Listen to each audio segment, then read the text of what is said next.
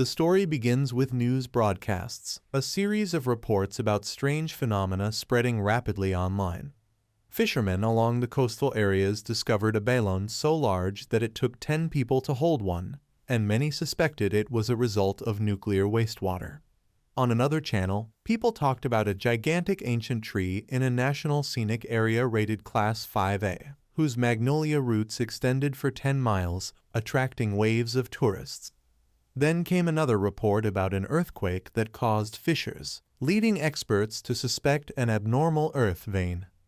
After that, shocking news kept pouring in one after another, enormous vines falling from the sky, fairy tales of childhood turning into reality, railway tracks breaking in multiple places and causing countless casualties. At that moment, the crowd watching the news began to chatter noisily, saying that it was all just clickbait advertising, nothing more, no different from those zombies in the neighboring country last year. Others nodded in agreement, saying yes, that's right, while someone pointed out there was an interesting breakup involving a campus beauty over there. Immediately someone confirmed after seeing it, yes, that's the campus beauty So-Fan Lai. Hearing that, the crowd quickly gathered in greater numbers around So-Fan Lai, whispering that the goddess Lai Lai had finally managed to shake off her clingy boyfriend. They began gossiping excitedly. Let me tell you, the goddess wanted to escape poverty, so she had already received an admission letter from Qingcheng University, while her boyfriend couldn't even get into a regular university. Their futures simply didn't belong to the same world. The boyfriend's name was Fuong. Fuong what again? Just then, Fan Lai suddenly called out to him, Fuong ditch. She spoke coldly before everyone, I have thought it through, I feel that between us, it really isn't realistic. She didn't stop there, but continued insistently. Student love will eventually reach the moment when both awaken. Perhaps only then will we realize that we are not suitable for each other. That to hold hands and walk through life requires courage and also a match in status and family. After speaking, she firmly made a demand to Fuong ditch. Therefore, let's break up. It's fine. No matter how much you try to hold on to me, it won't work. Facing Fan Lai's cold words, he said nothing. The nearby crowd immediately started murmuring, why doesn't he say anything? Could it be that the shock was too much and he collapsed? Or maybe there's something wrong with his brain. Another person in the crowd mocked, of course. Hearing her voice, he turned his head back, his gaze sharp as ice, and asked, what else do you want? She looked irritated and said, I don't care what you're thinking, or what tricks you're trying to use. I will never get back with you, do you understand? His face showed deep disgust. Fuong ditch frowned and said, stop being so self-absorbed, campus beauty, I'm busy. Fan Lai was shocked and said nothing more. Someone in the crowd watching couldn't help exclaiming, no way, that's it. Fuong ditch shoved both hands into his pockets and walked away with calm composure. He was lost in thought. So Fan Lai and the others had no idea, no awareness at all of the crisis about to come. Dark clouds were gathering, and soon money, academic achievements, and all the standards of modern society would turn to ashes. Fuong ditch was still lost in his own thoughts. They did not know that the person he was now had already died once, reborn and returned from a future disaster. The Fan Lai standing before him was nothing more than a distant, familiar stranger. His feet wore a simple pair of slippers as he walked slowly ahead. Above him the noon sun burned fiercely, behind him the crowd grew smaller and smaller. Fuong ditch thought silently to himself, there are far more important things to worry about now. What does it matter if she's a campus beauty or how others judge me? Sooner or later everything will be overturned anyway. He feared that the true danger lay in all humans living on Blue Star. Fuong ditch recalled that the story began the previous night, when his sleep was invaded by a dream that crept deeply into his mind. In the hazy darkness, fragments of memory surfaced, a crimson sky blazing like blood, tsunamis roaring and swallowing a lone ship adrift on the sea. Then came scenes of madness, lightning tearing the heavens apart, and countless colossal creatures stepping out from the endless void, their shadows engulfing mountains and rivers. Amid that chaos, a line of words appeared in his subconscious, leaving him confused. It read, "Discovery confirmed. After 364 days and 11 hours 59 minutes, spiritual energy will begin complete recovery." When the spiritual energy revival begins, the world will experience unpredictable and earth-shaking transformations. Before his eyes, layers of strange people appeared, carrying monstrous forms and echoing voices, proclaiming that social order would be reshuffled, and the era of cultivators would arrive, where strength would become the only standard for all. Transitioning to the present, in the city, the voice of a news anchor on a public television screen was updating information. The situation humanity is facing right now is extremely serious, something unprecedented in history. We cannot find answers from the past, only rely on our own abilities and do our best to adapt to the environment. Fuangditch was also listening to that report, thinking, so this is it. He realized the government did not attempt to soothe the public or deny the recent anomalies, but instead called on citizens to take preventive measures. Fuangditch unlocked his phone and saw the screen filled with emergency notifications warning about strange phenomena. He read them and thought further. This behavior is in fact a veiled warning from the Xian nation's government, a message they cannot openly explain but have deliberately released. In the past, reports of chaotic and supernatural phenomena would never have been broadcast so widely on public screens. Fuangditch recalled the violent scenes everywhere in his previous life and thought silently. This subtle and quiet approach is exactly the consistent method of Xian Nation, something that allows the people to keep a cool head and maintain faith in their country. It might be troublesome and time-consuming, but it works far better than the free Gatling guns sold at the store next door. Suddenly, he remembered something and picked up his phone again. That's right, the system had reminded him that everything in the world could be used by him, which meant wherever there were anomalies, that was where he should go. Fuangditch immediately noticed a piece of news. Qingcheng University had issued a notice urging students to stay safe and take sun protection measures. That report appeared on his phone along with several photos of the sky burning in dazzling golden light. The headline read, "Ultraviolet radiation levels at Qingcheng University have reached the highest point in nearly 100 years. Other students at the university who read the news mocked it, saying, "Our top university's exaggerating like this now. If the heat were really that strong, we'd all be dead already. Fake news. This one must have bought its way onto the hot search list." Fuangditch looked up at the clear blue sky where flocks of birds still flew freely, then thought, wait, how could the weather be so different? Qingcheng University is only 15 minutes away by car. He immediately unlocked his phone to check, and the ultraviolet index showed 0. Fuangditch quickly realized something was wrong. He continued reading the notification. Student reporting will proceed as usual. Please avoid areas of strong ultraviolet radiation near the north gate and use other intersections as normal. Current temperature, 74 degrees Celsius. Beneath the report, many people were actively discussing. A sophomore student commented, "Ultraviolet light on a cloudy day. Where did that even come from?" with 1 in 398 likes. Another person named Chu Daiha replied, "It looks like a photoshopped picture to me. It seems totally fake," receiving 987 likes. After reading the news, Fuangditch said, "Very well." He thought to himself, in this world, whenever something abnormal happens, most people ignore it or think it's just another marketing trick. Only I know the truth.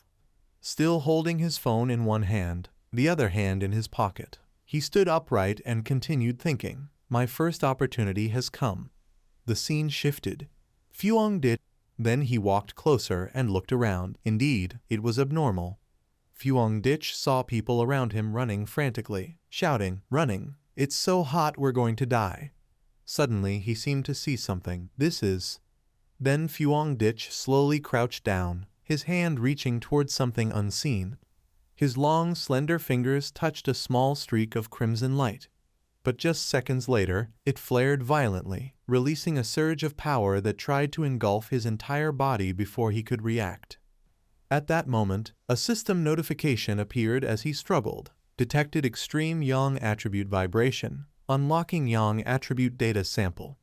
Ditch was pulled into a vortex of immense power. He screamed in agony as streams of energy coursed through his body. The light burst forth again, illuminating everything nearby. People standing around shouted in shock, "My God, am I hallucinating? Is that a Super Saiyan X man?" While another argued, "Obviously an apostle has appeared." Meanwhile, Ditch gritted his teeth, enduring the excruciating pain from the raging force. Each cell in his body felt as if it were being burned alive in violent flames. He clutched his head, panting heavily through the pain that felt like it was tearing him apart, then shouted, "Is it over yet? I feel like I'm about to die." Immediately, a notification appeared, "Compilation successful. You have obtained a Yang attribute cultivation method." At last, his suffering was rewarded, the golden Yang breathing technique. At Qingcheng University, everything was peaceful as usual. A notice board at the school gate displayed a message, welcoming new students to register, welcoming the freshmen. Inside the campus, the reception area for new students was crowded, with long lines of students waiting their turn.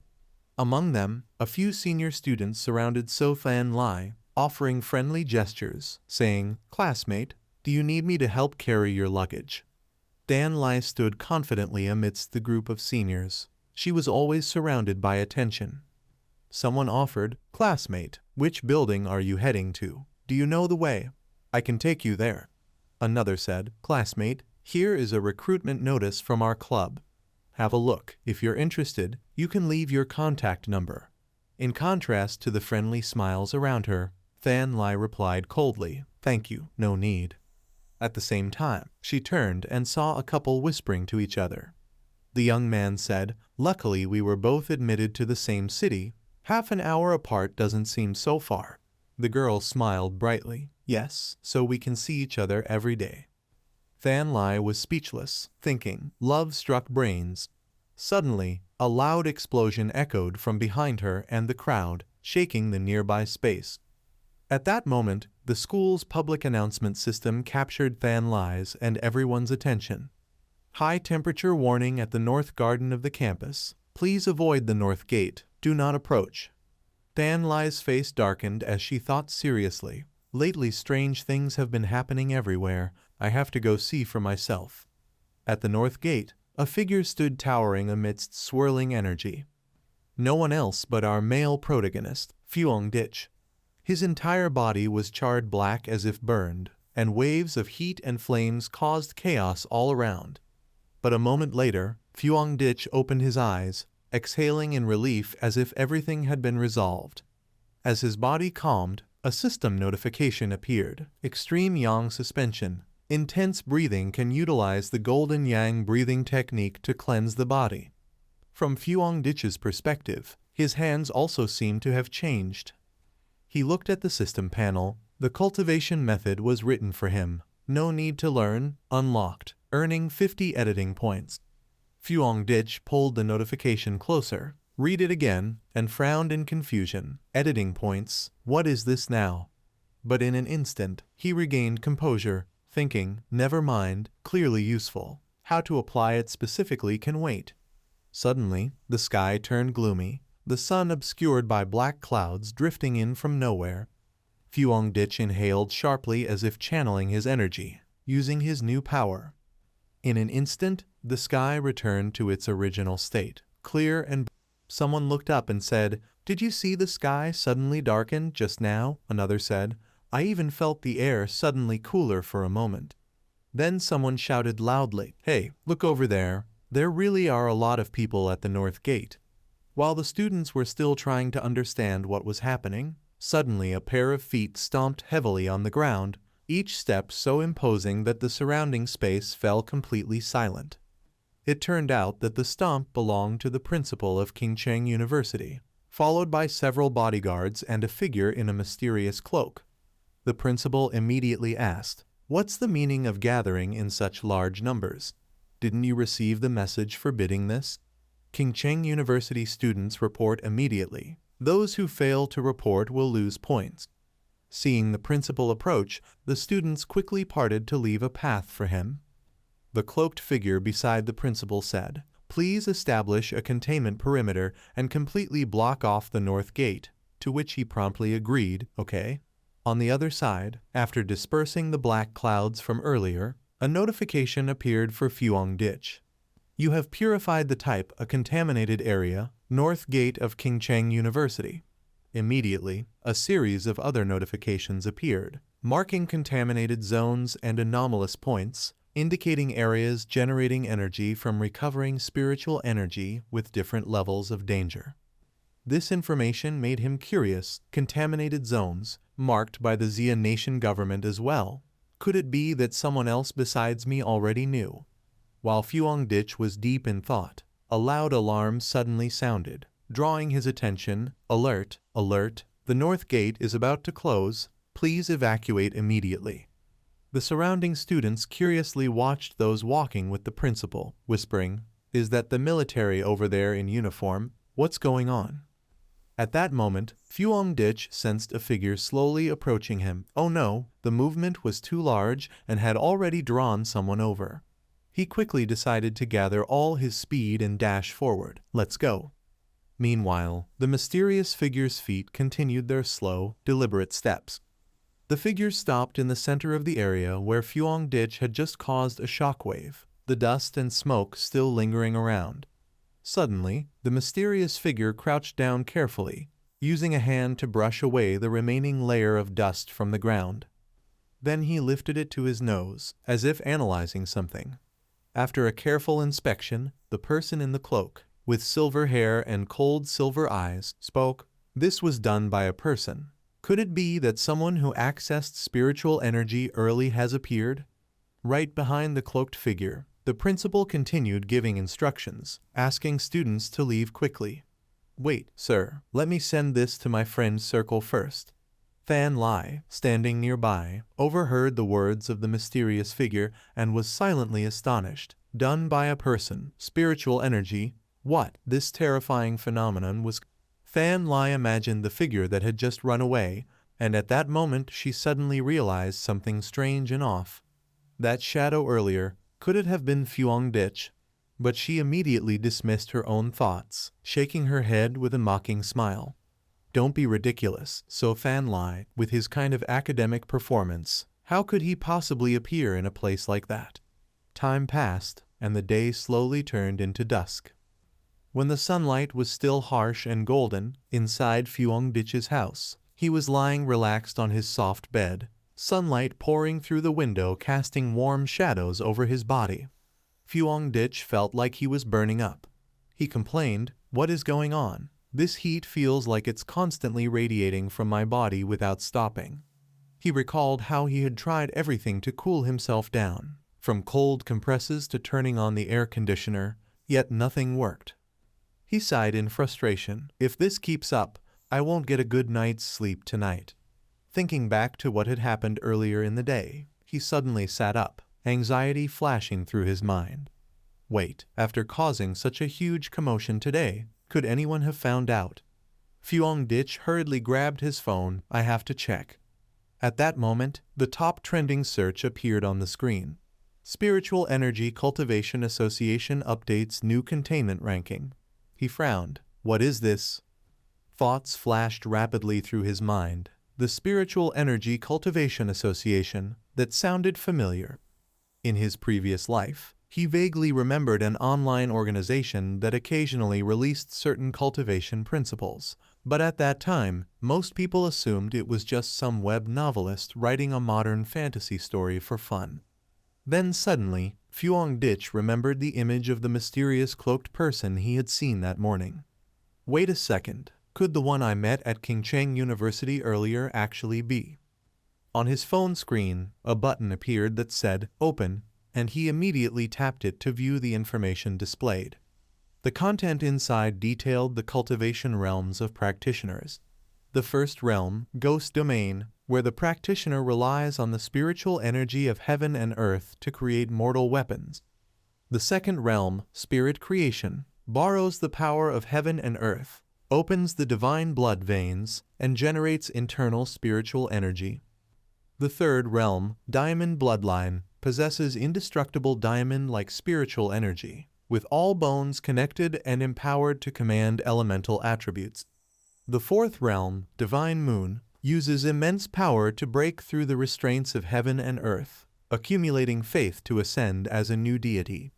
The fifth realm, Rising Sun, stands at the peak of the universe, capable of manipulating the birth and destruction of star fields, roaming freely through all worlds.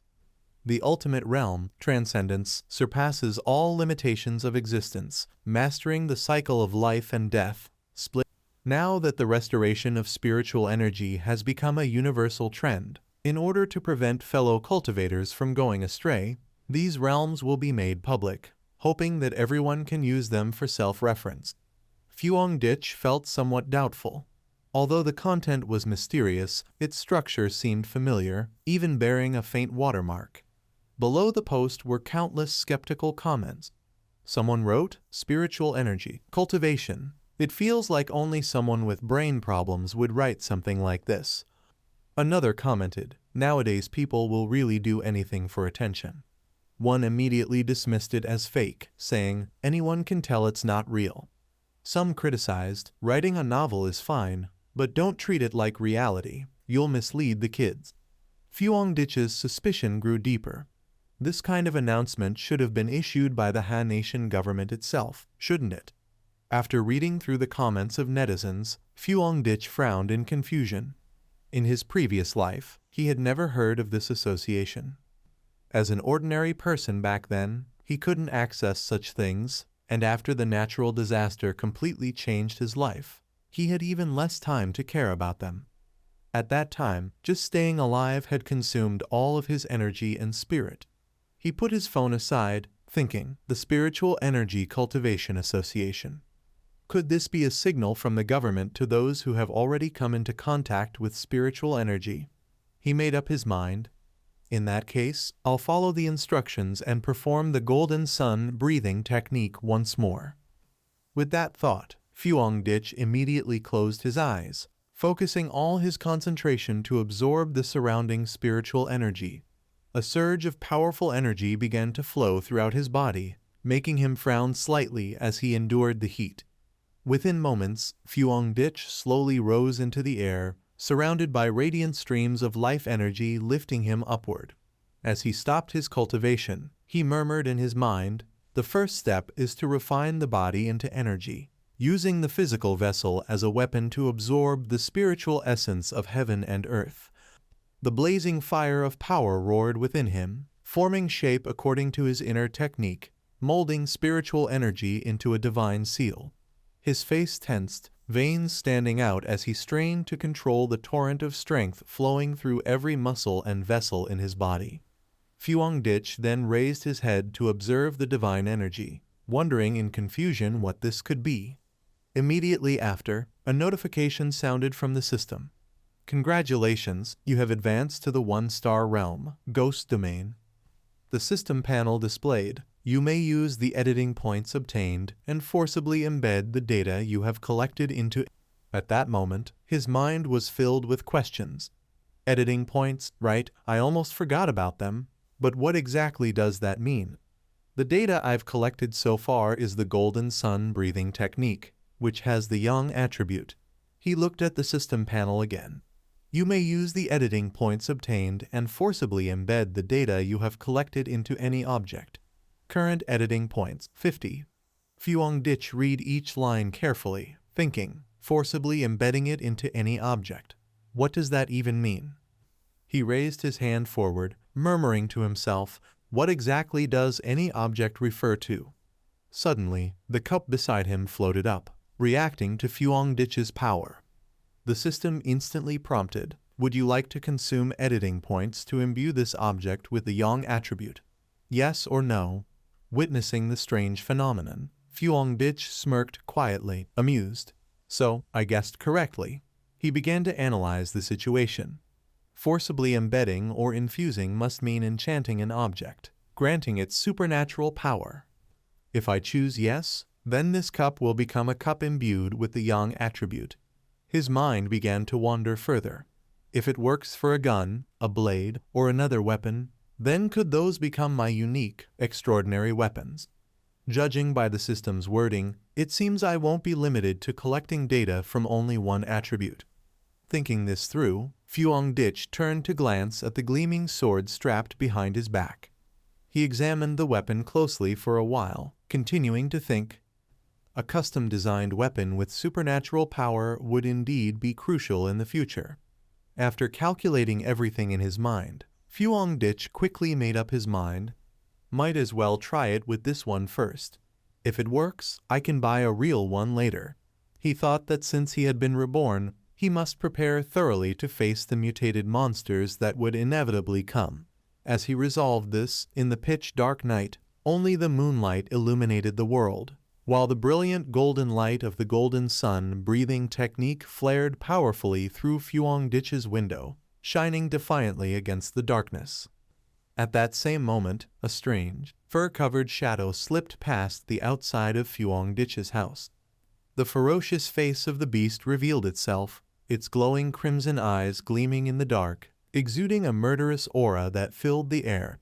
Somewhere nearby, it seemed an unfortunate man had already become its prey. His dark red blood splattered across the ground. Under the bright full moon illuminating the misty night, the high-rise building where Fuong-dich lived stood tall against the dark sky. Inside his room, the moonlight slipped through the window frame and cast its glow over the bed.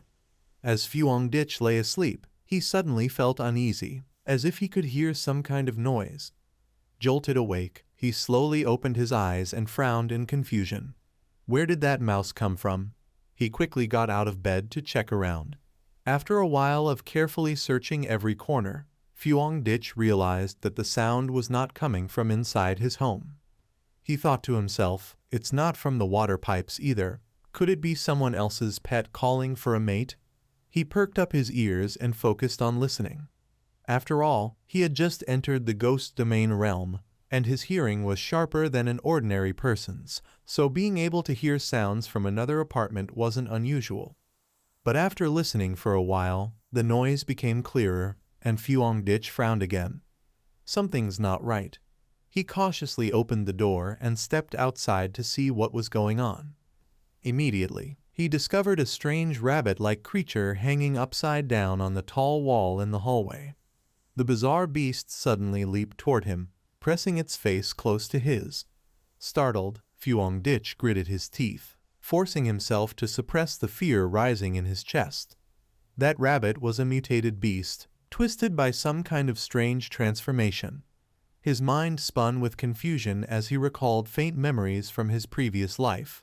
Encountering such a creature again still made his skin crawl. At the same moment, in the skies above the city, a helicopter circled repeatedly, as if searching for something below. On a balcony nearby stood the silhouette of a young woman. She continuously sent out signals through her communication device. Her name was Than Hein. The rabbit that devoured the dark spirit had still not been captured, its speed truly astonishing.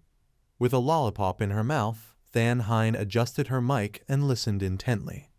After receiving the report from the other end, she replied in a cold, decisive tone, "Notify me the moment there's any update."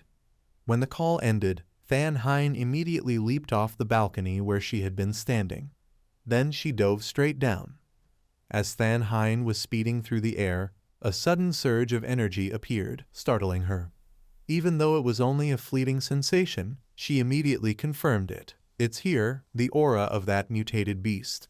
Instantly, she shifted her body and slowed her descent, pressing against the side of a nearby skyscraper with all her focus. Determined, twisting agilely in midair, she warned through her communicator, "Everyone, stay alert. It hasn't been long since it devoured the spirit fruit, meaning its mutation and evolution aren't yet complete.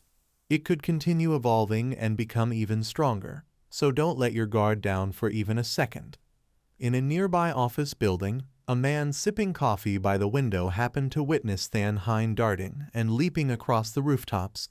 Seeing the unbelievable scene, he muttered to himself in disbelief, "My God, have I been working overtime so long that I'm starting to hallucinate?" His colleague beside him glanced over and snapped, "What are you spacing out for? Have you finished drawing your comic yet?" As the man turned away still puzzled, That mysterious figure continued to soar swiftly under the moonlight. This was already the 65th floor. Meanwhile, back on Fuang Ditch's side, he was fiercely facing off against the mutated rabbit, which was lunging at him. In that instant, his eyes flared with light, as though they could tear through the darkness itself. In the blink of an eye, Fuang Ditch moved with incredible agility, narrowly dodging the creature's attack. His gaze locked onto the beast as he thought to himself, after breaking through, my body really has changed a lot. I can clearly see its movements, even the slower ones, and my muscles can now react and move fast enough to evade its assault.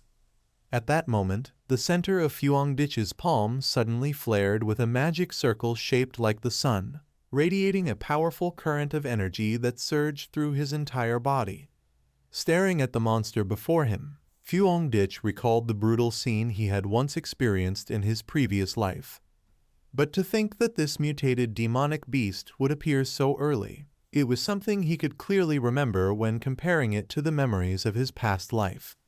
Every single movement of the rabbit fell completely within his observation. He thought to himself, it hasn't even fully evolved yet. The dark attribute at this moment is stimulating its power and ferocity. That thought carved deeply into his mind. He immediately made up his mind. He had to stop it, to kill it. Otherwise, everyone in this building would become food for that creature. Fuang Ditch pressed forward with all his might, his hands gripping tightly onto the thick fur of the beast. Being ambushed so suddenly, the creature panicked and struggled violently. Not giving the disgusting thing any chance to counterattack, he exerted all his strength to drag its body along the floor. Finally, without a moment of hesitation, Fuang Ditch decisively hurled the monster hard into the nearby glass window, because he had realized its weakness lay in its tail. But just a second later, Fuang Ditch dropped to one knee, gathering every ounce of his strength. Then, he gathered all the strength in his body into his fist, the momentum so overwhelming it seemed capable of crushing everything in its path. Once fully prepared, Fuang Ditch launched a devastating punch directly into the body of the mutated rabbit. The radiance from the blow was so intense it pierced straight through the creature's enormous frame. Just moments ago, its body had been intact, yet now there was a massive hole blown open through its chest. However, the beast was still not dead. It continued to charge toward Fuang Ditch, leaving him momentarily shocked. It was using its mouth to absorb the light and power radiating from him. Fuang Ditch was astonished, muttering that it even dared to absorb his solar attribute energy.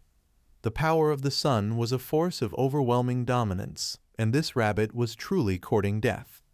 As he had predicted, in the very next instant, the mutated beast swelled up violently and exploded. In a nearby room, a man instinctively looked up when he saw the flash of light and heard the thunderous noise. He murmured vaguely, "Lightning." He then walked to the window, opened it, and looked outside, wondering why there was nothing there. It turned out that at this very moment, Fuang Ditch had already landed on the ground amid shards of shattered golden light. After finishing his battle with the mutated rabbit, a thought flashed through his mind. That thing just now, it was like a starving ghost, desperately trying to devour the power within him. Suddenly, the remaining fragments of the beast's body fell from the air. Fuang Ditch watched silently, his eyes filled with profound disgust. Without hesitation, he crushed the remains beneath his foot, treating it as nothing more than an obstacle that needed to be erased. Fuang Ditch spoke with a mocking tone, clearly a dark attribute creature, and yet when faced with the solar attribute that directly restrains it, it still went mad like that. It must have been truly starving. He imagined the horrific scene that would have unfolded if he hadn't stopped that mutated beast. The mutation of the beasts had already begun. If he were still an ordinary, unawakened human, then everyone here today would have ended up as food for that monster. That thought ignited an even stronger resolve within Fuang Ditch's heart. To fight against the threats to come, he would need to gather more cultivation techniques. A while later, the familiar figure of Fan Hein finally appeared. Without hesitation, she landed swiftly and precisely at the scene. As she began scanning the surroundings, she suddenly froze, her face stiffening as though she had just discovered something.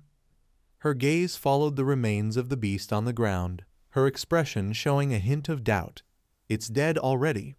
Then she reached toward the remains, reporting through her communicator. "The target has been eliminated. The body is completely destroyed.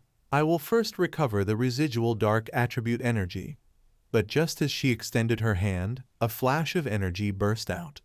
Than Hein immediately pulled her hand back, touching her palm that was now smoking, even though she hadn't managed to touch anything yet. "This heat, it's really scorching." Under the bright full moon illuminating the pitch-dark night, the tall building where Fuang-dich lived towered against the dark city sky. In his room, moonlight filtered through the window and shone onto the bed. Fuang-dich, lying on the bed, suddenly felt discomfort as if he was hearing some noisy sound. He was startled awake, then slowly opened his eyes, frowning in suspicion, wondering where this mouse came from. He hurriedly got off the bed to check around. After thoroughly inspecting the area, Fuang-dich realized it was not inside the house, so he thought silently, "It's not in the water pipes either. Could it be a neighbor's pet calling for a mate?" He perked up his ears to listen carefully. After all, he had just entered the ghost mansion. His hearing was better than ordinary people, so it would be normal to hear sounds from another house. But after listening for a while, Fuang-dich realized the sound was getting clearer, and he frowned. Something was wrong. He then tried opening the door and stepping outside. He immediately discovered it was a strange rabbit hanging upside down on the high wall in the corridor. Suddenly, the bizarre creature leapt and pressed its face close to him. Fuang-dich was slightly alarmed, gritting his teeth to suppress his fear, realizing this rabbit was a mutated beast influenced by abnormal evolution. He recalled memories from his previous life, still distant but vivid, and seeing this mutated beast again sent shivers down his spine. At the same time, in the sky above the city, a helicopter circled as if constantly searching for something below. On the balcony, a girl stood, continuously sending signals through a communication device. Her name was Than Hein. The rabbit had swallowed the night spirit fruit and had not been captured yet. The speed of this creature was truly terrifying. Than Hein had a lollipop in her mouth while adjusting the mic and listening intently. After receiving the information from the other end, she responded coldly in a decisive tone, reporting that if there was news, it should be communicated immediately. After finishing the conversation, Than Hein, after an extremely good sleep, Fuang-dich woke up, stretching to embrace the morning sunlight streaming through the window, feeling full of energy, with the day's plan beginning from the morning, the bright sunlight shining over his body. He then put on a pure white shirt over his six-pack abs, feeling very refreshed and thinking that waking up early was even more beneficial for his cultivation. Fuang-dich sat in meditation right on the bed, focusing all his mind and beginning to cultivate his technique, sensing the morning light while operating the Kim Duong breathing method. After a period of time, he quietly opened his eyes, which shone with dazzling golden light. Fuang-dich lifted his head to observe the divine energy gradually forming and thought to himself that after entering the ghost mansion realm, every time he operated the Kim Duong breathing method, he could sense the flow of energy generated by the technique, like threads wrapping around his divine body. As he watched the spiritual energy move violently, Fuang-dich calculated that it was so fast, could it be about to break through? Thinking this, he immediately closed his eyes again, concentrating his mind on every stream of energy coursing through his body. Suddenly, Fuang-dich seemed to feel some kind of change. He immediately opened his eyes and reached out to touch the divine energy floating before him. He tried swinging the divine energy with some basic moves and silently reflected that cultivation was like chopping wood, nothing but perseverance. A few moments later, he firmly clenched both hands onto the divine energy decisively. Fuang-dich then used all his strength to raise the divine energy high. Next, he struck the divine energy forcefully down to the ground, and at the same time, the system's voice rang out, congratulating him for advancing to the second star of the ghost mansion realm. Fuang-dich's eyes blazed with fiercer flames than ever before. He slowly felt the vitality and power surging through his body, the sensation growing even stronger. After that, Fuang Dich slowly stopped his cultivation, once again focusing his spiritual energy to stabilize his body. Though his advancement had been fast, it was partly because the residual energy accumulated from his previous one-star breakthrough had not yet been fully used. He looked at his arm, filled with power, and thought to himself that next he must steadily and carefully continue upgrading step by step. Then Fuang Dich glanced at the newly arrived package, not forgetting to think that the anomaly he caused was too conspicuous, and it would be better to find a quiet place.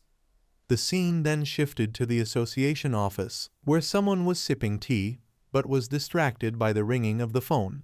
He was the head of the office, and when he picked up the phone, he discovered the sun generating oscillating energy, and it was him. Time passed quickly, and now Fuang Dich was sitting beside a stream, looking at the system panel. The system asked whether he wanted to spend compilation points to merge the yang attribute into this object. Fuang Dich clenched his sword tightly and decisively shouted yes.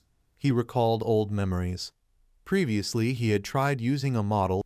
Thinking this, Fuang Dich concentrated all his spiritual energy into the sword. This time, he clearly sensed that the sword shared the same origin as the power in his body, harmonizing in a miraculous way. Immediately afterward, the system announced that the compilation was successful. He was extremely excited and thought that this was indeed a good weapon and wanted to test its power. But just a second later, Fuang Dich's gaze suddenly froze as if he had seen something astonishing, and he exclaimed, "Oh my God!" The power from the sword spread across the wide sky, with such force that it dissipated nearby dark clouds. Fuang Dich quickly realized the problem and redirected the sword elsewhere, the blade still blazing with fire. He slashed the stream beside him with such strength that the water surged upward like a tsunami. Looking at the scene before him, he thought, luckily it didn't ignite the forest. However, the surrounding space was still heavily affected, columns of smoke rising, the commotion too loud, and with smoke this thick, he would surely have been discovered. He had to retreat quickly. Just a few minutes later, after Fuang Dich had left the area, a familiar figure, Than Hein, hurried over, holding a cup of milk tea in her hand, and angrily shouted, "Hateful, hateful, hateful." Than Hein ran to the stream, only to see the remaining traces of what had happened. The water was bubbling violently like a hot spring. The more she looked, the more regretful she felt, sighing as she spoke again, "I just used a discount coupon to buy milk tea, and I was only a little late." Water backlash. It must be water backlash. When she arrived at the scene, she froze in shock. Wait, a hot spring. She looked at the devastated site, her heart aching deeply. What on earth happened to this Buddha statue? Oh heavens, where am I supposed to get this repaired now? Who can I even find to restore it?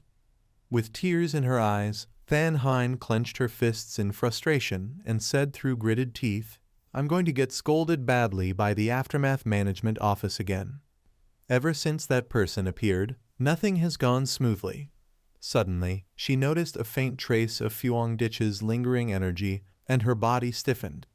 Feeling the sharp shift in aura, her expression turned from confusion to sheer astonishment. Wait, that's impossible. She compared it with his previous strength and gasped in disbelief. Last night, it was still the aura of a first-tier ghost-grade cultivator, but now it has reached the second tier already. Not only that, there's also a powerful energy mixed in here. Is that a spirit weapon? Spirit weapon, as the name suggests, refers to a weapon fused with elemental attributes, granting it strength far beyond ordinary arms. Than Hein touched her chin thoughtfully. But spirit weapons are extremely rare. Even within the association, there are only 2 in existence.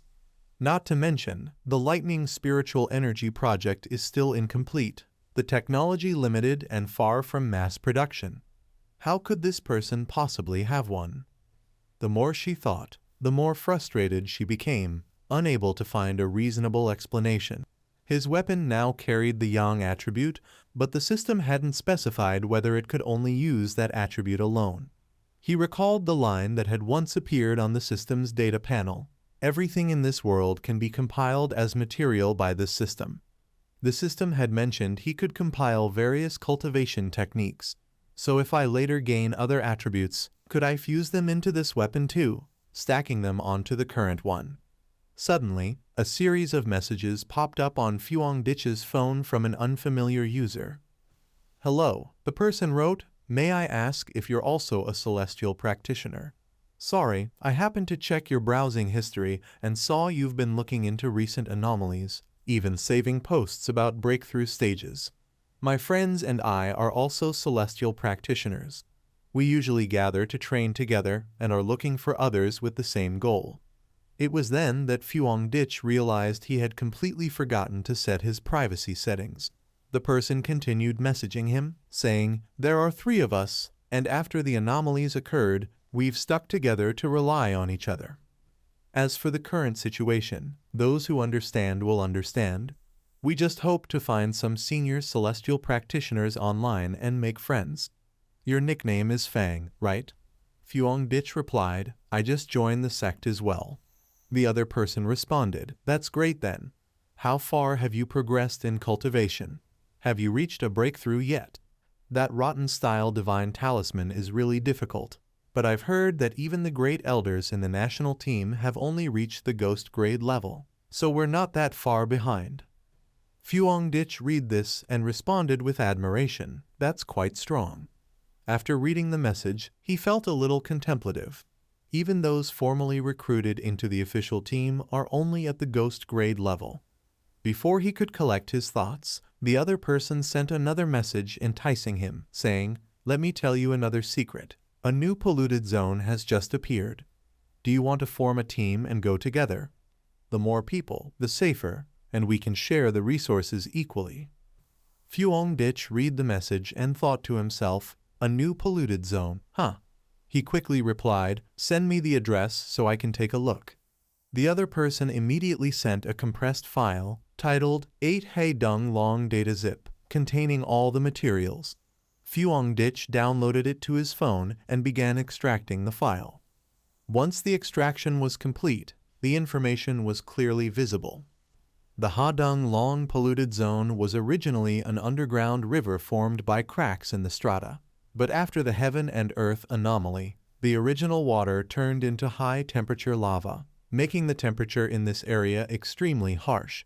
Fuongdich scanned through the information. He immediately made a decision and messaged back to agree. "I can join the team." The scene shifted to Tanmok, where an excited and curious voice called out, "Old Lai, when will your friend arrive?" The group stood at the entrance of a cave. Old Lai quickly replied, "Soon, very soon." Someone else exclaimed in admiration, "Zio Nha, thanks to the map and materials you prepared, I found this place immediately. This map is really detailed." Hearing that, she modestly replied, "It's nothing. You should thank yourselves for coming with me to explore." Once inside, everyone must support each other. It turned out she was Truong Hu Nha, an employee of the Ministry of Culture, affiliated with the Spirit Cultivation Association. She smiled warmly and thought to herself, "What a pity, it seems I won't meet any outstanding celestial practitioners with potential this time. I was hoping to see if I could recruit someone for the association."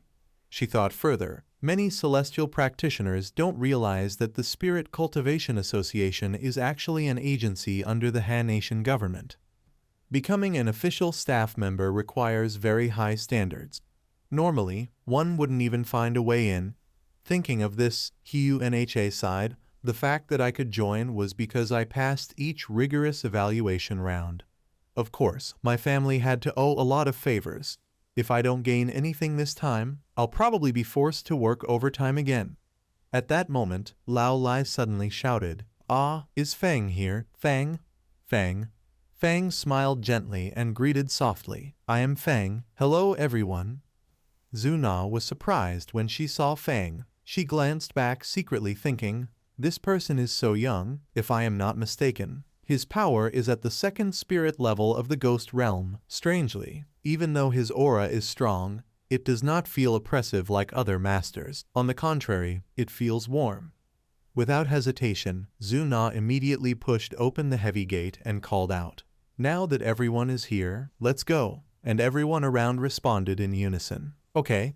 Entering the dark cave, Fang suggested to Zhu Na, "Let me go first. You shine the light." She responded gently, "All right." After walking for a while, the group began to murmur, "Fang, go a little slower. Watch out for loose rocks underfoot.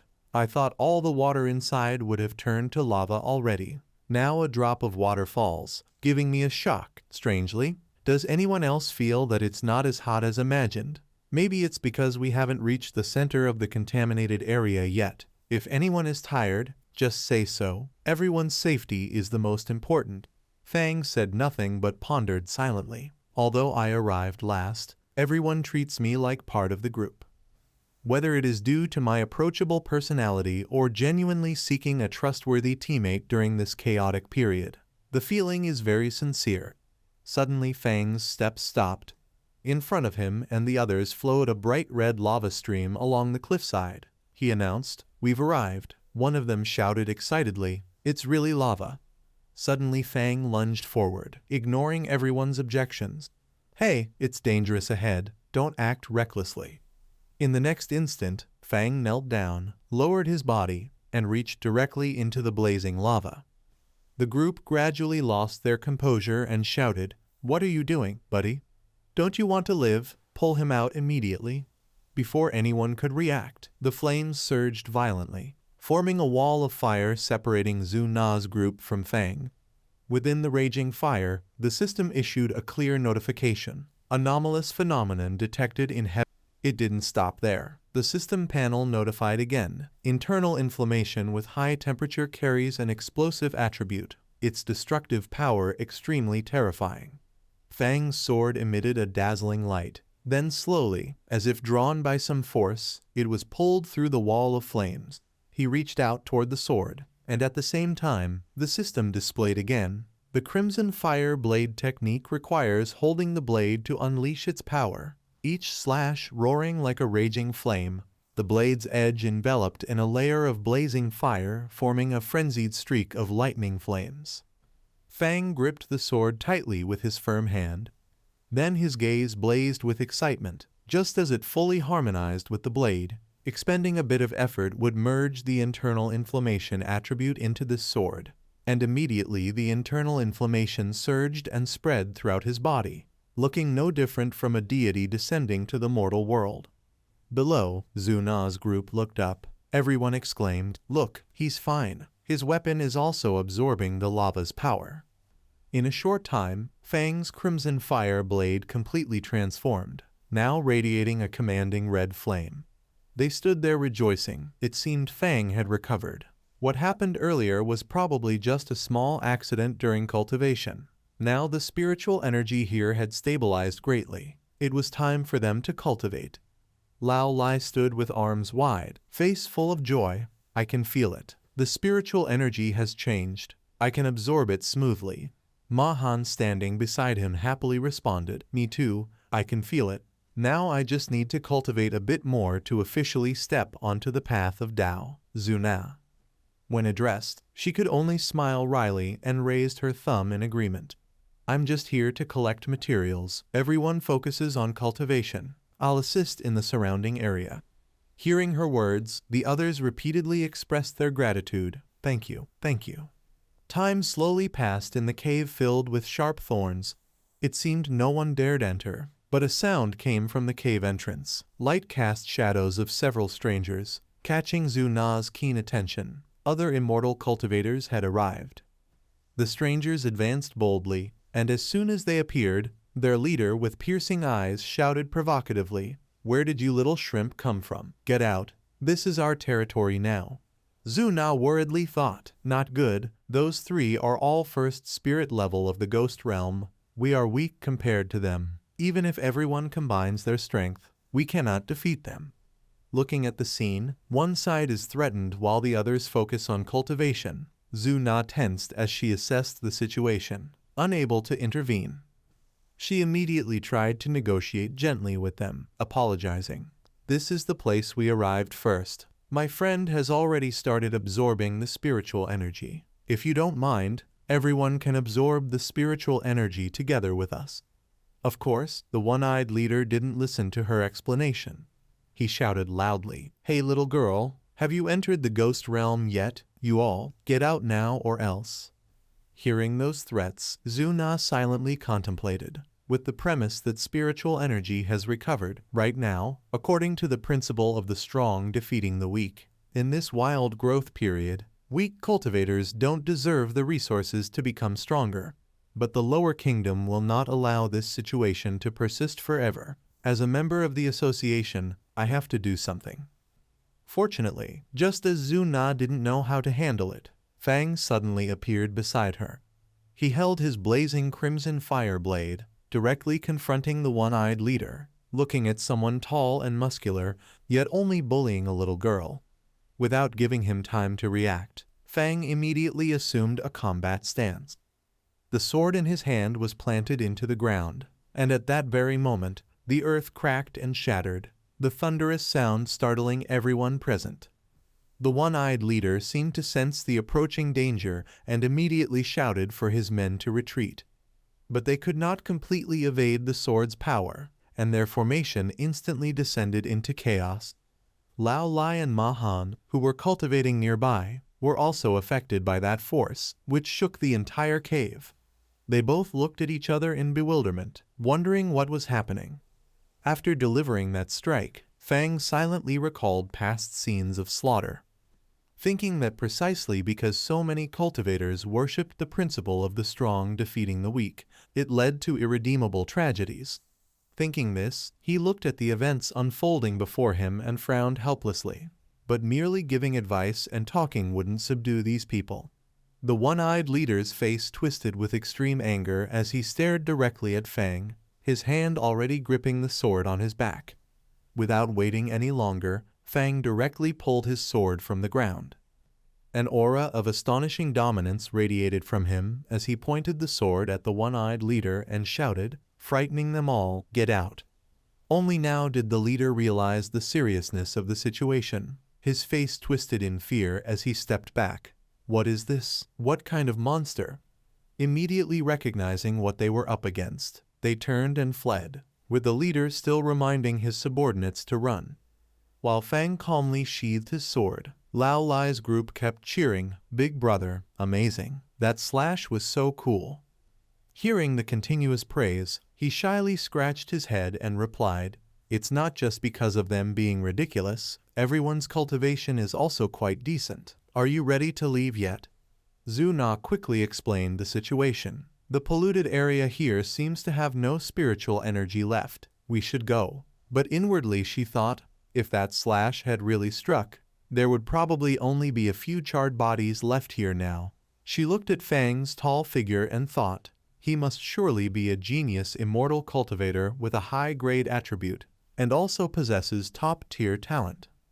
After thinking this, Zuna solemnly decided that she must report this to the organization. The scene shifted to the Spirit Cultivation Association office. Inside, a female secretary was busy, simultaneously. At that moment, the association president suddenly came up and stood solemnly behind the secretary, making her too intimidated to continue speaking. So she answered briefly, "Nothing. I've recorded everything. If there's any development, please notify me immediately." After speaking, the secretary hastily ended the call.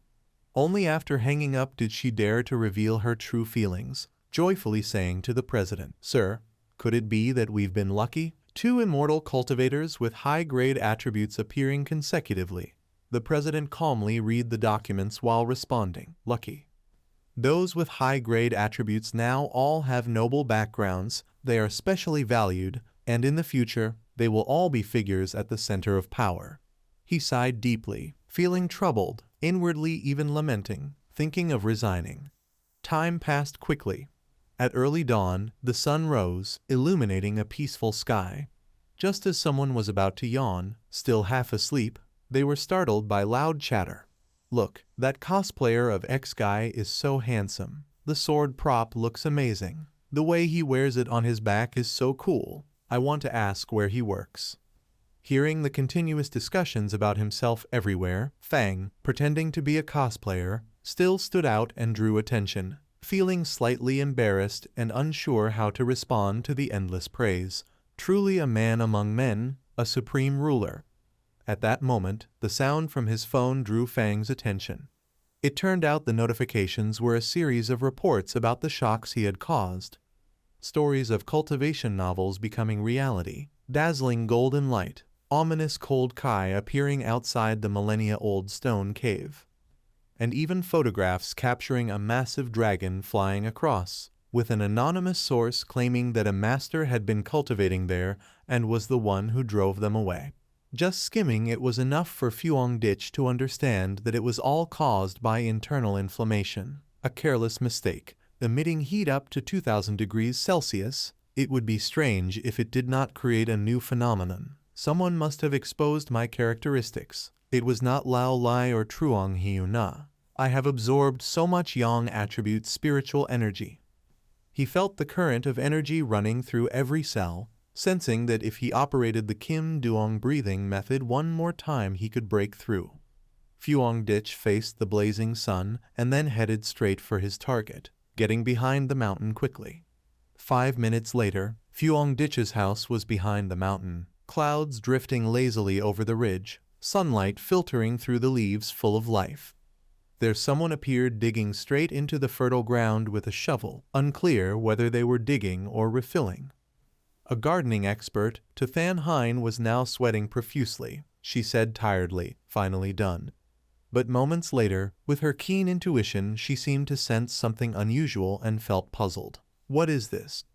Than Hein looked toward the dazzling light and marveled at the domineering aura. This person is in the mountain. Not only that, that power surged as if it were drawing in all the surrounding spiritual force, making Than Hein astonished. No, who is it? Could they be about to break through to the third star of the ghost domain? This terrifying change forced her into a state of suspicion. A ghost domain cultivator causing such a disturbance. This had gone far beyond ordinary monsters. I must hurry and see. Saying that, she... Meanwhile, Fuong Dich was sitting in cultivation, a golden radiance enveloping him, illuminating the entire sky. His hands continuously formed seals, so fast that one could hallucinate seeing multiple hands, and the energy erupted even more violently. Spiritual energy surged in waves, making anyone who looked on feel terrified. In just a short moment, a battle axe condensed from spiritual energy appeared directly above Fuong Dich's head. Not far away, as Than Hein was running toward him, she was startled when she saw the scene. He was attempting to mobilize his divine aura, and unexpectedly, he could control spiritual energy with such precision.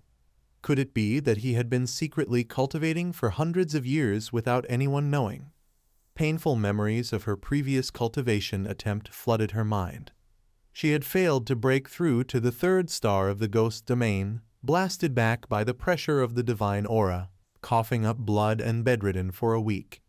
She truly did not want to remember that, wondering where this monster had come from.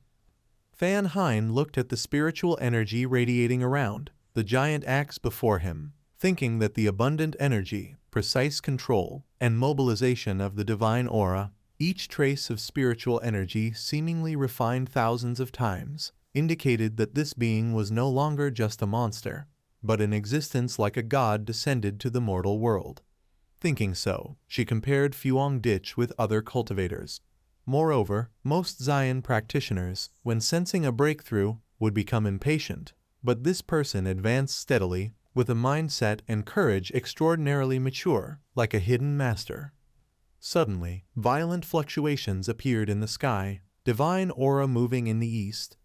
At that moment, Fuong Dich slowly opened his eyes after a period of cultivation. A powerful force surged within his body, and spiritual energy erupted violently in all directions. The system announcement sounded, breakthrough to the second star of the ghost domain. Than Hein's steps suddenly stopped. She panted, exhausted, staring at the overwhelming spiritual energy before her. Yet the unlucky girl could only see the lingering traces of Fuong Dich, no one in sight.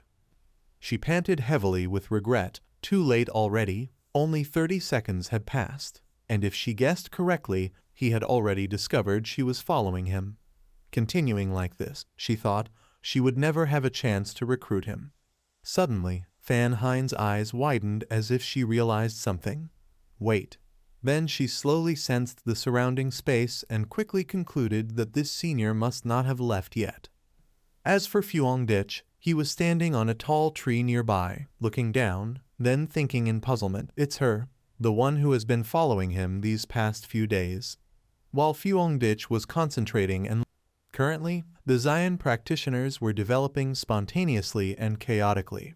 She continued, I understand that joining an association might feel like a form of restriction for you, but ultimately, we still have to face the spiritual energy restoration together and confront unknown enemies in the future. After hearing this, Fuongditch sat down, tilting his head, supporting his chin with his hand, and questioned further, what if I say I don't agree? I still can't fully trust you yet. Fan Hein was momentarily stunned and paused for a few seconds. But immediately after, determined to earn his trust, she spoke clearly, my name is Fan Hein, and before the spiritual energy restoration, I was an athlete. While Fuongditch was concentrating and listening, Fan Hein immediately replied with a satisfactory explanation, saying that the lower kingdom wanted to locate and unify the celestial practitioners so they could operate in a more regulated manner and gain an extra layer of protection, because currently practitioners were developing spontaneously and chaotically. And although joining an association might feel like a constraint, ultimately everyone must face the restoration of spiritual energy together and confront unknown enemies in the future. Fuongditch listened, then sat up, tilting his head and resting his chin on his hand as he asked, what if I refuse? I still cannot fully trust you. Fan Hein froze for a few seconds, but then resolved to win his trust. So she clearly introduced herself. My name is Fan Hein, and before the spiritual energy recovery I was an athlete.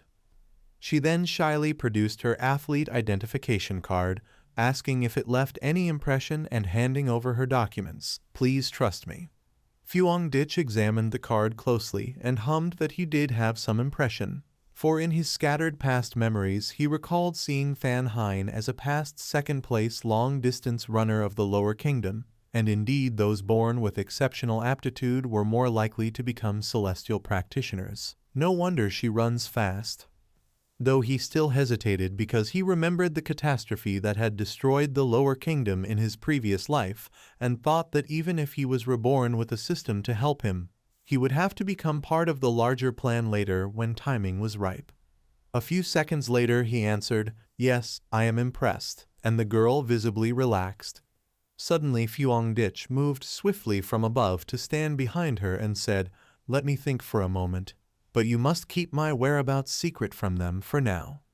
He quickly calculated that based on Fan Hein's behavior the association would be cautious about angering practitioners like him, and he could use her for his purposes. Fan Hein calmly agreed to cooperate but warned that the anomaly he created when breaking through had been detected by the association and she would have to. Fuongditch, having achieved his intention, accepted. Yes, do that. She seemed about to say more, then realized he had already left and called after him, wait. But when she turned around he was nowhere to be seen, only dust swirling on the ground.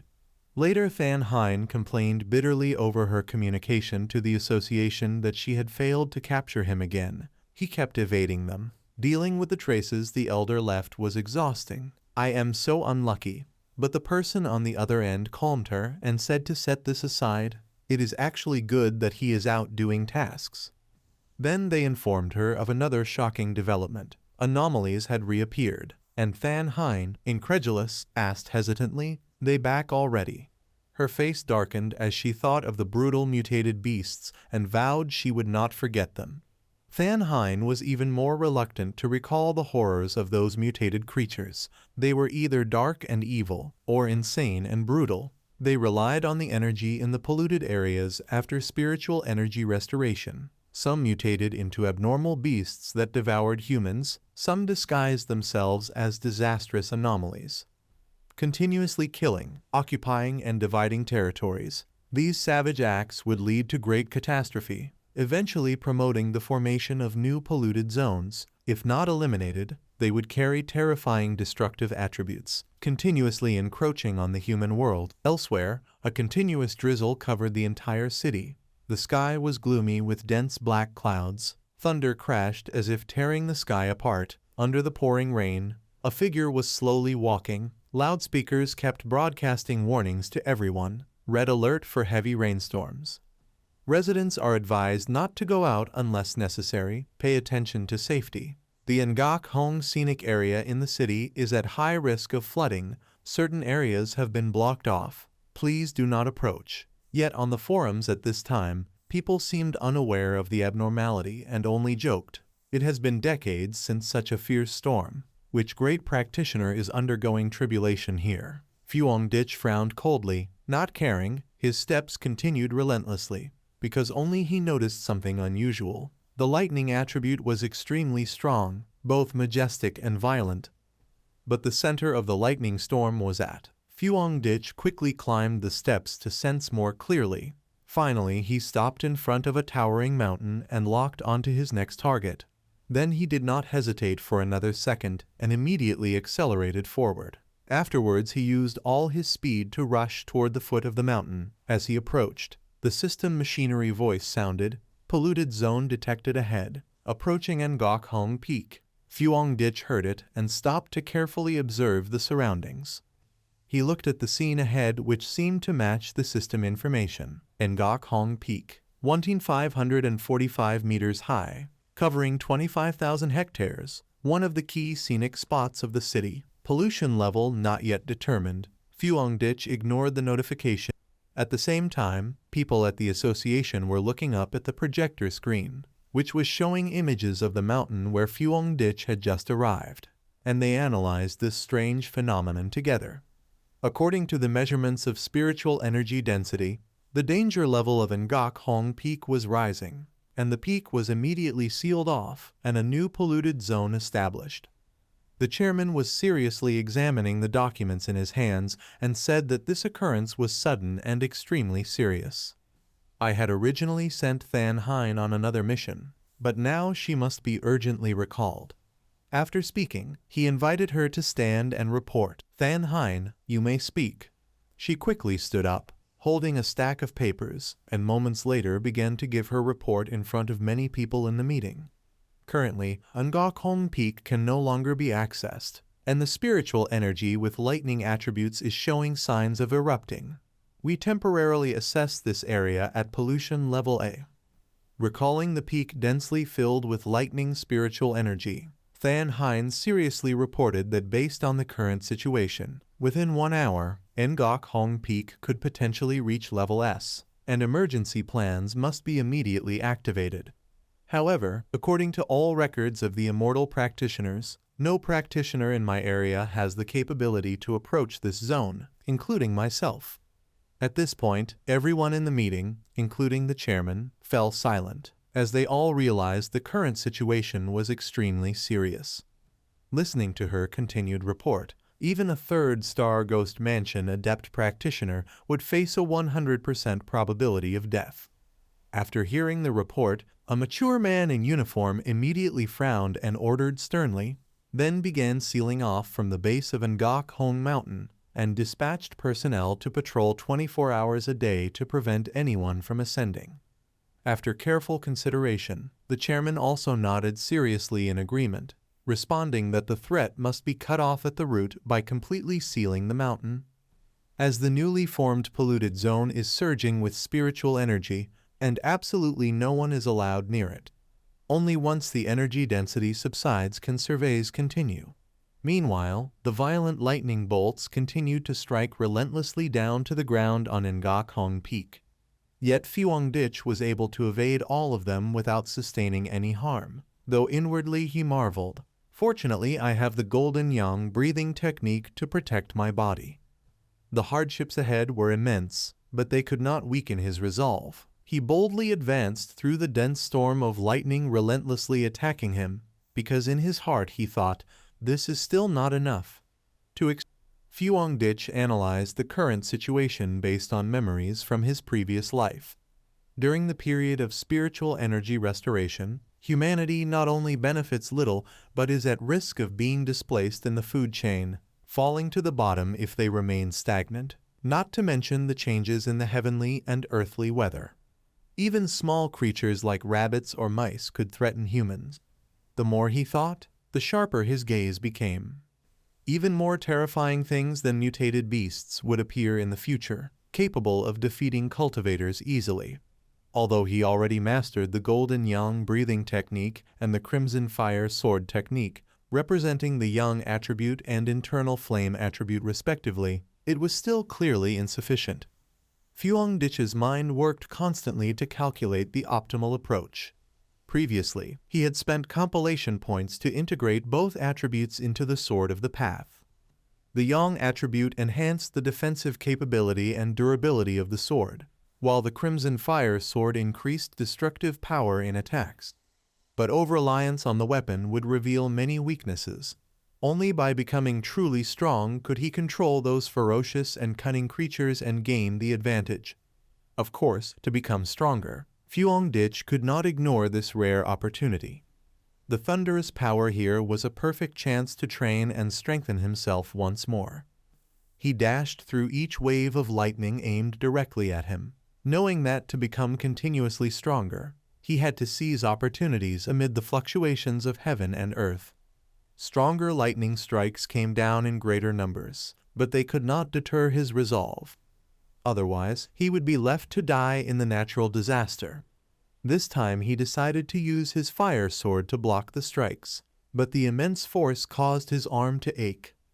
His sturdy body strained to withstand the next waves of lightning, yet they were so strong he almost dropped the sword from his hand, the resistance overwhelming. Facing these powerful lightning attacks, Fuangdich gritted his teeth and endured. HRR. Then, even more violent bolts descended as if trying to tear his flesh to pieces, and he shouted in pain. The agony was evident on his face, forcing him to plant his crimson fire sword against the ground to stabilize himself.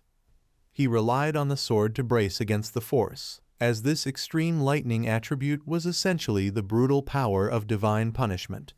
Of course, with his natural intelligence, he had long realized the true intent of the thunderstorm. It continuously exerted pressure and fury because he dared to step into its forbidden zone, wanting to force him to kneel beneath it. The energy in the sky kept surging with overwhelming lightning power, making Fuangdich ponder constantly. Then Fuangdich exerted his full strength, using the golden yang breathing technique at full force. Immediately, a colossal lightning bolt shot down as if to crush him entirely. At that moment, Fuangdich did not hesitate, decisively swinging his crimson fire sword. His body had already suffered many injuries, but his eyes were still full of determination and unwillingness to give up. The two powers of lightning and fire collided, shockwaves radiating in all directions. He had to endure and reach the summit ahead, then risk everything to survive. Fuangdich struggled forward, getting closer to the heart of the thunderstorm. The clash was intense and fierce, neither side yielding. The thunderstorm's spiritual energy was extremely potent and dense. Just breathing made his muscles numb. It wanted him dead. But his gaze became even firmer, using all his strength to fight back.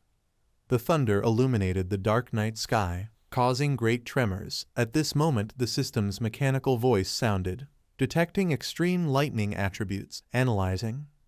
Nearby city residents were endlessly discussing. Some marveled, never seen lightning this huge in my life. Some wondered, could a great deity from a higher plane be undergoing tribulation? I feel like I saw a human figure in the sky. Others were fearful. If that lightning strikes the city center, what will happen? Will it strike through my house? Fuangdich was now at the center of the thunderstorm, boldly absorbing its abundant power. The system voice sounded again. You have obtained divine lightning tempering, guiding heavenly thunder, refining the mortal body. Body becomes divine, and gained 50 compilation points. The lightning energy swirled around his body, gradually absorbed into Fuangdich. The thunder attribute, an advanced and powerful offensive attribute, unlike the yang attribute, could temper the body, turning flesh into lightning. Whether in offense or defense, it was overwhelmingly powerful. It was said that ancient top cultivators, with abundant spiritual energy and heavenly techniques, would guide lightning into their bodies. Enduring it for long periods, their bodies became like mountains, immortal and indestructible. Fuongditch was satisfied, feeling the strong changes in his body, and thought to himself, "The thunderstorm is both my spear and my shield." His entire body was filled with abundant lightning energy, and he realized another potential of the thunderstorm, because he sensed that its power was not simply destruction and annihilation, but also purification and rebirth. He could feel it sharpening and strengthening his tendons and meridians, and during this refining process, there was not a hint of pain.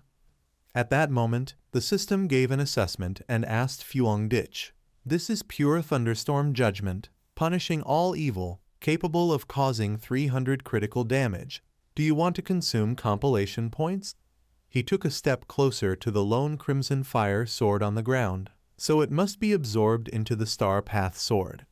Fuongditch slowly approached the sword, observing the thunderstorm power inside his body and comparing it internally. Although absorbing the thunderstorm, but immediately, Fuongditch came up with a bold idea, then gave the system a command, got it, and absorbed it into the right hand. The system displayed a selection menu. "Do you want to absorb the thunder attribute into this object?"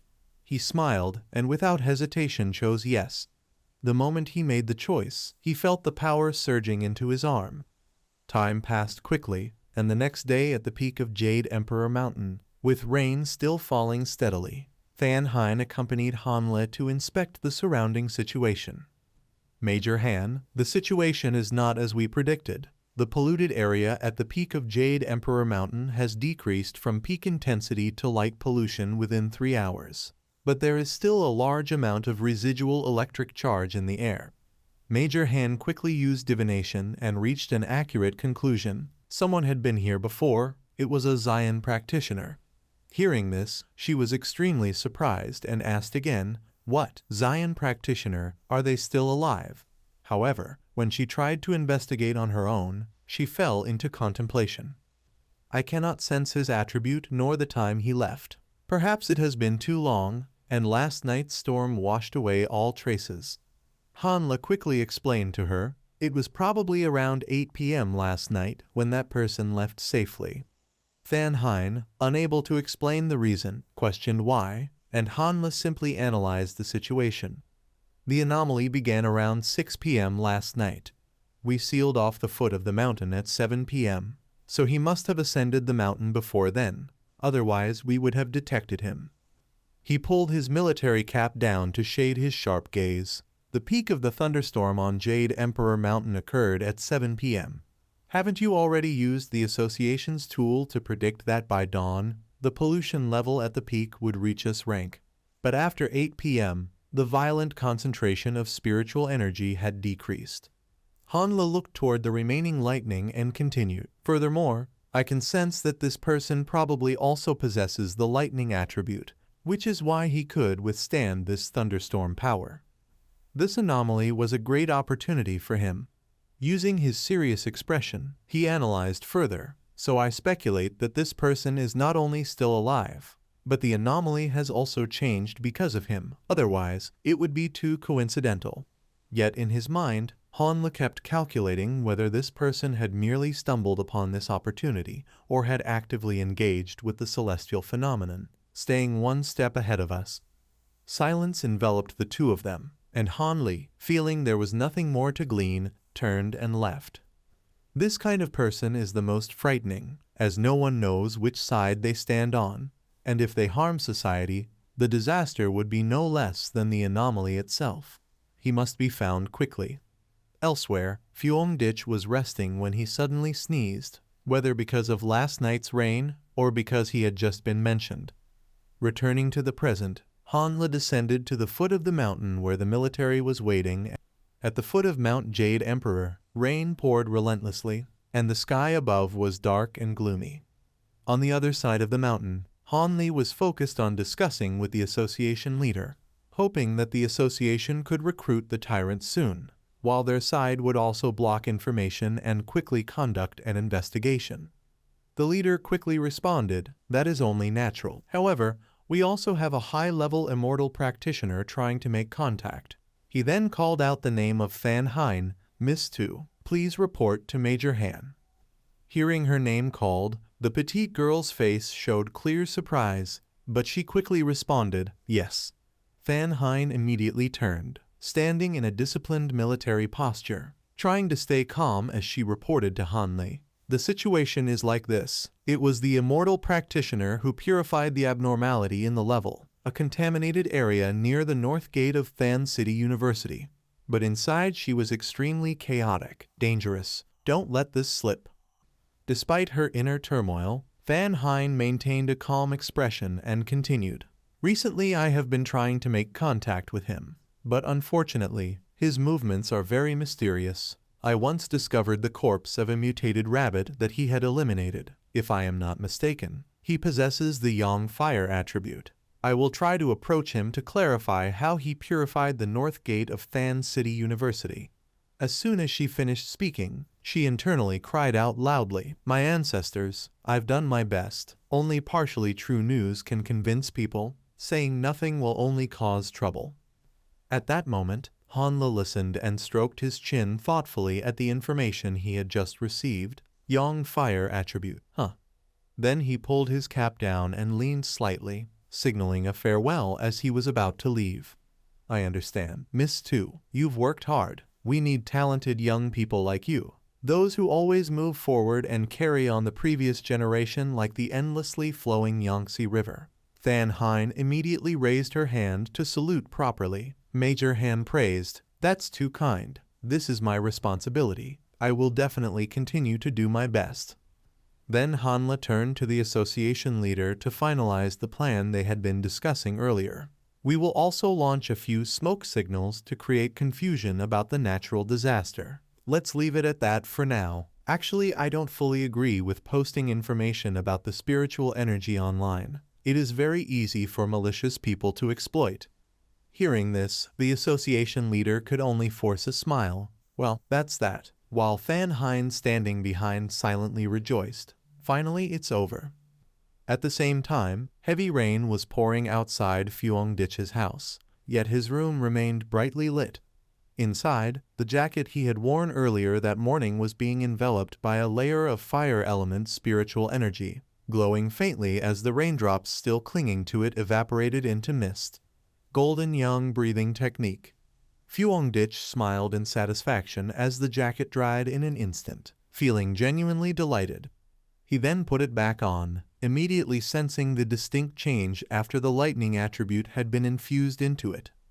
Fuong Ditch raised his strong right arm to test the power of lightning. The arm had clearly undergone a physical transformation due to the lightning attribute, becoming the sturdiest part of his entire body, greatly increasing his strength. Watching the crackling bolts of electricity dancing along his right arm, he carefully analyzed. What surprised him most, however, was that the lightning attribute, originally fierce and destructive, had become calm and obedient after being absorbed, as docile as a kitten, completely under his control. The current stability of his state was the exact opposite of how it had felt before, when he first unlocked the Yang attribute and used the Golden Yang breathing technique. The pain back then was something he could hardly bear to recall. The power of lightning within his grasp now radiated even more intensely, and he muttered with some uncertainty, "It probably hasn't weakened after being absorbed, right?" The system's prompt echoed, stating that the lightning attribute granted a 300% critical damage increase against corrupted anomalies. The thought of testing it immediately made him eager to act. While he was lost in thought, a sudden notification sound came from his phone behind him. Fuong Ditch turned curiously, picked up the device, and checked what happened again this time. After the recent incident, he had set all news and forums to special notification alerts to stay closely updated. Just then, he scrolled upon a new headline that caught his attention. The article title stood out. An explosion occurred at a chemical plant. The report read that no casualties had been recorded so far. The explosion had caused pollution within the city, and the cause was under investigation. The incident happened during a shift change, so there were no fatalities. Citizens were urged to remain calm and prioritize their safety. After reading, Fuong Dich frowned in suspicion. Explosion, pollution, an event of such magnitude made it hard not to suspect something sinister behind the scenes. The screen was also flooded with countless comments from anxious citizens. Many expressed their fear openly. "My God, my house is right nearby." To be honest, the atmosphere felt really strange. I can't even describe it properly. +1, was it some kind of gloomy, sinister energy? Yes, that eerie, oppressive feeling. You described it perfectly. Spectacular. The two of you above must have gone crazy already. An explosion at a factory and you're talking about supernatural stuff. There was a chemical plant explosion near my place once too. At most it just smelled unpleasant. You're overreacting. Terrifying, but looking at those photos, it really does look dark and eerie. It gives me chills. Is this a movie shoot or the apocalypse? Fuong Dich fell into a pensive state after reading the comments. Why does this gloomy, sinister smell feel so familiar? Suddenly memories of a brutal mutated creature surged back into his mind. He remembered now, it was that terrifying evil thing from his previous life. The ferocious appearance and vicious actions of the Chuk Da once haunted him in his past life. He had once fled from that mutated beast, especially the terrifying look in their eyes when they found prey. Even their sounds made hair. He immediately recalled the abnormal traits of the Chuk Da. Those things especially like to appear at the gloomiest and darkest moments. At first they might be ordinary animals or plants, but after mutation they could gain intelligence and become frenziedly violent, with observation and capture abilities and lightning-quick killing skills enhanced to a grotesque degree. Then Fuong Dich made a decision. This is 100 times more dangerous than the mutated rabbit before. Tonight we must set out to prevent them from continuing to exist and evolve. His gaze sharpened as he activated the lightning power in his hand and said, "It is time to test my 300% critical damage increase in real combat." At the same time, the rain continued to pour over the city, making the atmosphere even more gloomy. The once bustling city now had no pedestrians. When the traffic light turned green, something suddenly streaked by. It turned out to be members of headquarters on a mission. The headquarters demolition team was tracking anomaly file number 7. Chuk Da had temporarily lost the target. And now it is known that the Chuk Da has the ability to blend with darkness and conceal its form. A member of the demolition team contacted headquarters, saying when it approaches it emits faint hissing noises. It likes to eat people. Please quickly support and supplement the file. They watched the weather darken and the lightning grow fiercer. With weather like this, it was surely about to start hunting. Given the tense situation, the demolition team leader immediately ordered that we absolutely cannot let that happen. After receiving the report, headquarters quickly logged the data. Understood. Additional materials for file number 7 Chuk Da have been sent. The office atmosphere grew urgent, everyone busy, and reports and requests for surrounding and elimination actions were raised to priority B, expected to be handled within the next 12 hours. They continuously sent reminders to those directly confronting the threat. Demolition team, please continue the pursuit mission. Prioritize ensuring safety of life above all. Hearing this, the team leader responded without hesitation. Roger. At the foot of Jade Emperor Mountain, rain was pouring relentlessly, and the sky was gloomy and overcast. On the other side of the mountain, Hanle was focused on discussing with the association leader. The association leader quickly responded, of course. However, we also have a high-level celestial practitioner trying to make contact. He then called out Fan Hein, Little 2. Please report to Major Han. Upon hearing her name, the petite face showed clear surprise, but she quickly replied, yes. Fan Hein immediately turned, standing in a military posture, and tried to remain calm to report to Hanle. The matter is like this. It was this celestial practitioner who purified the anomaly in the level, a polluted area at the north gate of Qingcheng University earlier.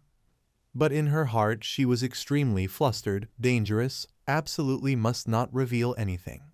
Despite her inner turmoil, Fan Hein maintained a calm expression and continued. Recently I have been trying to approach him. But unfortunately, this person's movements are very mysterious. I once discovered the corpse of a mutated rabbit eliminated by him, if my guess is correct. He possesses the Yang Flame attribute. I will try to approach him and clarify how he purified the north gate of Qingcheng University." As soon as she finished speaking, she immediately screamed internally, "Ancestors, I've done my best. Only half-truth information can be believed. If I say nothing, it will cause trouble." At that moment, Hanle stroked his chin thoughtfully at the information just received. Yang Flame attribute, huh? Then he pulled his cap down and leaned slightly to indicate farewell as he was about to leave. "I understand, Little Two. You've worked hard. We need young talents like you. Those who always advance and follow the footsteps of previous generations like the ever-flowing Yangtze River." Fan Hein heard this and immediately raised her hand in a proper salute. "Major Han, you praise me too much. This is my responsibility. I will continue to do my best." Then Hanle turned to the association leader to finalize the previously unfinished plan. "We will also release some smoke signals to confuse regarding the natural disaster. Let's leave it at that for now. Actually, I do not fully agree with posting information about spirit energy online. It is very easy for evil people to exploit." Hearing this, the association leader could only smile wryly. This, and Fan Hein standing behind secretly rejoiced. Finally, it is over. After a string of sincere and heartfelt words from the demolition team, the three members with Fan Hein were finally persuaded and joined. Then someone in the team who had been using their practitioner powers detected something unusual and immediately reported, "Found it over here."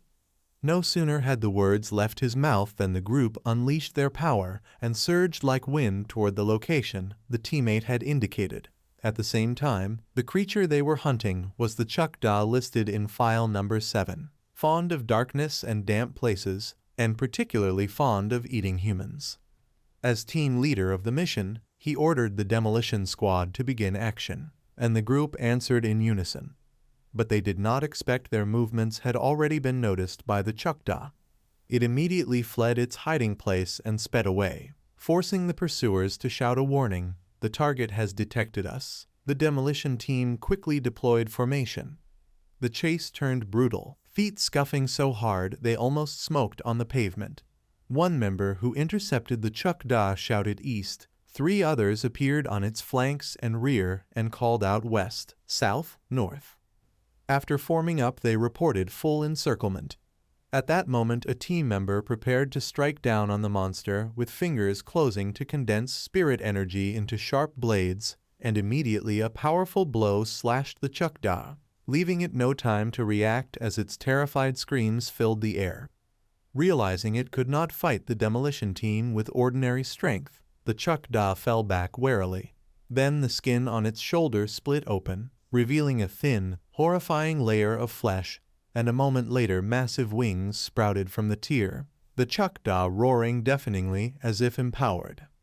Fan Hein nearly anticipated its next move and warned her teammates, "Watch the sonic wave, dodge now." Before anyone could steady themselves, the Chukda's maximal sonic spirit wave swept through them and no one avoided it. The team leader staggered back. A member anxiously asked, "Are you all right, Captain?" He clutched a badly injured arm and, without answering, gritted his teeth thinking that the Chukda was indeed powerful. Had they not withdrawn earlier, they might now be torn to pieces, its destructive force terrifying and bound to the dreadful darkness attribute. If it remained in the city area, it would surely cause catastrophe. The Chukda paid no attention to the human's counterattack, its throat suddenly swelling as if about to spew something. In the next moment, it expelled a massive amount of toxic smoke that spread across the city. The ground directly beneath it was unexpectedly corroded, forming a large pit. Seeing this, Fan Hein immediately realized the Chukda's intent. It was trying to dig through the earth to escape. A teammate, Tu Than, quickly grabbed Fan Hein's hand to pull her away, shouting, "Captain Tu, this is a darkness attribute with a corrosion property. Any object it touches is immediately destroyed, and we don't have a high-level counter to handle it." Tu Than continued to explain that although it could corrode the ground, it could not instantly create an escape tunnel. so the formation of the demolition team should not be broken. Our main focus remains timely information gathering and tactical command. Everyone be careful. At this moment, one member of the demolition team was trembling as if facing something horrifying. It turned out he had met the gaze of the Chakda, its eyes blazing red with murderous intent. While he was still frozen, the Chakda charged, ramming him so forcefully that he was thrown into the air, then sped off trying to escape the pursuers. Seeing the monster about to get away, the demolition team leader ordered, "Don't let it escape, chase it." Thus the terrifying chase unfolded again, now with the difference that the Chakda's wings increased its speed. Meanwhile, Than Hein's squad watched from above, silently assessing the situation, and she noticed, wait, the abnormal spirit energy concentration here seems to have suddenly surged. So she ordered the two members outside, "I'll follow them inside," and they responded, "Understood." Next, the group gathered at another location, and Than Hein curiously asked, "Is this inside the abandoned factory?" "Let me check the spirit energy concentration here first." She immediately took out the spirit energy meter, and the demolition team leader asked in surprise, "This is a new support device developed by the Research Council, right?" Than Hein enthusiastically explained, "Yes, the meter shows that the threshold of abnormal spirit energy a squad can handle is 50, while the abnormal energy concentration of the Chakda just now was 48.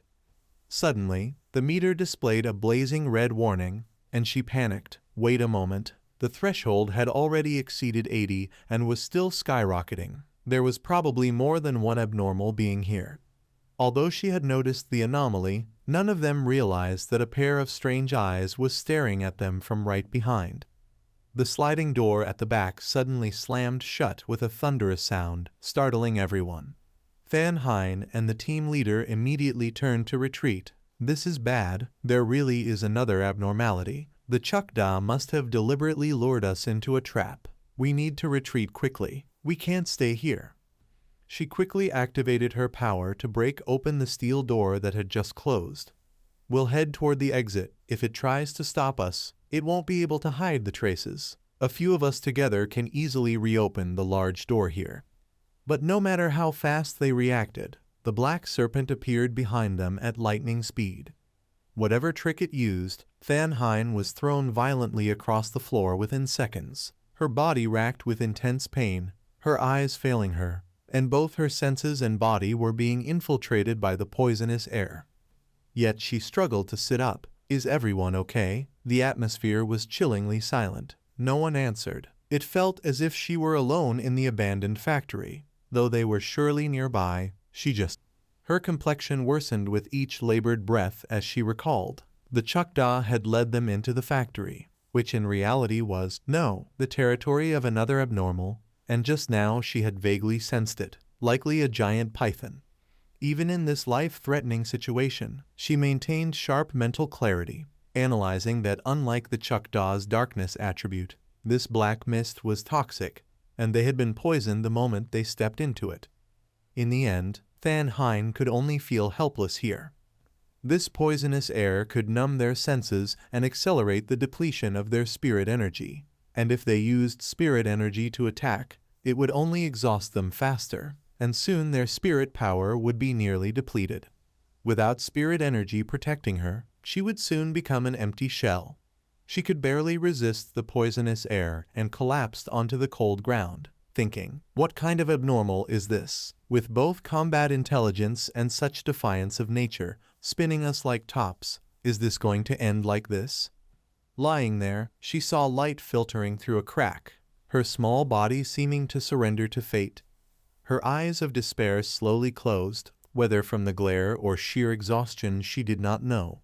But suddenly, in the vast sky above, whether human or bird, or perhaps an angel, appeared amid the dazzling light. At this moment, Than Hein's eyes had gone lifeless and slowly closed. She may not have noticed, but the one who had just appeared was Fuong Dich, the same person who earlier had been eager to test his new power. No matter how many floors high, landing safely on the ground was completely routine for him. Even though the black serpent was right behind, Fuong Dich remained utterly calm, casually assessing, so it's an abnormality with a darkness attribute.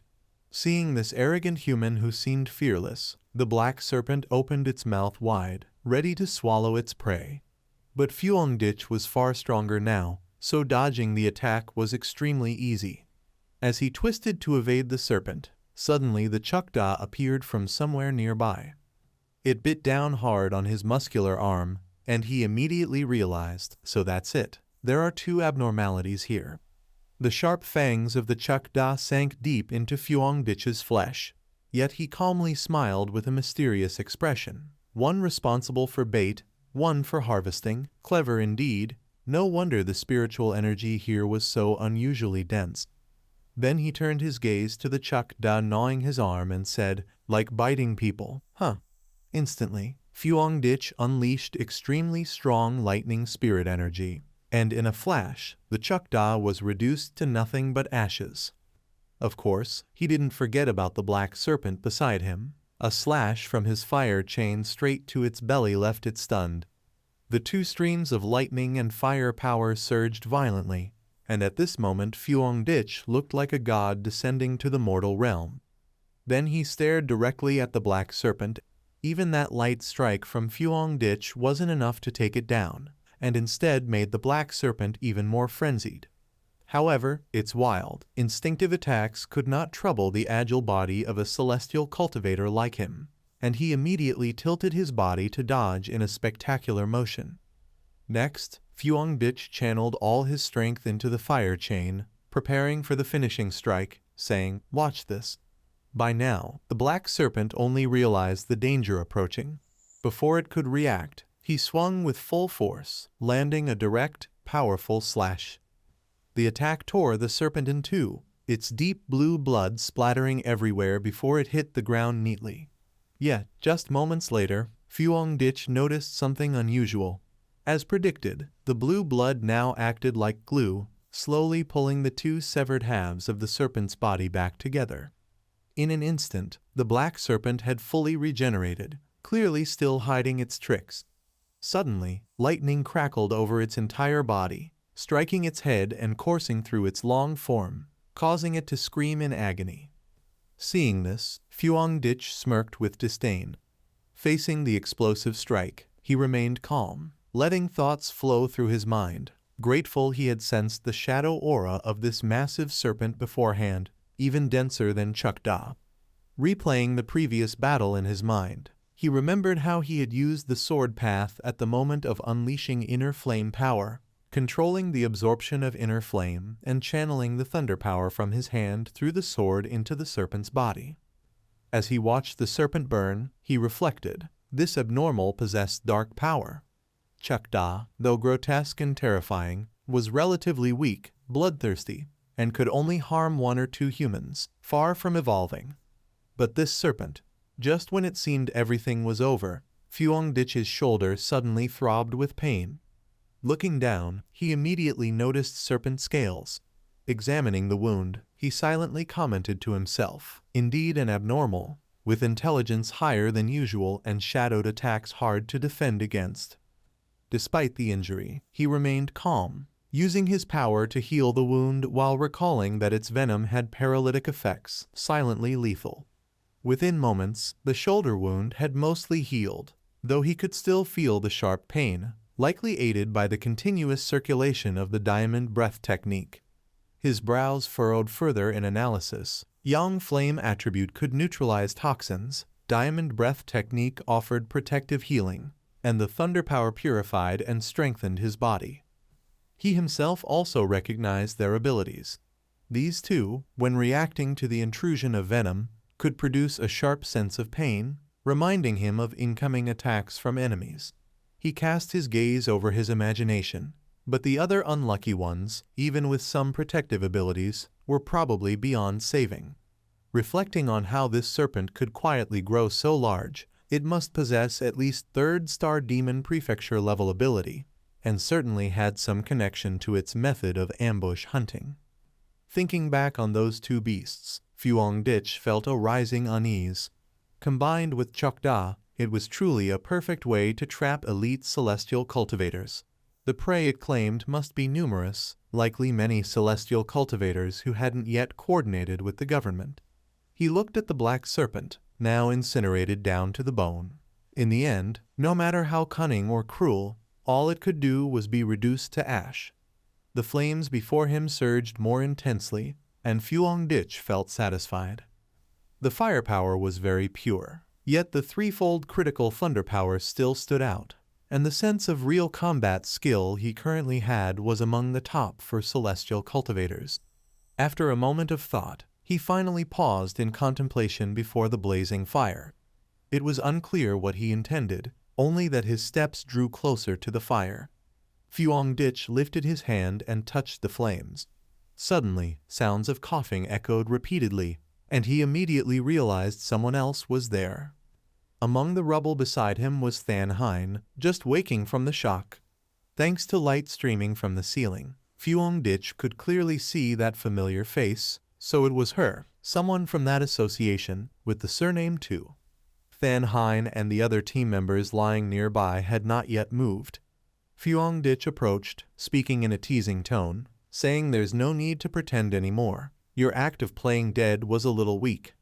Than Hein instantly blushed in embarrassment, hiding her face and thinking, oh my, what a twist, so it really was him just now. She felt a little shy but didn't forget to clarify. I woke up because of the scent, not because I was pretending. Fuong-dich didn't mind and even evaluated. She had fairly good abilities. Her teammates had exhausted all their spiritual energy and lost consciousness, but she still retained some protective energy. Without preserving her will, she wouldn't have been able to detect the scent of blood and burning. Than Hein, still shy, covered her face and replied, thanks for the compliment. She looked around and saw the two corpses of the abnormal beasts, thinking to herself, I really did keep a bit of protective energy. He must have noticed it, but I have no idea how he defeated Chuck Da, or dealt with that giant serpent.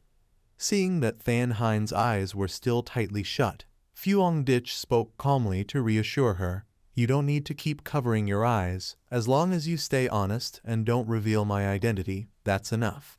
His even, composed tone left Than Hein momentarily stunned. His attitude this time was far friendlier than before. Regardless of her reaction, he continued, it's getting late. Since you and your colleagues are no longer in mortal danger, I'll take my leave now. Hearing that, Than Hein suddenly panicked and uncovered her eyes. Wait, hold on a second.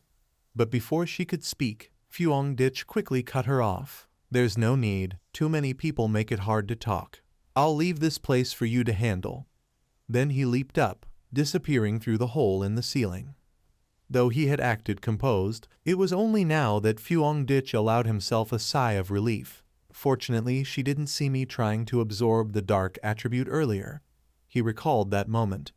The unpleasant, icy sensation truly made his skin crawl.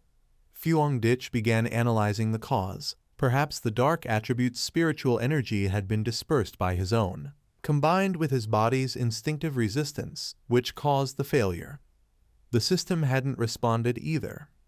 Forget it, I'll analyze it again once I'm home. Meanwhile, left behind, Than Hein was filled with regret that she hadn't even gotten a clear look at his face. It seemed he still couldn't fully let go of his wariness toward the association. She didn't dwell on it any further and instead searched for her teammates. She slapped the face of the demolition squad captain hard. Wake up, it's over. The captain was startled awake by those thunderous slaps, her small handprints still visible on his cheeks. He immediately leapt up shouting, and we were ambushed. Once the team gathered, Than Hein's group stood dumbfounded, staring at the corpse of the black serpent, still radiating faint traces of Fuong-dich's power. Looking at the exposed skeleton, the captain of the demolition squad couldn't believe his eyes. He stammered, what happened here? Where did this pure yang attribute energy come from? Than Hein calmly explained briefly, but as promised, she never mentioned Fuong-dich. As you can see, a celestial cultivator came to our aid. Based on what had happened to her, she concluded, it's likely connected to my mission. My original task was to identify a... At that moment, two cars appeared outside the factory. sent to provide backup for them. Yang Yan silently admired herself, grateful that she had arranged for her teammates to wait outside the factory. If she had stayed inside too long, a report would have immediately been sent to the association, which would assess the situation and then dispatch an investigation team to the scene, originally just to handle the cleanup of the bodies for their group. She felt lucky that things hadn't gone according to the initial plan. While she was lost in thought, two little girls suddenly appeared from somewhere, one on the left, one on the right, rushing to hug her legs. One of them shouted, "Boss, thank goodness you're not dead yet. I thought we had lost our captain." The other cried just as loudly, "If you had sacrificed yourself, what would I have done?" Both sobbed uncontrollably. It turned out these two girls were members of Yang Yan's squad. At the same time, the association staff had arrived at the scene, focusing on the screens to study the situation. But now the main objective had shifted to scanning the remaining spiritual energy, analyzing traces, and reconstructing the entire battle. The association investigators actively carried out their work, conducting scans, then compiling results to report back to the association. Through this meticulous investigation, one member of the association approached and reported, "Captains, based on the analysis of the traces left at the scene, both the habits and the methods of the killings indicate the same person eliminated both of these entities." Hearing the report, the captain of the sabotage team was stunned. While Yang Yan had anticipated it beforehand, seemingly already understanding, and didn't react immediately to the staff member's next words, it was almost 99% certain to be the same person. After hearing this, the sabotage team captain said pensively, "It really is a dual high-level attribute immortal practitioner. I initially thought we were mistaken, but it makes sense. Just one of these aberrations would have been enough to annihilate our entire team." A member of the sabotage team standing nearby, having heard the preliminary investigation report, nodded in agreement, though his face remained shocked. "That's right, this master eliminated them in a single strike, and yet they are at the Ghost Mansion realm with such a huge disparity."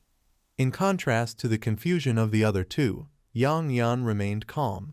She was transmitting information, needing to report to her superior.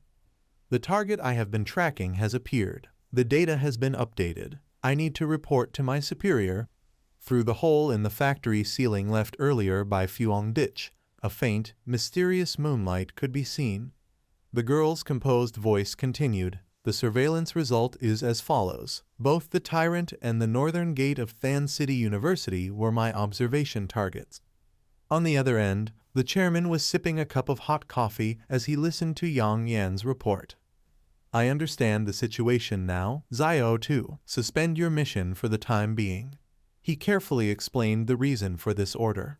"The person in question saved your team, eliminated aberrations, and protected the area, which means he holds no hostility toward the association and is not our enemy." Yang Yan listened to his reasoning. "In any case, my opinion and Elder Han's differ," the chairman emphasized, "for your own safety, and also so the association can leave a good impression on this tyrant. Do not approach him for now." She solemnly followed her superior's command. "Understood," but she still voiced the doubt in her heart. "I have one more speculation, related to the incident behind the mountain, when the tyrant was preparing to advance." What she said immediately drew the chairman's curiosity. "What do you mean?" Yang Yan slowly revealed her suspicion. "I once sensed an extremely powerful aura in the area where he was operating. At the time I suspected he might possess a spirit armament, but it seemed almost impossible." She paused briefly.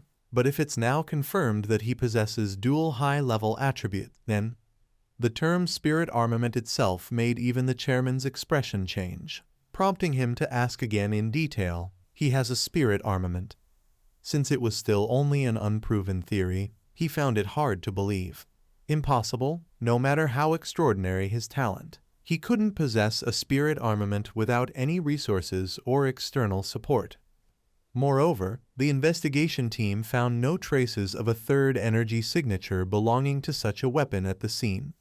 On this matter, she did not refute him, but instead quietly shared her personal finding. "When I came into contact with him, The spiritual power of the spirit armament I sensed carried the yang attribute. At that moment, the chairman suddenly understood the issue. So that was it. If the spirit armament's attribute truly originated from Fuangdich's own innate yang attribute, then everything made sense.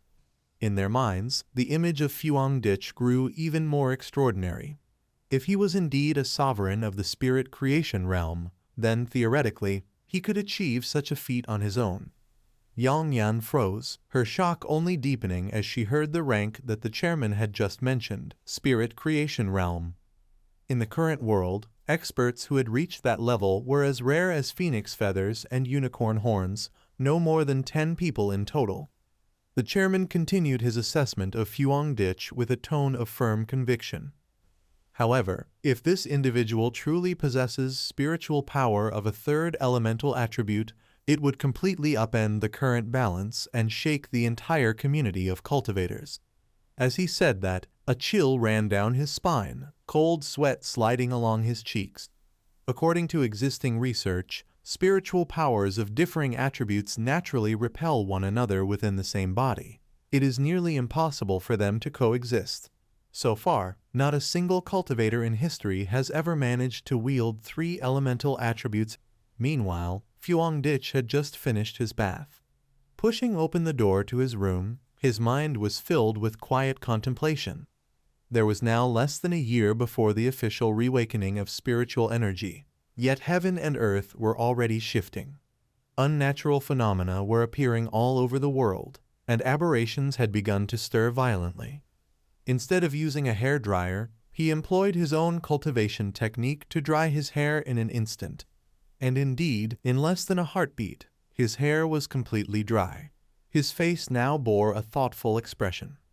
Many cultivators like himself had voluntarily set foot on the path of cultivation. Thinking about this, the image of the one-eyed group from his memory resurfaced.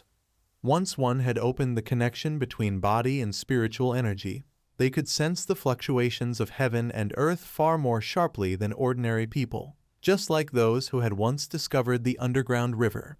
Immersed in 1,000 thoughts, even though many of them practiced cultivation independently and had not yet been officially recognized by the lower nation as cultivators. Most had already reached the level of 1 star within the Ghost Mansion realm. Fuangdich walked into the outer room and grabbed his jacket, yet his long and continuous train of thought persisted. At present, the lower nation was demonstrating goodwill toward wild cultivators like him, which also indicated that both officially recognized cultivators and free cultivators were currently in a relatively stable exploratory stage, and his thoughts suddenly turned to Captain Tu and Than Hein. The aberrations were still within government control, and no major conflicts had yet occurred among the cultivators. Fuangdich changed into his jacket while continuing to contemplate. Yet even though the Spiritual Energy Cultivation Association had been established, the government still had no intention of publicly announcing this organization. Thinking of the gloomy city outside, where warning signs were everywhere and people were whispering about the pervasive unease and unpredictable anomalies, he realized that the government was trying to both protect humanity and provide early warnings of potential threats. Yet with his sharp perception, Fuangdich also recognized that the problem lay precisely here. In his imagination, the blazing building loomed before him with thick black smoke as if it were about to collapse, and he could sense that the government lacked the confidence to initiate a full-scale era of cultivation because the population was too large. If all the information were made public, the first consequence would be the collapse of order, internal chaos, and large-scale disorder and casualties. Standing calmly beneath the towering inferno, he realized that under the current situation, the officially recognized cultivators were not yet powerful enough to maintain stability in the face of simultaneous internal and external turmoil, which would only accelerate the collapse. From this line of reasoning, Fuangdich gradually reached a conclusion that the government's cautious approach, according to the system information he had just accessed, Fuangdich began to analyze. The creatures he had encountered today were a typical example of aberrations infected by the dark attribute, and when he touched the black mist, he realized that they actually belonged to a sub-branch of dark, which was the shadow attribute. the natural nemesis of cultivators, and the system screen displayed that the shadow attribute was a sub-branch of dark, nemesis of cultivators, currently not collectible. Starting to contemplate more carefully, Fuong-dich realized that these aberrations possessed intelligence far beyond ordinary monsters. They did not merely take humans as food, but the bodies of cultivators were considered a delicacy, and they even knew how to cooperate with each other to set traps and eliminate cultivators. The image of the black serpent that had been eliminated today replayed in his mind. It was a mutation infected by the dark attribute. The battle appeared vividly in his thoughts. Although these creatures were certainly not comparable to the dark attribute aberrations he had encountered before, just one of those could destroy an entire country, even a continent. He shuddered at the thought of what might have happened. Had he not followed through today, the small team, and even the person who had tried to recruit him, would likely have perished. Fuong-dich inwardly marveled. Even a sub-branch of the dark attribute was so sinister and horrifying, showing that the dark attribute was truly a massive threat. However, he analyzed further. If it could not be absorbed temporarily, does that not mean that once he met the system's requirements, he could absorb it? The dark attribute, with its immense capacity to counter humans, could, if harnessed, become his own power, a perfect tool, even a key factor to turn the tide of a situation. Reflecting on the abilities he already possessed, he currently wielded the Kim Duong breathing technique with the Yang attribute, the Divine Lightning 100 refinements with the Lightning attribute, and the Zich Hoa blade with the Inner Flame attribute, a sub-branch of Yang. Not only were these high-level attributes, but they were also perfectly suited to his cultivation methods. Moreover, with his 3-star strength in the Ghost Mansion realm, very few cultivators could be his match. Fuong-dich's eyes gradually turned golden, his expression serious, sparks of lightning surrounding him. With his ambition, he felt that even this was still not enough. Suddenly, his phone rang, pulling him out of his thoughts and back to reality. The screen displayed a call from her. The name startled Fuong-dich. He thought to himself, why so suddenly? He answered the call, and a middle-aged woman's voice came through, asking, "Little Dich, have you been well lately?" After inquiring briefly, she went straight to the point. "Your cousin will be coming to study with you for a while. I'm worried about them staying alone in the hotel. Can they stay with you for a few days?" Mention of the person planning to stay at his house for a few days caught him by surprise, and he even asked to confirm a cousin. Fuong-dich rummaged through his memories to recall the face of this cousin, but unfortunately, he still could not remember.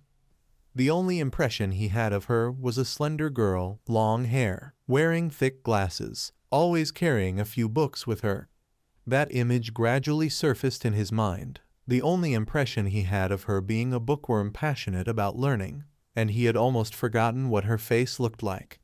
However, this was not a major issue. It was only a few days of staying over, so he immediately agreed with the woman. Yes, then just let her come over. There's a spare room in the house. When she mentioned that, meanwhile, someone was typing skillfully on a keyboard, searching for something online.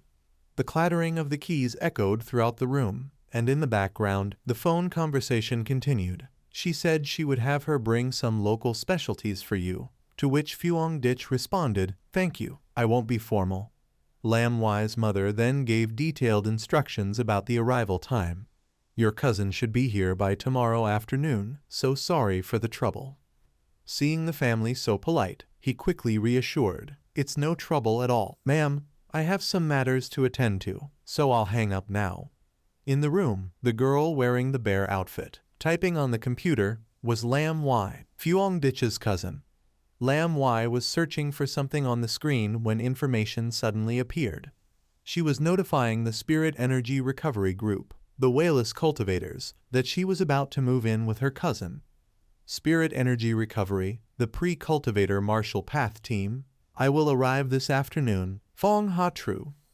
The elegant 81-year-old, should we meet in person, or go straight there? Neither, just staying with cousin. Need to prepare a bit. Fong Ha Tru. Got scammed 5 how while dating online. Cousin, will handle later. Past escape. Fong Ha Tru. When Lam Y clicked the mouse to close the screen, outside her mother was also ending the conversation, adding a few final words before Fuong Dich hung up. Just focus on your own matters, and remember to visit her next time. It seemed that Lam Y paid no attention to the conversation outside, completely absorbed in the information she had found online. A small piece of leaked news showed that a town famous on the internet had been renamed Fate-Seizing Town, and 3 more people had died. This made her ponder deeply. Yet Lam Y felt no fear from this kind of news. Yang Fire Town, huh? Suddenly, her mother entered and startled her, asking gently if she had finished packing her luggage. Lam Y calmly ended the call and turned to answer her mother, saying she was done. But actually she still did not want to trouble her cousin. The hotel was fine. Her mother immediately objected, saying no, it would be safer to stay at her cousin's house than outside. Her cousin could be trusted. Seeing her daughter about to stay at someone else's house, she gave a few more reminders. Once you arrive, don't cause extra trouble, help out as much as you can, understand? Lam Y pushed her gently, reassuring, don't worry, I know. Finally having gotten her mother out, Lam Y stood behind the door with a thoughtful expression, as if hiding many secrets, moving through each door step by step. Her sharp gaze was evident on her face, and adjusting her glasses with her hand made her look even more mysterious. Compared with the anomalies, what her cousin said was nothing to be afraid of. Time passed quickly, and it was now time for Lam Y to move into her cousin's house. The sun was already leaning west, signaling afternoon, as she arrived in the bustling, crowded city. Pulling her suitcase, she walked step by step toward the apartment where Fuong Dich lived. On her phone screen, the map software notified her, you had arrived. Lam Y looked up at the building, quite different from how it appeared from her home and unlike the impression Fuong Dich had remembered. Actually, outside was a very cute little girl. This was the place. While Lam Y was still gazing at the building, simultaneously searching for Fuong Dich, he was also waiting to pick her up, and seeing a familiar-looking person but not being certain, he called out to check, hey cousin.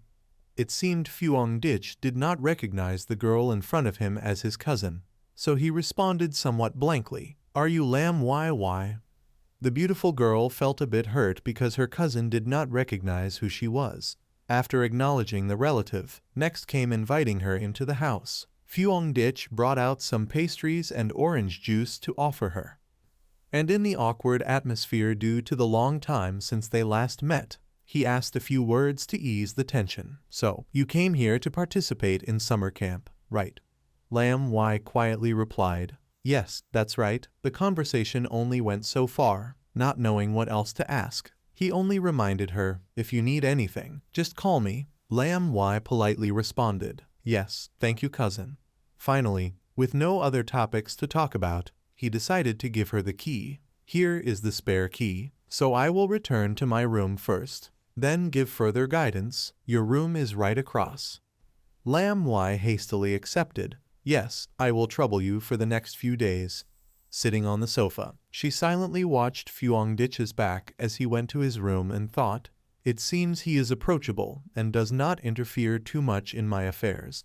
At that moment, he did not know she was also quietly glancing to evaluate him. Fuong Dich thought, was it a misperception, or is Lam Y not hiding it well? Just now, when Lam Y was sitting on the sofa, he really sensed a trace of strange spiritual energy, flickering in and out. Could it be? She has also become a Xiangxing.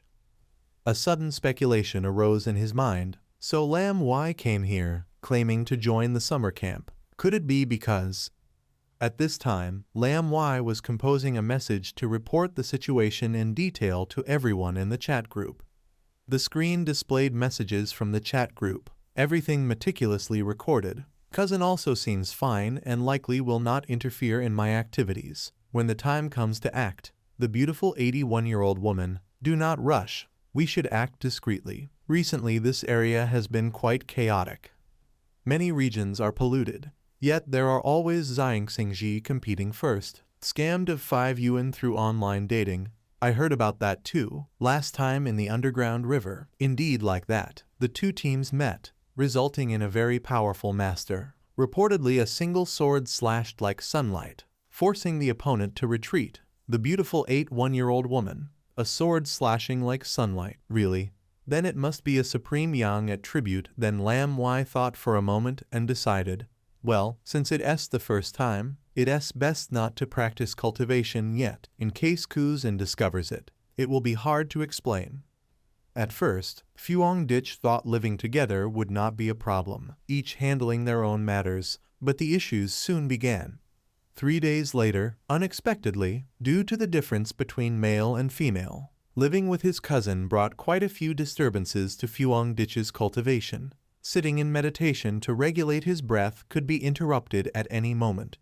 The practice of the Kim-Yang breathing technique could also be seen by someone else, which made him slightly confused. This morning, would it be noticed? Feeling a little embarrassed. Why hadn't he noticed before that the Kim-Yang breathing technique was so conspicuous? But the most daunting part was that he had always lived alone, and now with a girl in the house. Lam Y, knowing she was staying there temporarily, was very enthusiastic in taking care of him, serving 3 meals a day. The girl carrying a huge bowl of soup said, "Cousin, dinner is ready. Tonight we have stewed beef with tomatoes and mixed cucumbers, also corn rib soup." Therefore, Fuong Dich felt a little flustered and proactively tried to wash the dishes with Lam Y. "Okay, you're too polite. Let me wash the bowls and plates." Of course Lam Y refused. "No problem, I'm staying here temporarily. These things are what I should do," he thought, overly courteous and thorough, nothing to criticize, doing housework like she was obsessed with cleanliness and compelled disorderly. Chopsticks were picking up a piece of meat, but in Fuong Dich's mind, he thought, just. Indeed, he had made his own calculations. The two sat and ate, but it was still quite awkward, silent without conversation, and Fuong Dich decided not to stop Lam Y from doing this, so the girl could truly let down her guard around him. Perhaps he wanted to see the suspicions about her spiritual energy from the first day she arrived. Only then could he uncover her secret. At that moment, the phone rang. The sound seemed quite loud in the quiet space, cutting through the stillness, making both of them startled. Fuong Dich calmed himself and observed Lam Y's still panicked expression. "What's the matter? Is someone here to see you?" Then he proactively stood up and left to give her more comfort to talk on the phone. "Go ahead and talk. I will return to my room first." Lam Y intended to say it was unnecessary, but he had already stood and walked away, leaving Lam Y with a thoughtful gaze at the phone in her hand. After a while, Lam Y went into her room to speak on the phone with someone, her voice betraying her excitement. "What? The great transformation of heaven and earth will appear again tomorrow. When? 3 p.m. Don't worry, I will definitely be there." Continuously confirming with the person on the other end of the line. "Okay, then we will meet at the gate of Yongfire Town. Don't return," completely unaware that Fuong Dich had overheard the entire conversation by using his technique to fly over to the window outside the balcony. Yongfire Town isn't that famous to WN in the suburbs, just an hour's drive away. While still thinking about Yongfire Town, a faint blue smoke appeared in the room, and at this moment he became certain of one thing. Indeed, his cousin was also a Zion practitioner during the period of spiritual energy recovery. Fuong Dich peeked inside and saw Lam Y sitting in meditation to concentrate on her cultivation, secretly admiring his luck. Fortunately, with Lam Y's current strength, she probably could not detect him. Carefully continuing to observe her practice, he was quietly impressed. Yet she was still a high school student who had already reached the 2nd star of Qifu realm and showed signs of ascending further. Could it be that her exceptional talent was why her personality seemed somewhat eccentric? Thinking of the lie she had told her mother, then, his cousin coming to join the summer camp was just a pretext, and the great transformation of heaven and earth was the real reason, he speculated. She must have already known the news about the great transformation from somewhere and invented a reason to come here. The more he thought about it, the more excited he became, for every great transformation was both an opportunity and a chance to acquire a technique to strengthen his own power. Fuong Dich gradually could not contain his curiosity, wondering what attribute would appear. Finally, deciding that whoever was faster would get it, he hurried off first, leaving it to fate as long as he heard it first. Suddenly Lam Y seemed to sense something. How strange. She looked out the window where Fuong Dich had just been listening to her conversation with her friend, and abruptly felt, could it be an illusion? But it seemed just now someone was watching her. Early the next morning, when the sun had risen high and sunlight spread everywhere in Yongfire town, in front of the gate, people bustled past. The sky was clear, birds flew and chirped all over. Suddenly, a voice full of excitement rang out. Why? Breaking the quiet atmosphere, and Yu Mao, just appearing, curiously asked Lam Y, "Have you been staying at your cousin's these past few days? How is it? Is he handsome?" She was the one known in the Zion Practitioner Rogue Team group as the person who had been scammed of 5 yuan in an online romance. For this question, the girl also answered seriously, comparing Fuong Dich to some handsome young man famous online, then giving her own evaluation. Quite good. Appearance is just ordinary, looks normal, a famous handsome guy. But anyway, not the type of handsome guy she liked. Hearing this, she sighed in boredom, a little disappointed, when suddenly a mocking laugh rang out beside her. Haha. That was number 81, who interrupted with a cold attitude. Don't forget, previously YY had judged herself as just an ordinary part among millions. The beautiful woman 81-year-old, that nickname was hers in the chat group. Before Yu Mao could respond, a young man from afar quickly cut in. All right, everyone's enough. Let's get to the main point. This young man was the eldest uncle. Lam Y looked over at everyone and suddenly felt someone missing. Right, this time that person didn't come either. The eldest uncle immediately knew who she was asking about. This time it's still the 6 of us. She's not coming.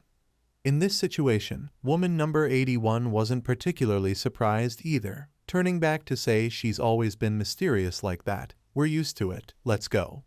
Everyone below spoke little, unaware that from afar a gaze was observing the 6 of them discussing. That person was Fuong Dich, who had arrived early to preliminarily assess his cousin's teammates, seeing that Lam Y's team was competent enough to act discreetly. Evaluating each person one by one, even the weakest was in a stable 2nd star of Quifu realm, and the man who had just spoken had even reached the 3rd star of Quifu realm. Hearing them speak, there was also one strong person in the team who was frequently absent. He did not rush to follow them but calmly stayed seated in the cafe with a thoughtful expression. This huge vine appeared randomly around the Yongfire town area, its timing unpredictable, which differed from the information previously known to the Zion practitioners, beyond everyone's understanding and perception. Clearly, it was part of the great transformation of heaven and earth. Yet it was unrelated to weather, nor was it the collapse and restructuring of the Earth's surface. It was a strange object appearing from nothing, drifting everywhere, causing no damage, emitting no thunder or sunlight like rare phenomena, only silently moving and fleetingly appearing. The group of 6 had now moved up the mountain, where thick fog had settled. As they were walking, they suddenly stopped. Number 81 couldn't help exclaiming, "Oh my, is that really it?" She and everyone else stared intently at the scene before them, and if they hadn't seen it with their own eyes, it would have been hard to believe. Suddenly, Yu Mao felt something was wrong. If they continued further into the mountain, he suggested, "Wait, let's not go any further." Lam Y, having reached this point with the group, wanted to know why they had to stop. Why? But she received no answer. Instead, she just stared in terror at the massive vine, her body trembling, her face darkening. Only when she truly saw it did she feel something was wrong, her whole body chilled to the bone. A moment later, Yu Mao slowly began to mention the rumors that had been circulating over the past few days, asking if everyone had seen the posts on the internal forum. The more he spoke, the more terrified she became, a flash of horror crossing her mind. He continued, "Actually, I have a friend on that team.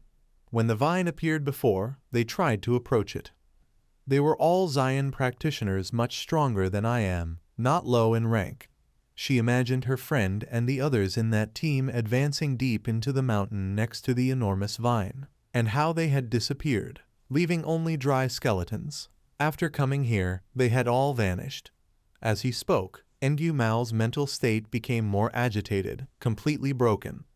I have the feeling that we will end up like that too. Unable to restrain himself, he spoke words of ill omen, dead with no burial place. The atmosphere around the 6 of them seemed to darken in accordance with his ominous words. Endu Mao's mental state was no longer stable, her mind hazy, unable to maintain composure, her eyes showing extreme panic. At first, I thought I could easily accept the risk of the sage warriors, either achieving victory or facing total destruction. But when I saw this, I suddenly felt an instinctive fear. Speaking with a trembling voice, my intuition warned me that this time we were facing a high-level heavenly and earthly anomaly, a powerful, unpredictable, and entirely new anomaly. She was no longer calm enough to control her words, tears welling up, biting her lip in reluctance, saying she didn't want to bury everything here and, completely disheartened, declared she wanted to retreat.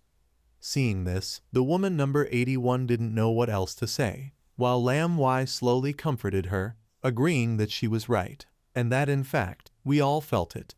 The girl's face was extremely tense. Within this wooden attribute vine, there was a wild aura, indescribable, a feeling of being submerged in the flow of time, with all things perishing and life force drained. From these observations, it was clear why it made us feel so uneasy and intensely uncomfortable, as if it wanted to devour our very lives. Suddenly, Lam Y grabbed Endu Mao's trembling hands, making her startle, but her expression showed firm determination, emphasizing the significance of the decision to come this far. This is the path of a martial sage. Meanwhile, Fuang Dich had followed into the mountain and stood above, observing everything. The aura of death was oppressive and uncomfortable. Having seen so many natural anomalies, aside from the yin attribute anomalies, the vine here was the most disturbing. He felt some admiration for the 6 people for deciding to come here and train. Truly, their courage was commendable. Fuang Dich stared at the huge vine in front of him. The trunk was stained with splattered blood. There were remnants of weapons left by previous fighters, and one person had been trapped there forever. Clearly, a tree that symbolizes vitality brought a sense of darkness. He suspected that the massive vine was not alive at all, but rather a dead object disguised as a living being, completely devoid of life force. After Endu Mao's rambling speech, everyone seemed amused, seeing that Lam Y took the initiative to boost morale, deciding to climb onto a small cliff to encourage the members of the group. Everyone, we don't have time to think too much. Due to the danger, we will sense it right here. The girl also carefully reminded everyone stay within sight, don't go too far, and all the members agreed, okay? Lam Y silently reflected on the plan she had just proposed, admiring herself for being so sensible. This would roughly make things a bit safer. She chose a large tree with thick, long, and sturdy branches to sit on, and without giving herself a moment of leisure, she began cultivating. Fuang Dich increasingly valued this cousin, not bad at all, alert, sensing the power to cultivate at a distance, neither too close nor too far, appreciating her capability and decisiveness, truly deserving of being an outstanding student, having calculated the position to maximize benefits. In the next instant, Lam Y's energy suddenly underwent an unexpected transformation. The scene naturally surprised Fuang Dich, about to ascend in rank already. So fast she had reached the threshold of the 3rd star, appreciating her. Indeed, he was not wrong. This cousin truly had extraordinary talent. All the others immediately focused their attention. The 3rd star of the demon realm, continuously praised by everyone, number 81 said, "YY is amazing." Endu Mao was stunned. YY already achieved that. Unexpectedly, the cluster of vines, sensing Lam Y's spiritual energy, began to act first.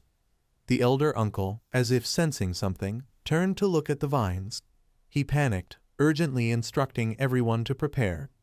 Not good, the vines were rushing toward us. Everyone immediately felt panic since they were very far, but simultaneously entered a state of readiness. What? How could they detect us from so far away? In an instant, two unlucky people were already tightly entangled and captured by the vines. Piercing screams rang out. "Help me!" Those already panicked like Nju Mao quickly scrambled away in terror. "Run! Run fast! If you don't run, you will surely die here." The formation completely collapsed, dragging along a chaotic atmosphere. Y's breakthrough caused too much commotion. Absolutely must not let the vines wrap around. Once entangled, the wild energy would immediately coil tightly around our bodies, and we would be dissolved in an instant. Only seeing the vines rushing toward Lam Y, frantically trying to break through her cultivation barrier to seize her.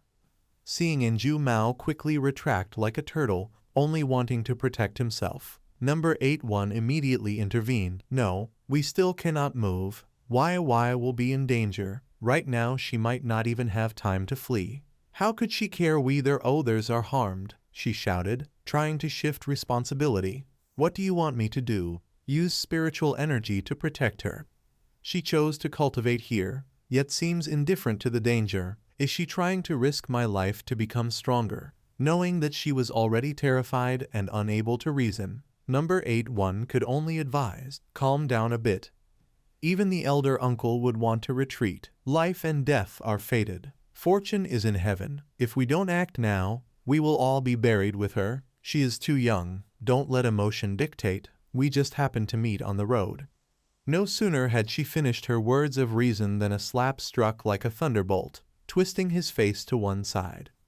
Number 81 felt that these people were truly lacking loyalty, angrily shouted, "Then leave. I will never abandon my teammate." Fuang Dich, standing above and observing the situation of the three, thought of his cousin. Perhaps she still did not know her own predicament. Then he looked at Lam Y still cultivating within the barrier, the vines multiplying and tightening fiercely. After all, she is still just a student, and the power of these vines is terrifying. He silently calculated, unsure if his current strength could save Lam Y, worried that time was running out. Others might not care, but he could not ignore his cousin. Someone else might abandon her, but he could not. He had promised her he would take good care of her, and a promise could not be broken. Number 81's current situation was grim. Despite her strong will, with even a slight lapse in defense, she would be grabbed by the detestable vines, wrapped tightly until she could not resist, leaving her only to scream in pain. At this moment, a vine branch broke through Lam Y's cultivation barrier. At the critical moment, Fuang Dich arrived to help his cousin, holding a bright golden sword in his hand, his movements decisive as he prepared to strike down. Number 81 saw Lam Y in imminent danger, bound tightly by the vines, unable to do anything but desperately shout, "Why?" Her scream was so loud that even Ngu Mao, who had already fled, heard it, sensing something was wrong, and he trembled as he looked back. Just when it seemed all would end and Lam Y would lose her life, a beam of light suddenly shot out, slashing through and annihilating the tangled vines. Amidst the dense smoke and dust, someone descended gracefully from above. It was none other than Fuang Dich, appearing like a god incarnate before the astonished eyes of Ngu Mao and the elder uncle. The vines retreated, ceasing their attack. Only a few remaining vines still tried to strike forward, but before they could ensnare anyone, they were obliterated by the spiritual energy emanating from Fuang Dich.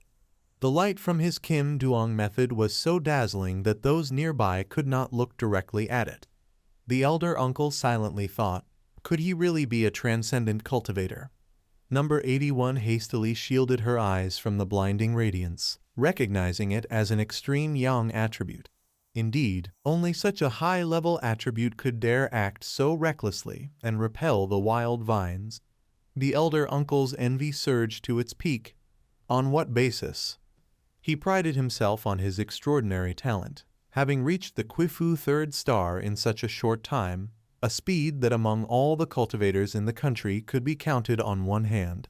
His jealousy reached its zenith, not even mentioning that mysterious demonic lover. Lam Y's talent was only comparable to his, But yet, the sword in Fuong Ditch's hand still radiated brilliant light.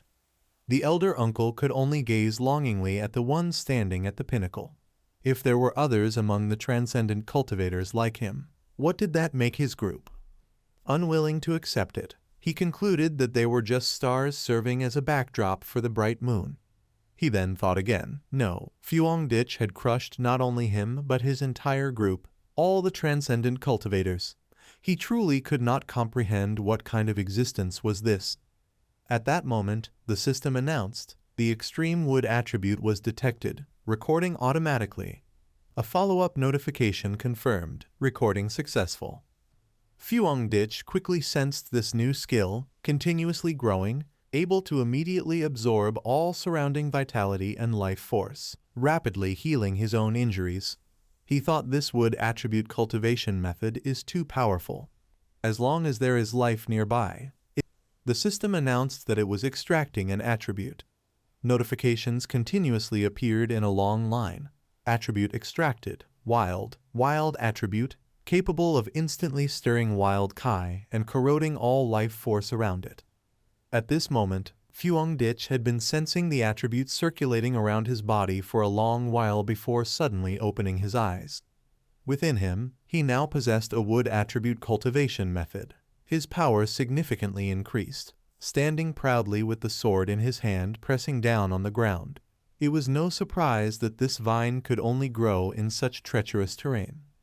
Fuong Ditch stared intently, calculating that if it grew elsewhere, it would likely drain all life force within dozens of miles. He considered the consequences if this vine appeared somewhere else. Deprivation, fatal, the wild attribute was truly domineering, forcibly seizing the life force of others. Lost in these thoughts, a voice suddenly sounded in his ear, cutting through his concentration. "Thank you, brother, for saving my life." The voice belonged to number 81, who looked quite miserable, covered in wounds and exhausted from having fought the vines alone. "Thank you. Without you just now, we would have surely died." She expressed her gratitude to the heroic figure and asked what they could do to repay him. In reality, he had no time to help strangers. He was merely assisting the cousin he had promised to take care of, so he waved and departed.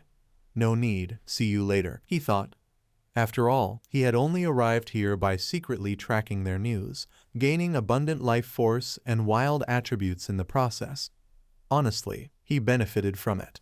Seeing the danger had passed, the elder uncle and Enju Mao finally returned. Fuong Ditch looked at these unfaithful people and recalled the earlier conflict, deciding that he should pay closer attention to his cousin's situation in the future.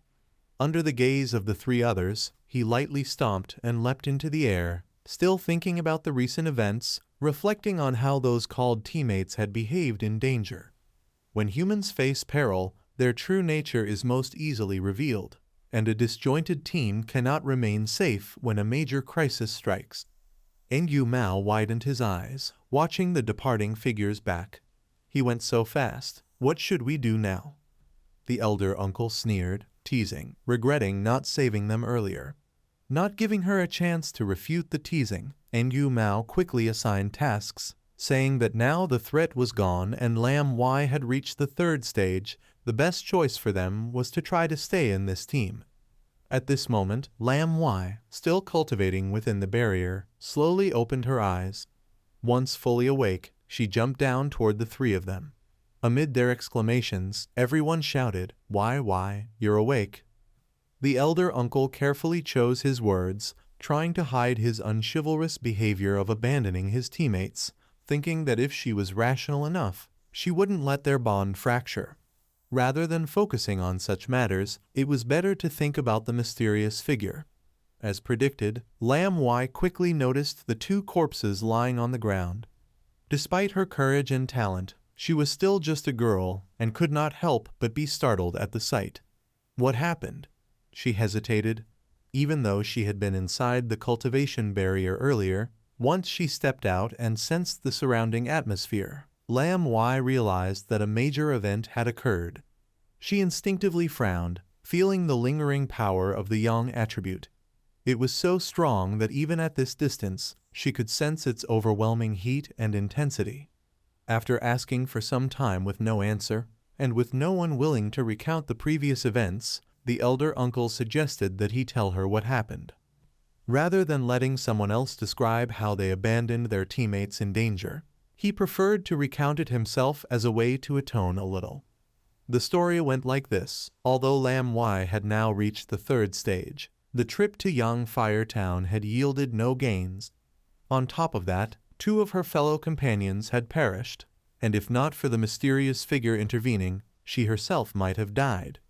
Lam Y walked home with a heavy heart, each step weighed down with thoughts of that mysterious figure, wondering if someone could truly be that powerful. She recalled the annoying face of the elder uncle, but in her mind, all that revolved around the mysterious figure, someone so formidable that he seemed almost like a monster. Recounting the intense battle, the vines that they had tried so hard to cut, which seemed impossible to sever, had been sliced in one stroke by him, forcing them to retreat. Worried that words alone would not convey the full impact, the elder uncle quickly led her to see it firsthand.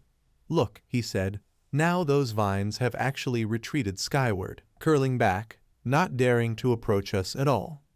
By the time she reached the front door, his words were still echoing in Lam Y's ears.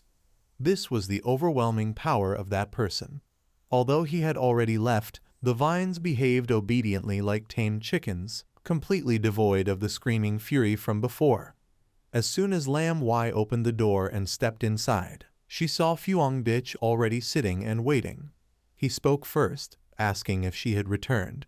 Before she could answer, another question came, noting that her expression did not look very good. Embarrassed, Lam Y scratched her face and offered a quick excuse, saying she was tired from school. Knowing she was lying, Fuang Dich chose not to expose her, instead shifting the topic to eating, suggesting she rest and that they could order takeout for dinner. She replied politely, "Yes," and turned toward the warm little nest of her room. Leaning against the door, she sighed in exhaustion. Breaking through consumed too much mental energy. Every time she controlled her spiritual power to activate her divine judgment, she had to concentrate intensely.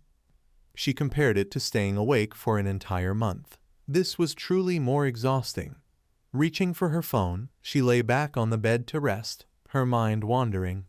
Fortunately, she was no longer an ordinary person. Staying awake for several days did not weaken her. She had tried her best, but such cultivation was the destiny of a Xianxing practitioner, and the heavens and earth had begun to shift. Her wandering thoughts stretched longer, and Lam Y realized that a normal life, like that of her cousin, was impossible for her. While she rested in her room, Fuang Dich was preparing to go somewhere. Lam Y was reading messages when she suddenly startled. It was a message from Jia Lam, saying that if there were any traces of that powerful figure, she should inform him. This stirred her deeply, as it was the first time Jia Lam had spoken in this group. Jia Lam's message was brief. "If there were any traces of that powerful figure, report them to me." Lam Y responded at length. If it really was that legendary master, why would he step in to save them? Rumors immediately began to circulate, all pointing to Fuang Dich. Breaking news. Breaking news, the Supreme Yang Attribute Master reappears. That sword strike was like a rainbow piercing the sun, the heavenly light completely swallowed by boundless white radiance. Some claimed that they had seen, in the polluted region of Mha Donglong, that very light accompanied by a burst of fire, forcing them to flee from the cave. Everyone was chattering excitedly, but the person at the center of the discussion paid it no mind. At this moment, Fuang Dich was still leisurely riding his iron warhorse. Although he appeared relaxed, his mind was busy planning.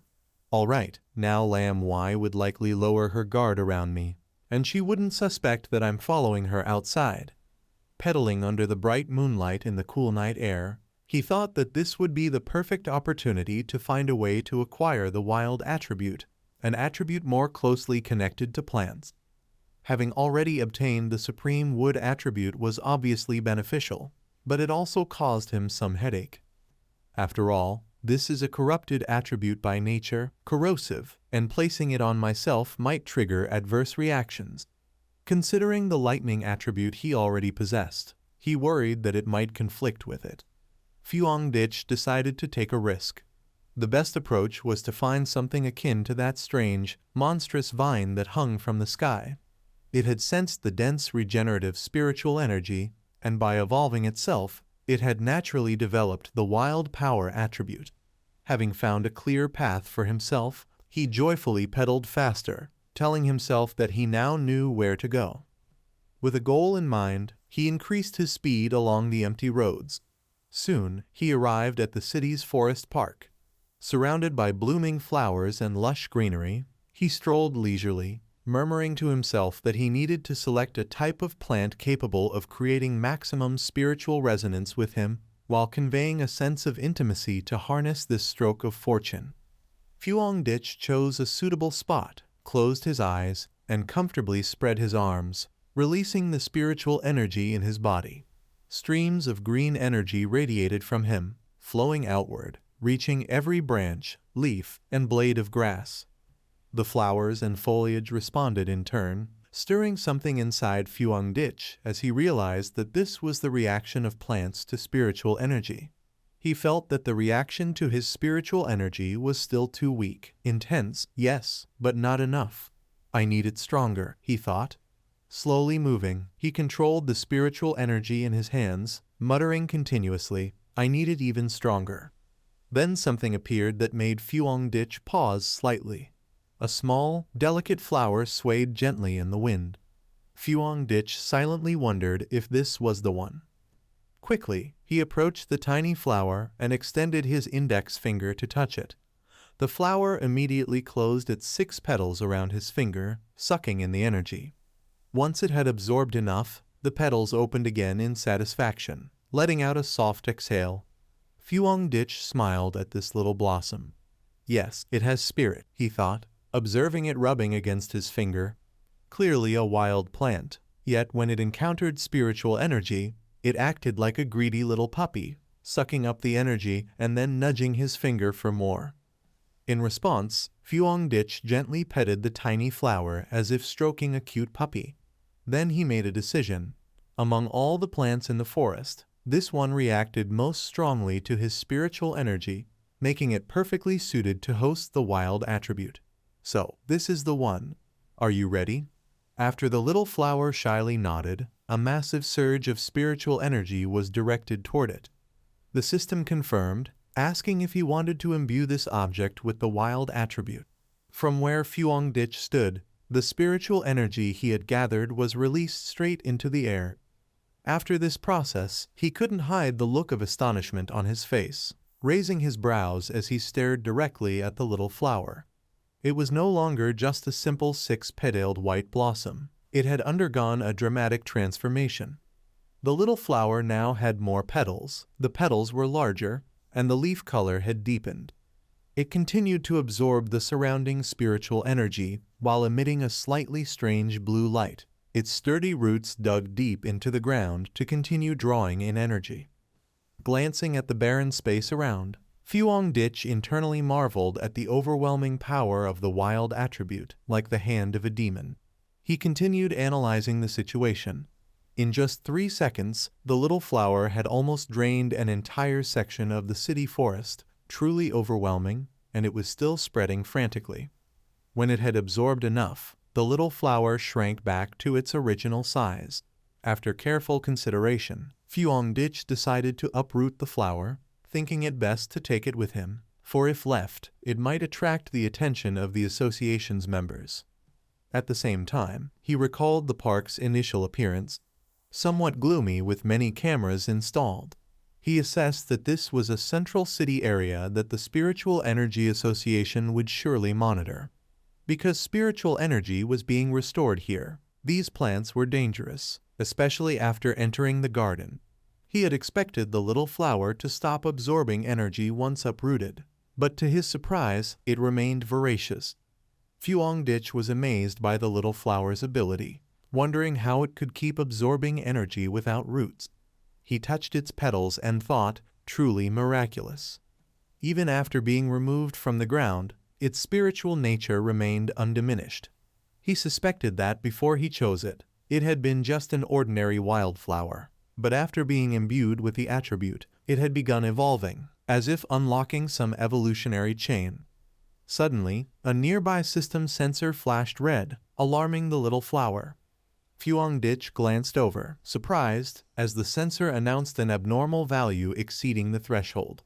Panic surged in him. The monitoring system had been triggered.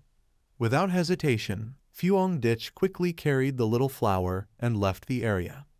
At this moment, in the department researching the restoration of spiritual energy in plants, the entire laboratory shifted to red alert. The machinery continuously sounded alarms for abnormal values exceeding thresholds, warning of surpassing limits. All the specialists in the lab gathered noisily around the computers. One of them asked, "The abnormal values are spiking rapidly. What's happening?" Someone gave the order. Everyone puts on their wristbands and enters the park immediately, isolates the park, and prevents any outsiders from entering. Upon reaching the park, the inside appeared completely barren, as if a wildfire had just occurred. The research team glanced at the red-lit wristbands on their hands, which continuously issued warnings, displaying the number 30.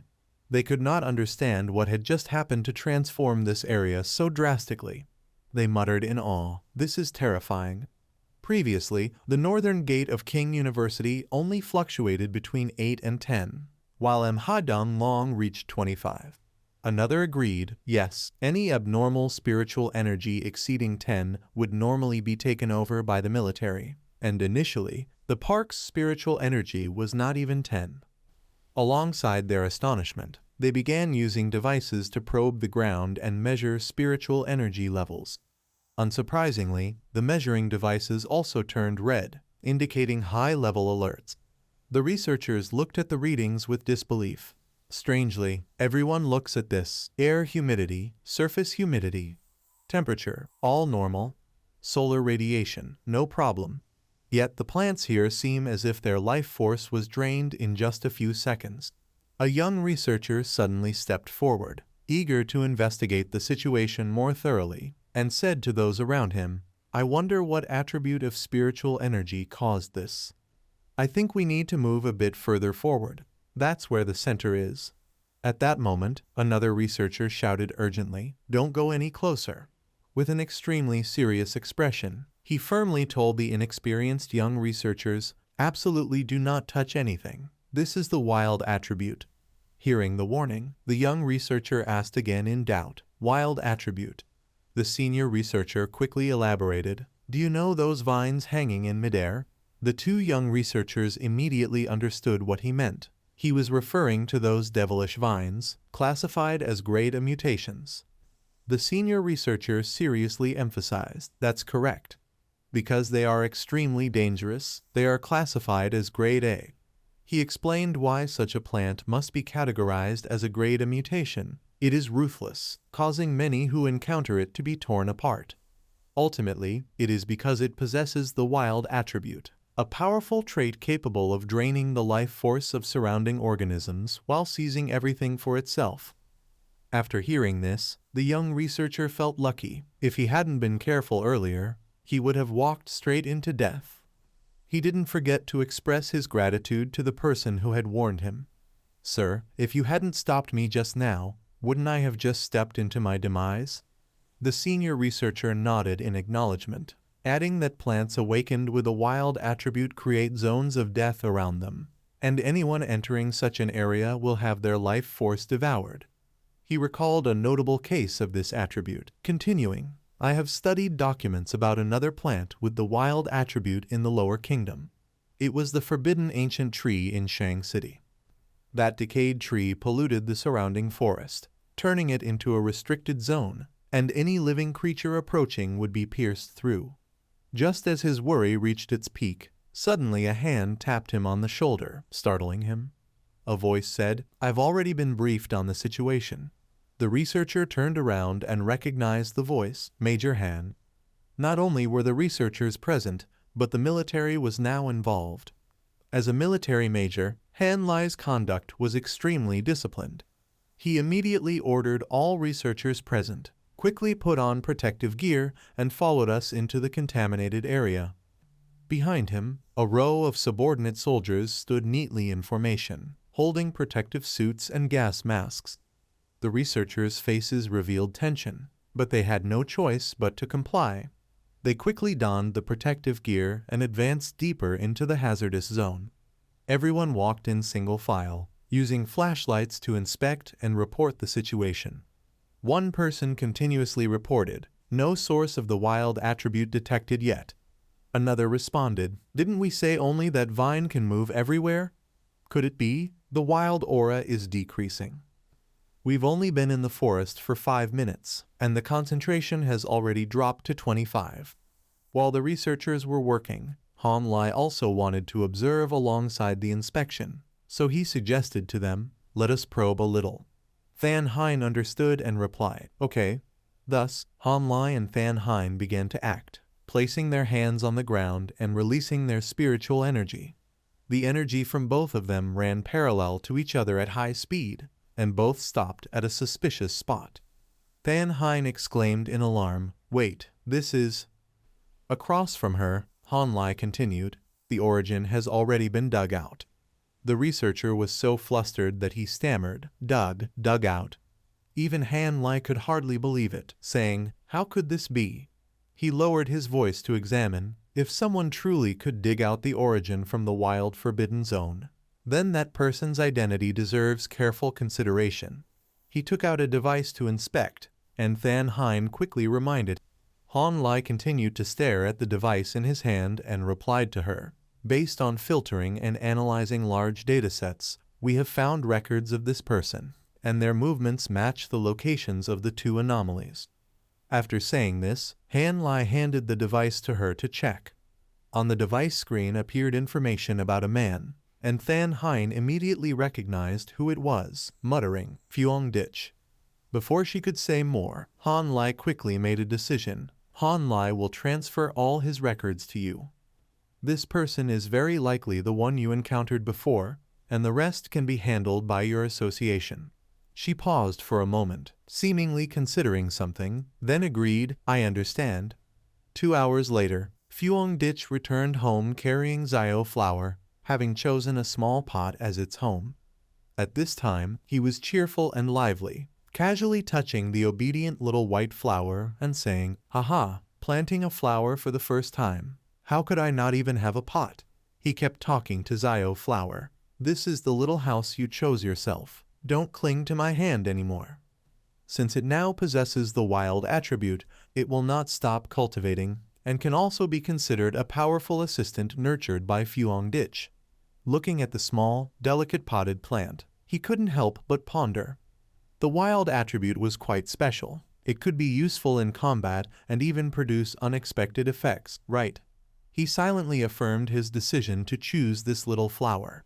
Moreover, it looked just right, ordinary and unremarkable, so even if Lin Yi happened to see it, she wouldn't find anything suspicious.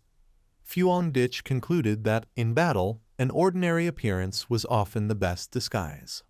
Seeing the little flower quietly listening to him, Phuong Dich gently brushed his fingers over its petals and reminded it, in real combat, strength only accounts for part of the outcome. What matters most is who has more hidden cards to play. Suddenly, the phone rang. On the screen, the caller's name is displayed. Old Wang, the neighbor. Phuong Dich stared blankly for a moment. Old Wang? Then he remembered that familiar name belonged to his childhood friend, the one who had joined the army 3 years ago and hadn't returned since. Memories from their carefree school days came flooding back. Phuong Dich and Wang Liang were as close as brothers. Old Wang, full name Wang Liang, had been his neighbor, his deskmate from elementary through middle school. They should have continued together in high school, but Wang Liang had patted him on the shoulder and said, "I'm joining the army." Remembering those carefree days, Phuong Dich hesitated before picking up the call and greeted, "Hey, you rascal, you're back already." From the other end, Wang Liang's familiar voice rang out, "That's right, wanting to grab a drink. Let's meet at the usual spot." The sudden invitation caught Phuong Dich off guard. he asked, so suddenly. Wang Liang chuckled sheepishly and said, "Yeah, I've got something important to tell you, but don't faint when you hear it, okay?" As soon as he finished, Wang Liang hurriedly hung up, placing his phone down on the table. He didn't know that their conversation had been monitored by two others, Fan Hein and another woman named Qi Lam. Both had listened to everything. Wang Liang immediately turned serious and reporting to the superior, "I've done as instructed. But I'd like to request, if Fuong Ditch isn't the person we're looking for, can we ensure his safety?" The female officer calmly tapped her index finger against the table, thinking for a long while. Then, with a cold and measured tone, she warned, "Just carry out your mission properly. Don't do anything unnecessary. If he's not the one, then treat him as a friend and give him a few words of advice." Fuong Ditch and his close friend Vuong Luong were celebrating together, clinking their glasses. Vuong Luong was still enthusiastically finishing his beer, while Fuong Ditch observed his appearance and demeanor, smiling to himself as he thought that judging by how Vuong Luong looked now, he must have gone through a lot in the army. That silly guy had become much more mature. He asked Fuong Ditch how things had been, saying that over the past 3 years, he had experienced many emotions and life in the army had changed him. "What about you?" he asked cheerfully. Fuong Ditch replied with a light smile, saying it was fine. He got into college. Not bad at all. "Oh." Fuong Ditch smiled faintly, thinking to himself that in his previous life he never had the chance to see Vuong Luong again. In times of chaos, even hearing any news would have been impossible. The bloody images of war were deeply engraved in Fuong Ditch's mind. He felt a wave of emotion, knowing that as a soldier, his friend might have died at some unknown moment in some nameless battle. This time, could he change the fate of his old friend? Suddenly, Vuong Luong turned serious and asked Fuong Ditch if he had encountered anything strange lately, like in the movies, zombies or monsters or something like that. Fuong Ditch was taken aback. This guy, but thinking carefully, it made sense. Someone in the military knowing about the revival of spiritual energy was nothing strange. Was he trying to test him?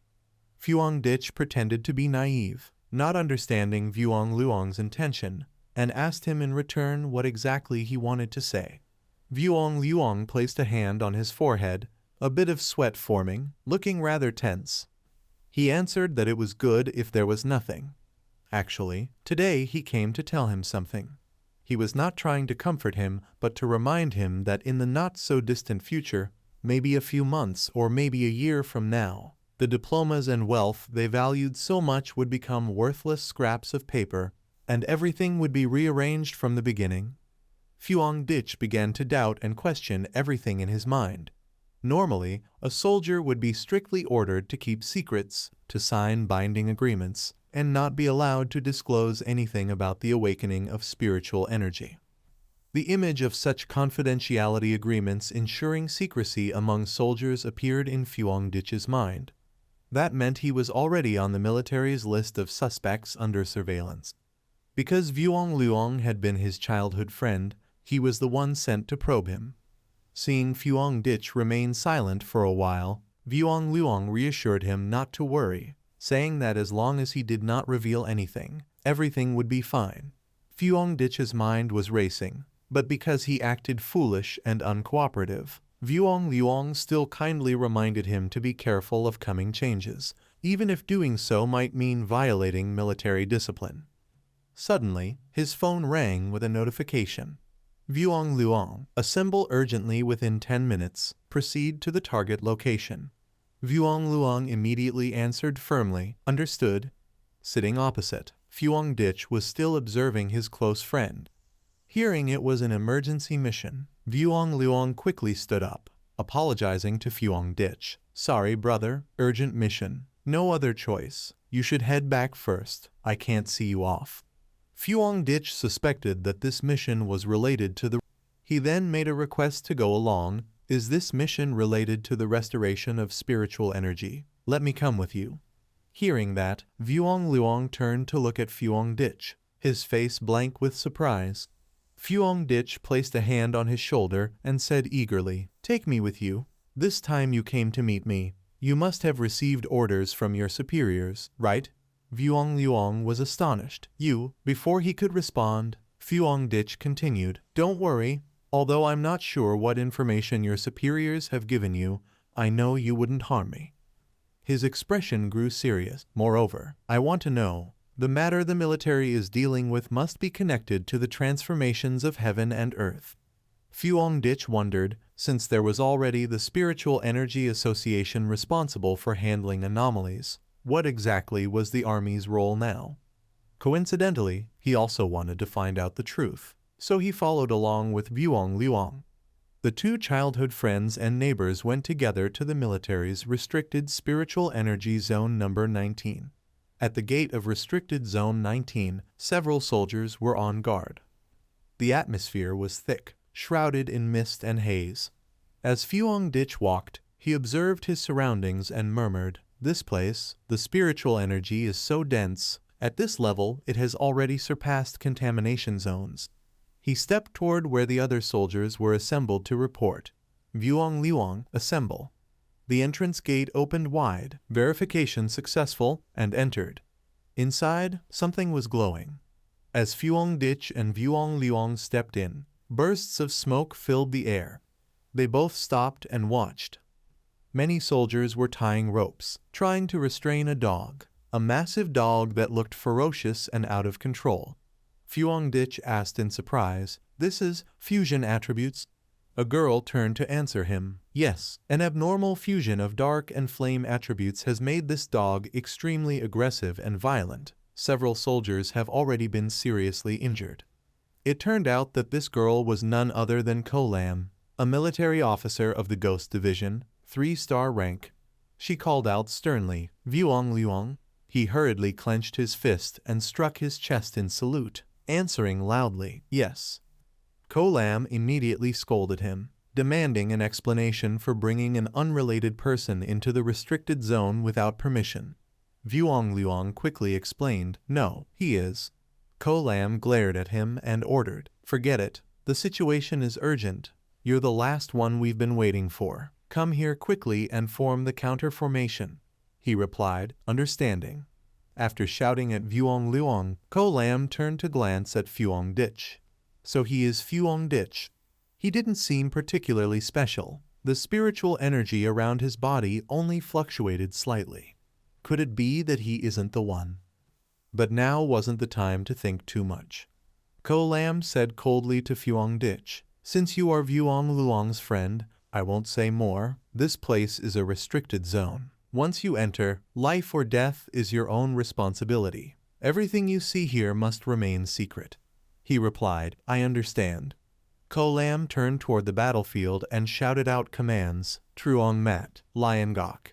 Hearing her order, Truong Mat and Lion Gok stepped forward. Leaping from afar, Ko Lam fired her weapon at the demonic hound.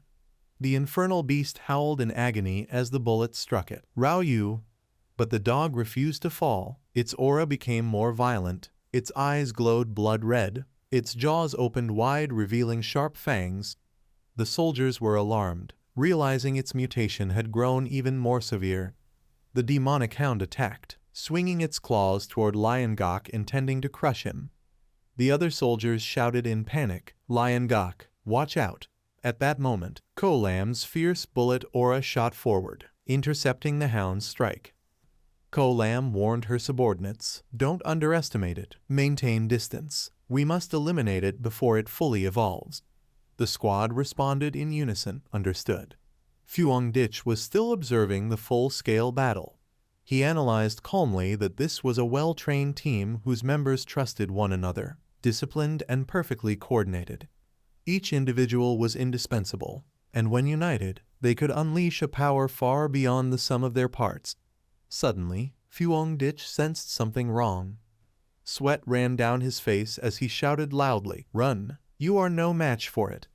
The demonic hound erupted with a wave of violent energy, releasing a purple aura that radiated pure death.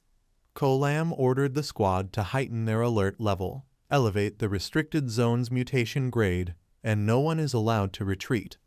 Though the soldiers were terrified, they obeyed without question, understood.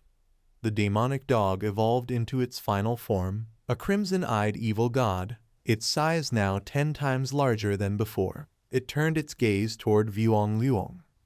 Ko Lam shouted, "Attention! The demonic hound has fully fused with the dark attribute. Complete mutation confirmed."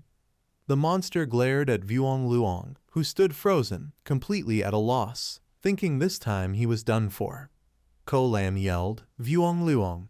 Vuong Ditch's eyes blazed with killing intent, anxious for his old friend whom he had just reunited with and still owed a drink. "This is bad." The demonic hound slammed its claw down toward Vuong Luong, who barely dodged it in time. Ko Lam urgently reported to command, "All units listen. Restricted Zone 019, mutated demonic hound of level C has now fully evolved and upgraded to level B. Combat strategy updated." Behind them, Vuong Ditch was advancing. Vuong Luong staggered back, coughing blood. Vuong Ditch rushed over, helping him up and asking, "Are you okay?" Vuong Luong forced a weak smile. One of his arms was cracked and bleeding under the immense pressure of the evil aura. "I'm fine, just poured too much spiritual energy into the binding collar, then got hit by backlash." He tried to say with pride, "Don't worry, all soldiers of Restricted Zone 19. Before he could finish, Vuong Ditch looked at him coldly, speechless. Ko Lam slammed her gun hard against the ground and commanded firmly, "Everyone, no matter what tactics or methods you use, even if it costs our lives, we must never let a level B mutation escape this restricted zone." The giant dog advanced arrogantly, confident of its strength. Suddenly, the raging god within Vuong Ditch awakened. He leapt forward like a flash. Ko Lam turned in shock, shouting, "What are you doing?" Without a word, he charged ahead like a divine being. Vuong Ditch charged forward, killing intent surging as countless blue lightning bolts surrounded his body. His cold voice rang out, "So arrogant, aren't you?" Vuong Ditch advanced straight toward the demonic hound, his hands gathering the radiant energy of thunderlight. Seeing him rush in, the monstrous beast also prepared to strike back. The demonic hound unleashed its attack, but Vuong Ditch swiftly used light movement to leap high into the air and evade it. "Then let this divine thunder temper you." As he spoke, he brought down a devastating thunder palm from above onto the crazed beast's head. The blast of thunder exploded like a storm from the heavens. The demonic hound screamed in agony, as if struck by divine lightning. Electric currents crackled violently through the area, and the sheer impact of the attack caused the ground to tremble. Even the seasoned soldiers couldn't withstand the shockwave radiating from Vuong Ditch's strike. Witnessing this overwhelming power, Truong Mat was stunned and exclaimed, "Am I seeing this right? That was a level B mutation. One even Commander Ko Lam couldn't handle alone." Vuong Luong, horrified, reported to Ko Lam, "Commander, could it be that my brother, that he really is?" She replied seriously, "No, we're not mistaken. He is indeed the tyrant." As Ko Lam spoke, her eyes remained fixed on Vuong Ditch. By now, the monstrous dog-like creature had been completely subdued. Vuong Ditch looked coldly at the demonic hound lying on the ground, still gasping weakly, and said, "Not dead yet. Then I have no choice." "Commander, old Vuong, step back." Ko Lam, still standing among her soldiers, was utterly shocked. She thought to herself, "We needed an entire formation, teamwork, and even the readiness to sacrifice our lives to handle a level B mutation. Yet he alone could accomplish this much. What kind of power is this?" Her eyes grew tense, deeply impressed by Vuong Ditch's strength. "I must admit, this is the purest form of the lightning attribute, the ultimate extremity of thunder itself. Even in the current Xia kingdom, such an existence stands at the highest level. If the world's spiritual energy were to be fully restored," as Vuong Ditch stood coldly with his fingers raised, gathering even more lightning, he didn't even bother to open his eyes to look at or guard against his opponent. Bolts of lightning began to rise from Vuong Ditch's fingertips into the sky, and Lam Ko was astonished, wondering how terrifyingly powerful he would evolve to become. In the heavens, a mysterious spiral appeared, and a supreme bolt of cosmic thunder was descending. Lam Ko stood frozen, her limbs trembling, before she turned away to retreat. Behind Fuang Ditch, the lightning that had just struck completely incinerated the pitiful dog monster. He was too cool, truly deserving of the title Tyrant. Fuang Ditch radiated an overwhelming aura, the temperament of a true overlord, standing alone against all. As the battle ended, Lion Gok craned his neck until it ached, rubbing it as he complained, "Oh damn, just watching made my neck go cold and my head buzzed." Truong Mat felt the same, trembling as he spoke haltingly. "Why does this lightning attribute feel 10,000 times more terrifying than the darkness that once covered the sky? Corrosion I can bear, but a lightning strike I cannot." Fuang Ditch walked toward Vuong Luong and gave his drinking buddy a thumbs up. "Old Vuong, it's done." Vuong Luong ran to him cheerfully, saying, "You brat, you scared me half to death." Upon reaching him, Vuong Luong didn't hesitate to give his friend a playful punch on the head. "Who would have thought my brother would be this strong?" Fuang Ditch laughed and said, returning kindness with vengeance, "Huh, I beat the dog and you beat me." Vuong Luong sincerely apologized, saying, "Sorry, I actually knew you might be an immortal walker. But military orders are absolute, and I dragged you into this." Fuang Ditch smiled in reply, "What's this? 3 years apart and you're acting distant." Suddenly, Lam Ko also approached Fuang Ditch, and he turned to look at her. Lam Ko extended her hand, sincerely wanting to shake his, and thanked him for his help. Fuang Ditch smiled, then reached out to shake her hand warmly, saying, "It's nothing, just think of it as me saving my friend." Lam Ko patted her chest and introduced herself. "I forgot to say, I am Lam Ko, in charge of guarding Forbidden Zone 019. You saved the 019 restricted area. I hope you can leave your contact information. I must make an honest report." Fuang Ditch cheerfully agreed, "No problem." Vuong Luong watched silently, thinking what kind of feeling it was to see a commanding officer show such respect to his childhood friend. Lam Ko then said, "Fuang Ditch, your strength surpasses many immortal walkers specially recruited by the army. Therefore I sincerely wish to invite you to join the ranks of the Ha Nation's military. But as a commander only guarding a forbidden area, I fear I'm not qualified enough to offer such an invitation." Lam Ko clearly held Fuang Ditch in high regard, and what astonished everyone even more was that his cultivation realm was likely at the 3rd star of the Ghost Palace stage. Yet his mastery had already reached, even surpassed, the level of a true spirit-molding sage. After hearing this, Fuang Ditch asked curiously, "Commander, do you mean that you feel unqualified to invite me?" Ko Lam admitted, "Yes, that is correct. I believe there is nothing to deny or feel ashamed of. This time we were simply following orders from our superiors, wanting to understand more about you, and had no intention of involving you in this mutation event. I think they will personally come to invite you." Fuang Ditch laughed heartily and said, "Not at all, not at all. In fact, I have great respect for all of you. Not everyone has the courage to sacrifice themselves to protect others. I had never witnessed soldiers fighting up close before, and just now, how should I put it? It stirred some emotions in me. My words may say one thing, but in my heart, Fuang Ditch thought I could be embarrassed for a lifetime." Ko Lam, "Thank you."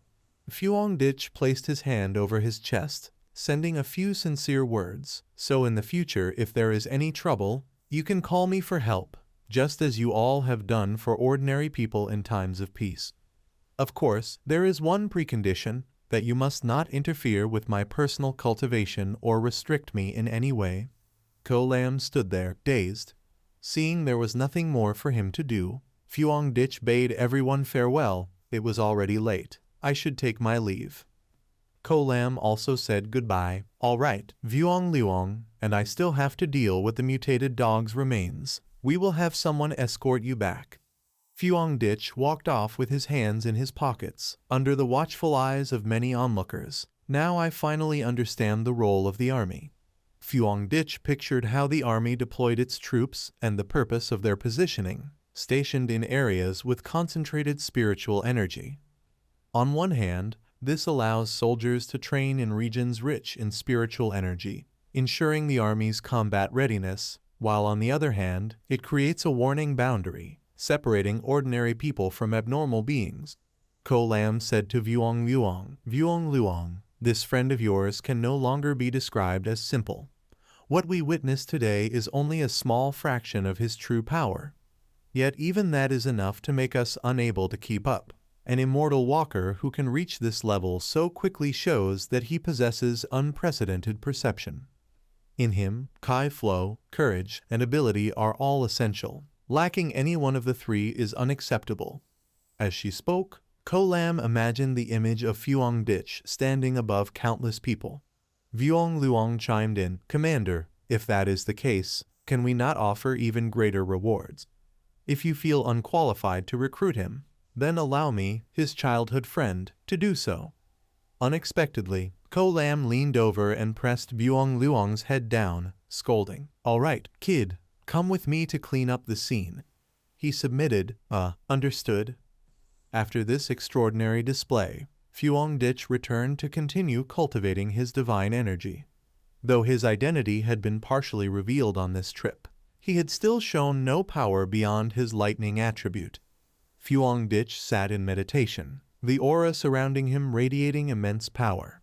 He thought to himself, moreover, judging from their attitude, perhaps this might not be such a bad thing after all. He recalled the moment when the soldiers were all in awe of his lightning abilities. Phuong Dich had not realized that the thunder attribute he possessed was so rare and so greatly coveted by many, as it could easily counter the dark and evil attribute. At least now he knew, this lightning attribute was extremely rare, almost unique, and it could suppress the power of darkness, making it something the military deeply desired. Phuong Dich sighed. By now, he understood both himself and his surroundings. In order to recruit him, they would neither threaten nor suppress him, but instead allow him to have a voice of his own, granting him the fastest path to strength and access to the most advanced channels of information. He had also come to understand the difference in function between the military and the Spiritual Energy Association. He pictured two people he had encountered, each representing a different organization. The military, those shadow guardians, were like a sword in the darkness and the shield of the nation, doing their utmost to maintain the current peace and stability of its citizens. The government, on one hand, used the restricted zones to protect ordinary people, while on the other, sent out signals that the recovery of spiritual energy was near, both sides advancing together. Then Phuong Dich thought about the rhythm of city life. The city was the heart of protection, as the government not only used the restricted zones to keep ordinary people safe, but also released signs of the coming resurgence of spiritual energy. Two efforts advancing in parallel. It was all to buy time for the common folk, so they would not be crushed and scattered when abnormal beings began their assaults. Streams of golden energy gathered and focused into Phuong Dich's abdomen. He clasped his hands together, capturing the sphere of energy forming before his chest. As expected, the restricted zone was overflowing with spiritual energy. Absorbing the wild power had not yet brought him to the verge of breakthrough. Yet just by staying within the restricted area for a short while, he could already feel his body brimming with energy. Phuong Dich's eyes shone brightly, arcs of lightning flashing around his body, a clear sign that he was about to advance to the next stage. At that moment, Lin Yi, Phuong Dich's younger cousin, was walking down the street carrying a bag. Perhaps she was heading to find him. She wondered if her cousin had returned home, and if not, maybe he could still try her cooking to see if she had improved. But then, Lin Yi froze when she looked toward where Phuong Dich was cultivating. A surge of energy was rising violently. Realizing something unusual, Lin Yi sensed that something dangerous was about to happen. Her eyes widened in shock as she stared at the terrifying waves of energy. Was this the fluctuation of someone ascending to the ghost domain stage? No, that was not right. This aura was far more dreadful. Even the heavens above seemed to be resonating with this.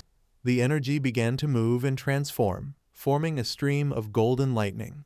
Lin Yi panicked. It's moving. Wait, this is not the ghost domain. This immense power is the streams of lightning connected to form a hand pointing straight up to the sky. Lin Yi was bewildered. Spirit creation realm, such a powerful immortal walker, and right here beside me. She stood there in awe, drenched in sweat. Turning to the military area, the alarm devices were quietly sounding. Warning, warning. The anomaly index had reached 99. The anomaly index had reached 99. The magnetic and spiritual energy fluctuations were detected 5 kilometers southeast of the city, and all the soldiers were in panic. Hanla signaled, "What's happening? All units, emergency entry to the target area." Fan Hein thought anxiously, such a strong abnormal phenomenon, how could it have gone undetected until now? This index is enough to destroy an entire city. At the target area, the soldiers observed the model and saw a strange lightning cluster in the city center. They exchanged hurried words. A spirit creation realm immortal walker has just appeared. In other words, this place is about to face a catastrophic disaster, and it's also possible that both interpretations are correct. Han Li was extremely worried, wanting to gather all available resources immediately to respond, and ordered reinforcements from headquarters, requesting all the most advanced equipment and resources except large-scale destructive weapons. A soldier rushed in to report to Major Hanley. "Major Han, the alert has been lifted. The anomaly has been eliminated. It was an immortal walker ascending." Fuang Ditch had already stopped cultivating and exhaled in relief. As a first-rank spirit creation realm, Fuang Ditch rubbed his head and neck, feeling neither fatigue nor obstacles. This game was too easy. He hadn't expected the breakthrough to be so effortless. Besides his body feeling lighter, there seemed to be no other significant difference. Fuang Ditch checked his phone and discovered a message from Vuong Luong, Mount Liang Hero. Mount Liang Hero sent an image of the university sports ground. Shocked, a large fire had appeared at Fan University for unknown reasons. Hot. "Hey guys, check this out quickly." Internal news confirmed. This is an abnormality emerging from the polluted area. Moreover, this is already the second time. Fuong Ditch replied, "You mean the previous abnormal high temperature at the north gate, and this time it has shifted to the schoolyard catching fire." Mount Liang Hero continued, "So you already know about this too. It is said that previously a celestial practitioner had purified the polluted area of Fan University. But for some reason, the abnormality has appeared again." "Do not say I told you this." Fuong Ditch responded, "I understand. I will go find your superior immediately." Mount Liang Hero warned, "Mentioning this, my friend, I have to tell you something. Your power is too great. Even my superior said it cannot be controlled. I can no longer protect you. From now on, when you go out, you must be extremely careful." Fuong Ditch paused for about 2 seconds thinking. Fuong Ditch considered, "Vuong Luong is right. This is also the reason why I have always been cautious with the Army and the Spirit Energy Association. Being too flashy does not always bring good results. That is also why I have always retained the strength of the Yang Flame attribute and the Red Fire Dao technique." Fuong Ditch texted back to Vuong Luong, "Don't worry, I will be careful. I still have my trump card." At that moment, Lam Y also arrived, and she said, "I'm home." Lam Y brought food, asking Fuong Ditch if he had eaten yet. She asked, "Cousin, have you eaten?" "I brought food for you." Fuong Ditch coldly replied, still holding his phone just like modern youths. Fine, just leave it there. I will eat later." Lam Y looked at her cousin Fuong Ditch and felt discouraged. Two-faced cousin. Lam Y looked at Fuong Ditch, still addicted to scrolling through social media, in her mind full of resentment. "My cousin is very good-natured, has no bad habits. The only problem is laziness. He just likes lying around at home.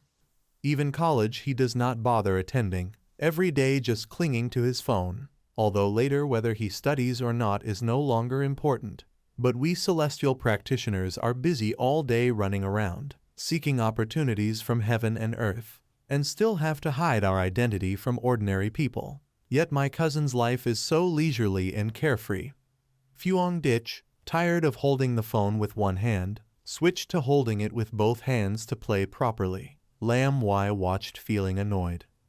The more she thought, The more upset she became, Lam Y rolled onto the bed relaxing, but still very worried about Fuong Dich. In the same area, there has even appeared a supreme celestial practitioner reaching the formation-creation realm. Celestial practitioners who notice this fluctuation will surely spread it soon. Forget it. When that happens, I will protect my cousin, as a repayment for having stayed at our place. Thinking he was playing a video game, unexpectedly her father Fuong Dich was witnessing a fire. Ah no, a certain attribute, a flame, he thought. First it was abnormal high temperature, this time it is a fire. Could it be the yang attribute? From the images, the flames are erupting very fast and intensely. In the image, the flames had already erupted and burned everything to ashes. Fuong D letter 1 ECBCH grew curious and wanted to investigate, even thinking of inviting the new girl he had recently met to come along for fun. The video clip was too short, it ended abruptly, and the situation seemed even more serious than what had happened at the North Gate before. He wondered how the yang attribute would differ this time and decided he wanted to go there himself. But first he needed to contact her. The next day, at Than Than University, several soldiers were standing guard at the main gate. Around them, a few online content creators were crowding with their cameras, asking questions. They said, "We heard the university caught fire. Is that true? Were there any casualties? Why hasn't there been any official news? What about the safety of the students and the flammable materials in the school?" At that moment, the sound of two pairs of footsteps approached. It turned out the two people were none other than Ko Lam and Fuong Dich. The soldiers moved aside and opened the gate for them to enter. The crowd whispered curiously, "Who are they? They look so imposing." The impatient onlookers grumbled, "We are all kept outside. Why do they get to go in right away?" Ko Lam gazed toward the flames and said, "It has burned this much. This must be heavenly fire, right?" Fuong Dich, hearing the unfamiliar term, asked, "Heavenly fire?" She replied, "That is what the government has named it." The mountain forest was blazing fiercely, helicopters swarming above. Ko Lam explained, "There were no warning signs at all. The fire erupted suddenly, impossible to extinguish. It can only burn through everything it desires to consume. Isn't that fitting?" Ko Lam then said to Fuong Dich, "Fuong Dich, I will make a trip to the principal's office. Do you want to wait here or come with me?" He replied, "You go ahead, I will stay here." She responded, "All right, be careful then, I will see you later." Fuong Dich remained, quietly observing the scene, lost in thought. He crouched down and began to feel the ground with his hand. The scorched earth had already gone cold. Could it be that there was no heavenly fire energy left at all? If so, of course it could not be collected. It seemed he had thought too simply. Suddenly, someone called out his name in a familiar voice, "Fuong Dich." He turned to look and was surprised to see his ex-girlfriend. He spoke her name, So Than Li. So Than Li looked at him and realized it was truly the person she once loved. She asked, "Is it really you? Why are you here?" Than Li's friend, hearing her call the name, was shocked and asked, "Fuong Dich, is that the ex-boyfriend you once mentioned, the one who only got into college?" So Than Li nodded softly, "Yes." Thinking that Fuong Dich might still be hung up on her, So Than Li's friend teased him, patting Than Li on the shoulder and laughing, "My friend, I know you came here maybe still holding some feelings for Kine Lai, but the reality is very clear, you should just give up." Fuong Dich showed no interest, still thinking of her. Other nearby students also mocked him. "Huh, isn't that So Than Li? Why is there a male student with her? Probably just some poor admirer trying to flirt with the school beauty. Never seen him before, not even from our school. What is he doing protecting the school? Wasn't it said that surveillance had been increased? Why are outsiders allowed in? So annoying, these kinds of people just come to gawk."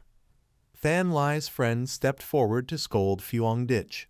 "Than Li is now the school beauty. I advise you to think carefully. Do you know how many outstanding male students are pursuing Kine Lai who are better than you? You have no chance. Go back. This isn't a place you can come to. And furthermore, our school is under lockdown.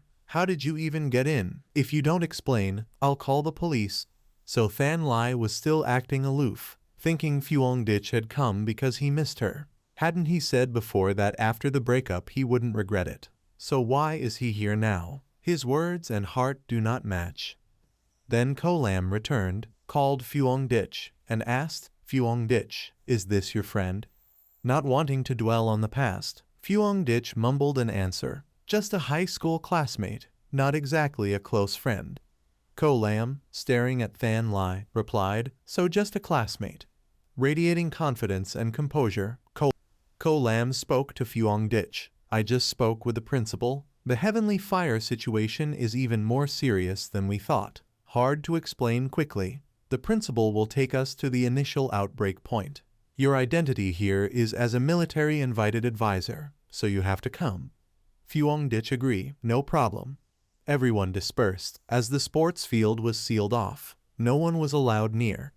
A mysterious man appeared, walking with a long cane, the principal, so Than Lai immediately recognized him as the school principal. The principal stepped forward to the crowd, his appearance extremely dignified and his demeanor exemplary.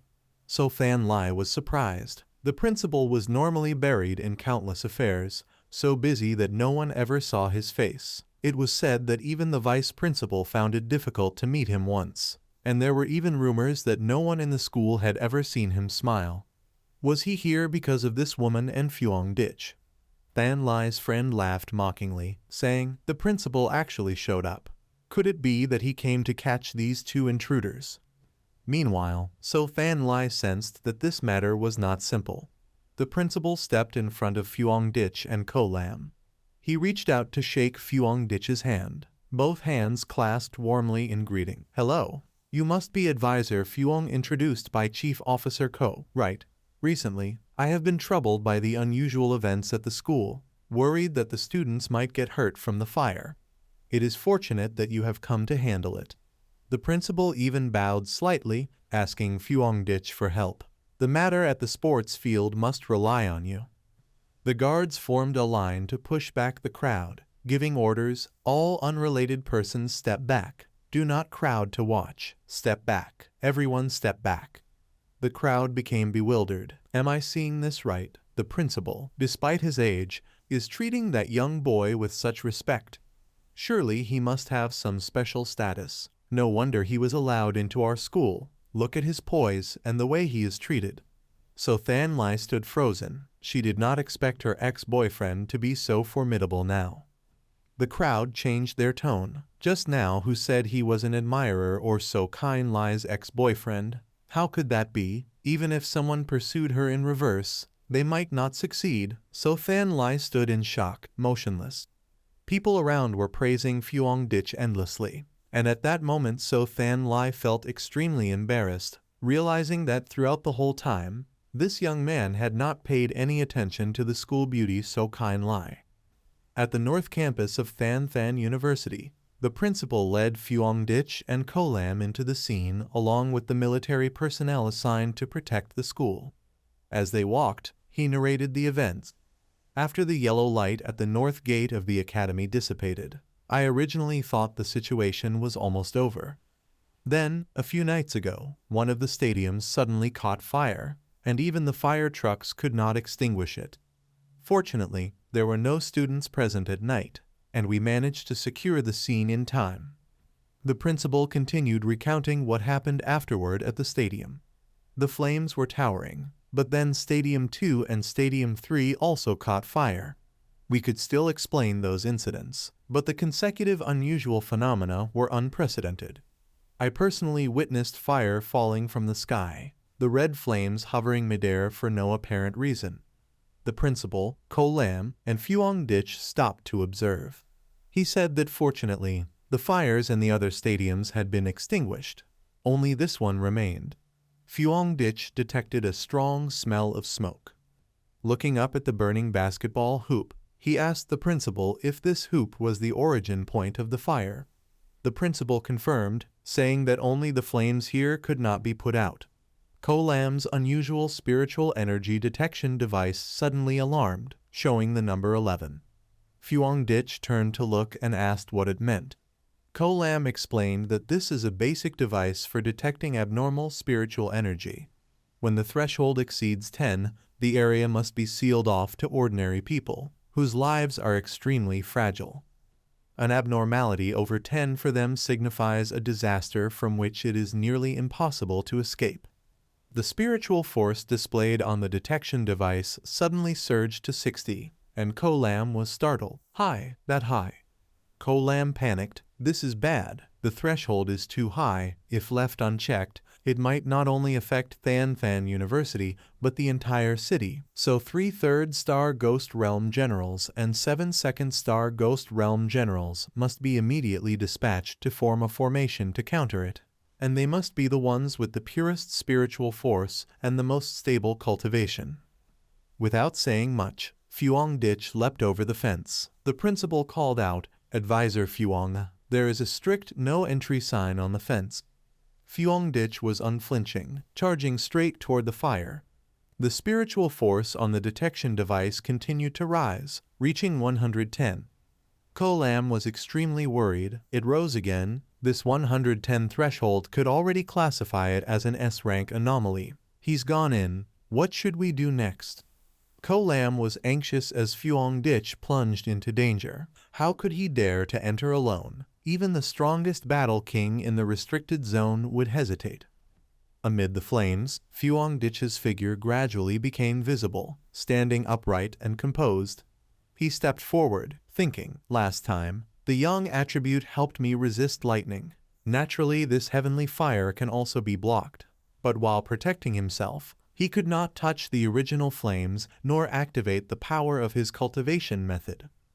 Fuang Dich approached the center of the fire, where the primal flames shaped into a monstrous creature resembling a fire dragon with eyes and fangs. He calculated, so I must get as close as possible to the primal flames first. Then, the fire monster opened its mouth and snapped, its fiery fangs sharp and hot enough to melt any living creature on contact. Meanwhile, Fuang Dich merely extended his hand, a tiny amount of aura spreading around him. Fuang Dich shouted, "Diamond body protection, release." The monster lunged closer. The shockwave from Fuang Dich's hand blocked the creature, but it still tried to charge at him. Sparks from the fire dragon flew toward Fuang Dich, but he maintained a defensive hand stance, one hand accomplishing everything. He detected extreme fluctuations of the heavenly fire attribute. Fuang Dich laughed, "Haha," saying it truly lives up to the name heavenly fire, capricious and even stronger than the wild power of death. But I must absorb you. He activated his supreme calculation ability, proceeding to compile. Compilation successful. Fuang Dich bared his teeth in a smile. You have received the long heavenly fire sealing technique cultivation method. 9 dragons heavenly fire, eliminating evil and demons, sealing all malevolent spirits.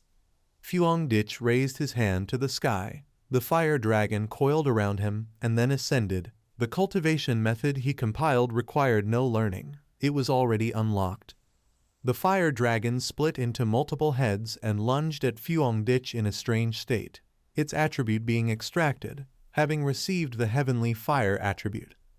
Fuang Dich closed his eyes and chanted the spell, then clasped his hands together shouting 9 dragons heavenly fire sealing technique.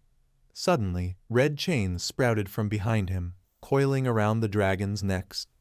Ko Lam, watching, realized this was a sealing aura. I have seen high-level military cultivators seal restricted zones before. Their movements differ from Fuang Dich, yet the sealing aura is extremely similar. Fuang Dich commanded collect, collect, and the chains coiled around the creature. The chains wrapped tightly around the fire monster, successfully sealing it. After controlling the fire dragon, Fuang Dich held it entirely in his hands, then slowly released it toward the basketball hoop. Fuang Dich told the principal, I will temporarily seal the heavenly fire here. Do not lift the seal on the stadium for now. Do not repair anything, and do not allow anyone near. This way, at least the heavenly fire will not continue to spread. The principal happily replied, Rest assured, the stadium. Ko Lam stood silently observing. Fuang Dich said that Than Bak is truly generous, having 7 or 8 stadiums. The principal smiled and replied, "Well, advisor, that is quite humorous, if you have a need." Kolam suddenly interjected, "Principal, I still have some matters to discuss with advisor Fuang." The principal scratched his head and replied, "No problem, no problem, please go ahead." Fuang Dich looked puzzled and asked why. Kolam said to Fuang Dich, "You've really been hiding this well." Fuang Dich continued pretending modesty. "It's nothing, just normal. This heavenly fire is very formidable and quite difficult to handle." Kolam went straight to the point. "Stop pretending to be ignorant. You know I am talking about how you've concealed your talent and cultivation level." She continued, "Well then, it's normal for a celestial practitioner to have secrets, especially someone as strong as you, Fuang Dich. Although I have no right to demand anything from you, I hope you will listen to what I am about to say."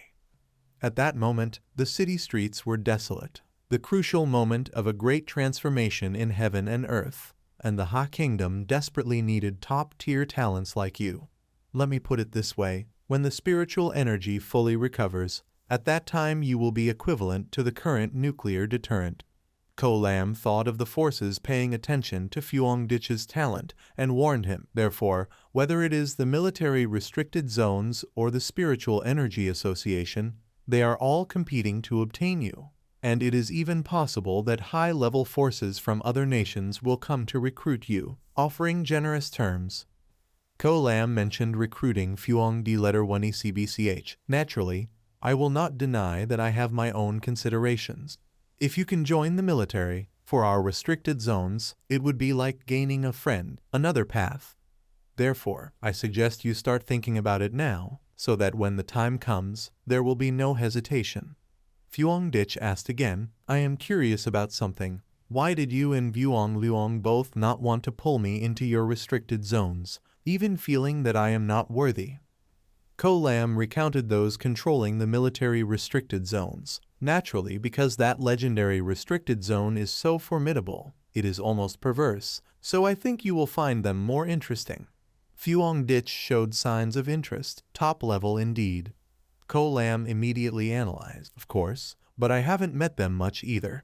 I heard recently they have been extremely busy. The top military of the High Kingdom has been so occupied that even military officials in other zones have only heard rumors."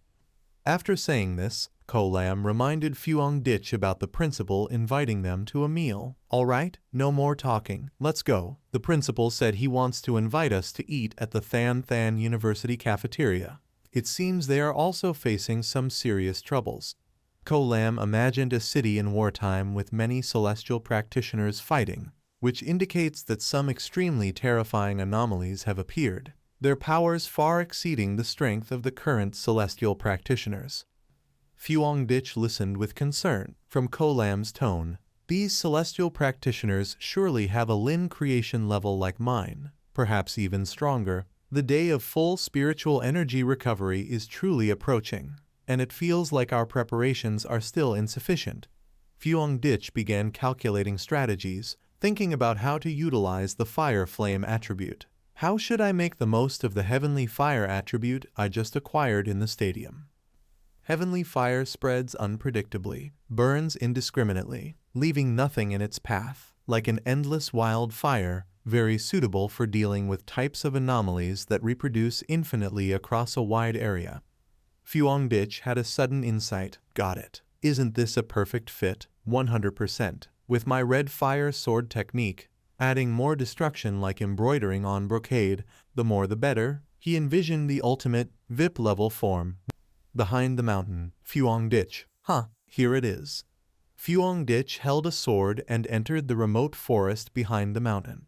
He saw a sign saying this mountain is dangerous, please do not climb, and wondered why the mountain had been sealed despite no anomalies appearing, although military news probably hadn't arrived this fast.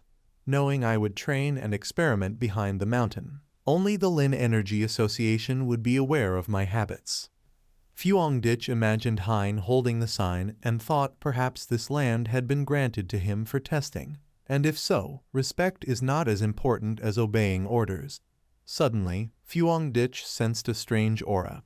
Wait, are there rogue creatures sneaking in behind the mountain as well? This aura was exactly like what he had encountered at the factory before, though not as dense. On a branch behind him, something unusual appeared. A strange creature resembling a monkey was swinging and observing him. Fuongditch raised his weapon, realizing it had consciousness, considering the enemy's strength to decide whether to attack. If so, let's take a closer look. Heavenly Fire, also called Supreme Flame, has a strong light attribute, specializes in exterminating evil. Should I attach the Heavenly Fire attribute to my sword path? Choose yes or no. Fuongditch swiped the sword with 2 fingers and said yes. The flames surged across his weapon. The Heavenly Fire blazed eternally, forming a fire sword. Combining this undying Heavenly Fire with my red fire sword technique, what effect would it ultimately produce? He glanced back at the strange monkey, which opened its mouth in shock. Fuongditch coldly swung the red fire sword downward, generating a dragon-shaped flame sword aura flying forward, saying, "Let's use you to test the sword." The monkey shrieked as it was hit. Fuongditch was delighted. Excellent. The energy of this flame is higher than the original red fire sword technique once, no, even twice, and this energy has no effect on me. Suddenly, he felt a freezing cold at his fingertips. Cold. Then let's chase and see what kind of rogue this is. In the same forest, a streamer was live streaming. Everyone, I really am not a fraud. Does anyone understand what it feels like to be super lucky since childhood? A rather lively girl was live streaming, saying, although this is my first day streaming, the content just comes to me on its own. User 123456 commented, "Fishing huh?" Urban Legend Spicy commented, "Stop showing off. If you're so bold, go straight to the north gate of Qingcheng University and record that high temperature phenomenon. I'll give you a rocket, other stuff is boring." The user Professional Fake Exposer 5000 Years commented, "The guy above must be on 2G. The hottest topic right now is the Heavenly Fire at Qingcheng University Stadium. All videos have been taken down." Suddenly, a monkey appeared out of nowhere, pinning the streamer down as her phone flew to the ground, its glass cracking but still recording her. The phone kept streaming the scene of the evil monkey strangling the girl. Urban Legend Spicy commented, "What's wrong with her? Did she see a ghost?" While Professional Fake Exposer 5000 Years said, "Damn, this acting started too suddenly. Fake effects look so cheap." No, she was really being strangled, helpless, tears streaming down her face. The monkey kept choking the poor streamer. Suddenly, Fuongditch's fiery aura shot toward the monkey. The creature fled, while the live chat was still exploding with comments, "Holy crap, what's that? A fire dragon, awesome, top tier effects." Viewers, 13,054 people. Many were watching the broadcast. The stream captured the fire striking the strange monkey. The streamer asked, "Who are you?" She hurried to grab her phone to record the moment. Flames roared violently. "I got it. There's someone standing in the fire." The photo captured Fuongditch's figure within the flames, and she shouted, "It must be an immortal saving lives." Fuongditch's image quickly spread across social media, captions reading, "Blade light drenched in fire, one strike shattering the sky, a celestial descending to save the world, Heavenly Fire, nothing compares, the mysterious man wielding the Heavenly Fire blade, the king reigning over flames, creating a forest of fire."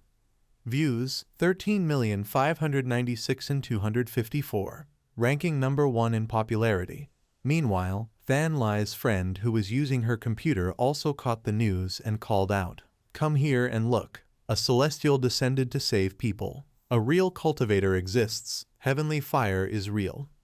Fan Lai stood with her arms crossed, uninterested. PFFT don't believe that nonsense. Everything online is staged with effects.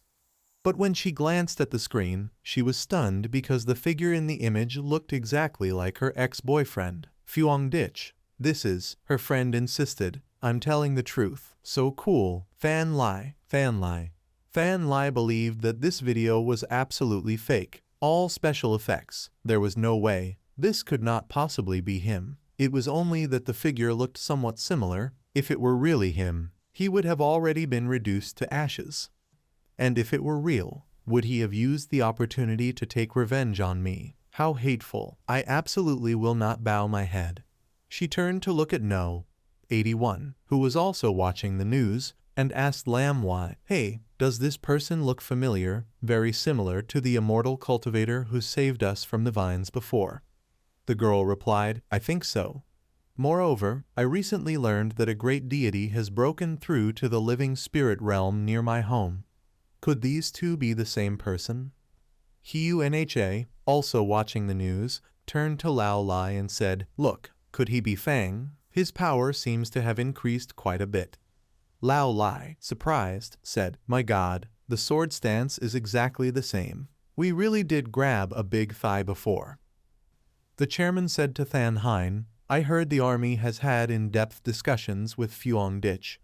Tu, you present, she said. I believe he will help us. Ko Lam spoke about Phuong Dich. In a short time he had ascended to the living spirit realm. What kind of monster is this? Even abnormalities tremble upon seeing him. Moreover, how many high-level attributes does he possess? Han Lei was analyzing computer data. 3 or more, with such potential. Our power is like that of a clown. Recruiting him is the only way. Ko Lam continued. So you're saying the higher-ups have already decided to act themselves? Han Le replied, Yes, it has been decided. But it seems the senior officials are not yet ready to lower their status to approach Phuong Dich. After all, the top immortal cultivators previously all appeared in the army.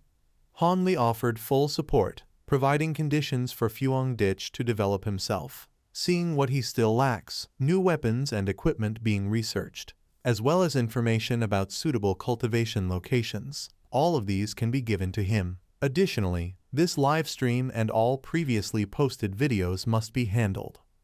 Than Hein was anxious. The entire spiritual energy of the Ha Kingdom had already focused on him. Ko Lam smiled secretly. This kid really makes one look forward to what he will do next. At the hospital, Ko Lam was speaking to her teacher, who was in a coma. Teacher, it seems the Ha Kingdom now has a new hope. Someone with such strength has appeared. The chance for you to wake up has increased a little. One day later, at Phuong Dich's house, Phuong Dich was eating breakfast while thinking about what happened yesterday. Yesterday, rumors were everywhere. Who would have thought a streamer sneaked into the back mountain to live stream? To gain fame, they really took a huge risk. He took a bite of bread and thought. However, now across the internet the video can no longer be seen. The live stream room has also been locked, probably handled by the army or the Spiritual Energy Association. Phuong Dich suddenly realized his cousin had gone somewhere and had not returned. Wait, Lam YY hasn't come home all night and hasn't messaged me. What's going on? Even if she was on a mission.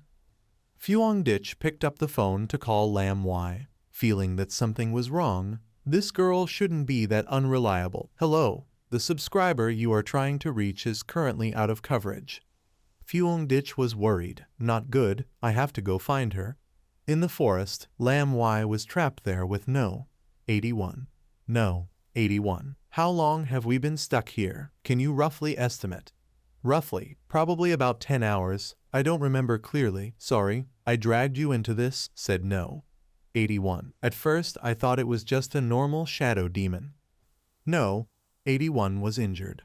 Lam Y said, All right, don't apologize anymore. After all, it's still because I'm not strong enough. Remember, always stay alert. Conserve your strength. Lam Y thought of the immortal cultivator whose superpowers she had witnessed. If only I could be like that great master. Suddenly, a monster appeared from behind, intending to attack both of them. Lam Y channeled her energy and blew part of the monster away. No. 81 saw that the creature had many skulls. Were these the people who had been trapped and died here? Lam Y explained, now they have become abnormal undead, playing with us, trying to assimilate us entirely. No. 81 helplessly said, our attacks not only have no effect on this black mist, but our spiritual energy is depleting rapidly, and we have no idea where the abnormal entity is. No. 81 realized the enemy's plan. They are gradually draining our energy, as if waiting for us to exhaust all our spiritual power, treating us truly like prey to consume. Here, it seems unbeatable. She was terrified, sweating. Suddenly, no, 81 shouted, "Ah, why?" Both of them looked up to see a red eye staring down at them. The strange object gradually split apart, dividing into multiple monsters that charged forward. No, 81 swung his hand, sending a wave of energy to push the monster away. Go away, damn it. Lamb Y warned, it's starting to lose patience, don't be careless. She noticed something preparing to attack from behind. Lamb Y was surrounded by the monsters, almost dead. Countless dark arms reached out to grab her, and she helplessly let go, waiting for death. I can no longer hear 81. That makes sense, we have both been swallowed by darkness. In the final moments, Lamb Y felt guilty for being reckless. Sorry, I shouldn't have acted on my own and been overconfident, thinking that the two of us could complete this mission alone. Indeed, the path of cultivation is fraught with danger. I have also thought that one day I would disappear in some unknown corner. Lamb Y reached out to cling to the increasingly fragile thread of life, but then wondered, what will the world be like at that time? And what role will the hidden immortal cultivators underground play? The majestic waves after the spiritual energy recovers. Perhaps I will never see them again. She closed her eyes, tears streaming down. Suddenly, a miracle occurred. A burst of blue lightning appeared. It was Fuong Ditch in his Thunderlight form. Fuong Ditch smiled, almost didn't make it in time. Lamb Y called out, "Cousin." Fuong Ditch destroyed the monster's body, bolts of lightning rippling across the sky. She kept shouting, "Truly my cousin, he saved me. Yet he is no ordinary person." No. 81 was lying collapsed on the ground. Lamb Y noticed another monster attacking Fuong Ditch. Careful, the abnormal entity's core is on the back right. Fuong Ditch ignited his flames. Perfect. Let me see what effect heavenly fire has on the dark attribute. He held the scarlet flame blade, a confident smile spreading across his face. Scarlet flame blade technique. Fuong Ditch slashed at the monster, burning away all the darkness. At that moment, no, 81 was being helped up by Lamb Y, still weak but conscious. Why, are we going to die? She panicked when she saw the blazing fire around them. What is this? What kind of sea of fire? Lamb Y smiled to reassure her. Calm down, look carefully, we're still alive. No. 81 blinked in confusion. Are we alive? Wait, you're... Fuong Ditch walked toward the two girls, speaking casually. It's done, all taken care of. I haven't even had breakfast yet. What about you two? No. 81 suddenly recognized him, realizing that Fuong Ditch was their old savior. It's really you, the one back in Yonghuo town, at the place with the deadly vines. You saved us. Fuong Ditch scratched his neck awkwardly. So easy to be recognized, huh? Lamb Y was stunned after hearing that. Wait, you mean the powerful fire element cultivator who saved us back then was actually my cousin? No. 81 laughed in disbelief. Oh my god, the super big boss is your cousin.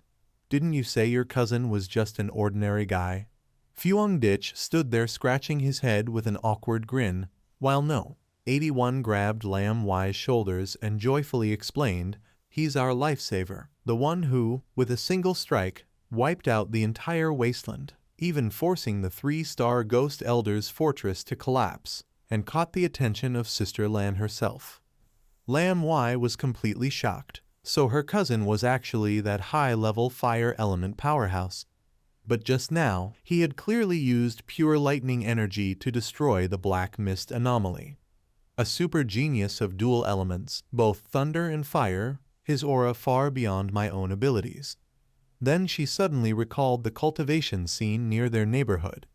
Wait a second. Could it be that the great expert who recently broke through to the spirit creation realm in our residential area was actually my cousin? Seeing the two of them going on and on analyzing everything in such a long-winded way, Fuong Ditch decided to just admit it straight away. All right, it's me. I also have something to ask you too. You know that anomalies of the dark element can't be dealt with like normal anomalies, right? So why are there only two of you here? Where are your teammates? No. 81 explained, Ah, well, Ingyu Mao seems to be seriously ill. Back when we were on missions, he always hid it from his family. And now that he's being held back, of course he couldn't come.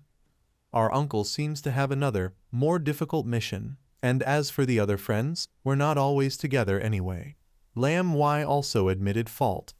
Yes, this time I underestimated the enemy, thinking that since I had broken through to the 3-star ghost realm, nothing could go wrong.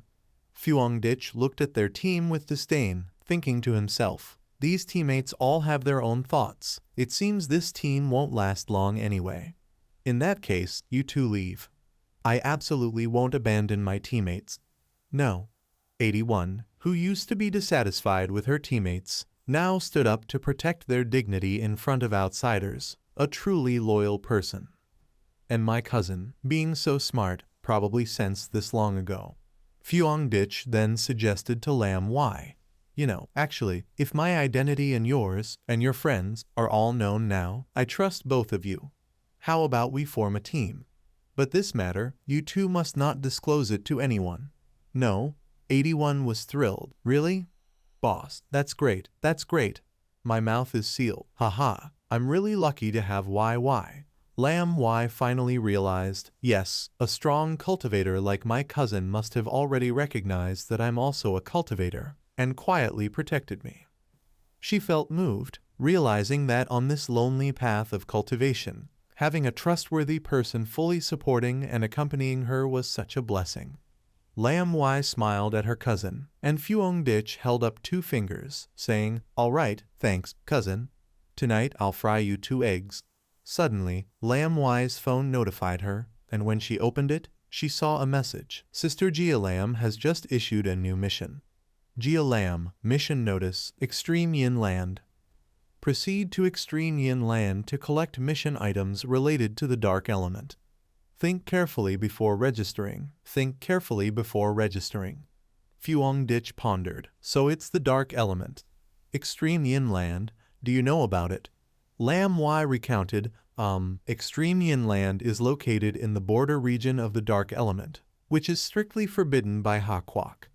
Because the dark element there is extremely strong, cultivators usually avoid the area and take detours when doing missions. The image shows a dark land dedicated to the shadow element. Moreover, most of the current anomalies in the city have emerged from that area, and the authorities have never explored deeply into this restricted zone. It is said that there have been very serious accidents inside. Fuong Dich asked Lin Yi to inquire carefully about the specific tasks to be carried out. So, we have to try and see. Ask her about the detailed contents of the mission. Did she answer? But number 81 said, no, Gia Lam is very mysterious. She has never said more than a few words. Fuong Dich sensed something unusual. The extreme Shadowland is within a restricted area strictly managed by the lower nation, with quite a few casualties having occurred there. Yet Gia Lam is still able to issue missions related to the extreme Shadowland for Zion practitioners. She is not a reckless rogue daring to defy the authorities. But her identity must be extraordinary, or perhaps she is actually a high-ranking official in the military or the council. I lean toward the latter. First and foremost, I registered my intention. Gia Lam, I want to sign up. Specifically, what must we do?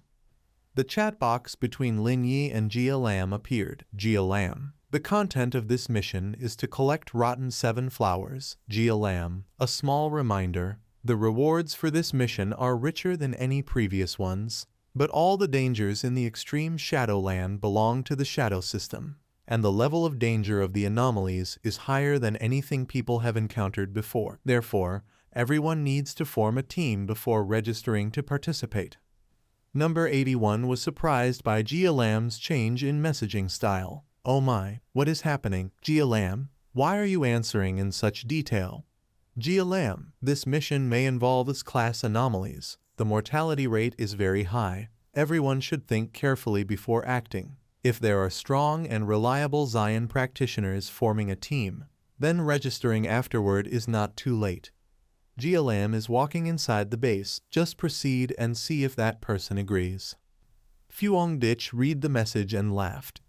If there are strong and reliable Zion practitioners, This is already very straightforward, only missing the sentence, I know you. I know Zion practitioners like you will be interested. You just have to dare to come. Fuong Dich said to his cousin Linye, it seems this is aimed at me. The extreme Shadowland with its gloomy view excited Fuong Dich. Interesting, the extreme Shadowland. Yes, I really want to take a trip there. Suddenly, a letter from Feng Haku arrived for Jia Lam, stating that this hidden mission is S-class, with a very high mortality rate. Everyone should think carefully before acting. And if there are strong and reliable Zion practitioners forming a team, registering afterward is still not too late. Jia Lam, our team has 3 people. In another place, the secretary behind spoke up. Sister Lam, their squad is over here. At that moment, she walked calmly and leisurely, saying, it's fine. If he is a Zion practitioner worthy of the lower nation's trust, he will come. Worry appeared on the secretary's face, but if he did not come, then this generation of Zion practitioners. Jia Lam continued calmly, if he does not come, it means fate has not arrived yet. Holding the flower in her hand, her voice carried a hint of coldness. Do you too think the mission to collect rotten 7 flowers is intended to deliberately lead strong Zion practitioners to their deaths? The secretary hesitated to explain, Sister Lam, before she could finish, Jia Lam interrupted. Carrying out a life and death mission like collecting rotten 7 flowers actually has a core purpose completely opposite to its appearance. Jia Lam continued to explain, this is an inevitable path to accumulate power for the lower nation. Only by collecting the rotten 7 flowers can we save even more Zion practitioners, whether they are the future core forces of the lower nation or the leading combat forces. Life and death remain uncertain. After speaking, she and her people stood by the sikut. Then Jia Lam held her teacher's hand, filled with determination, saying, no matter what, we must collect more rotten 7 flowers. Looking at him lying on the sikut, not knowing when he would wake, she felt deep sorrow.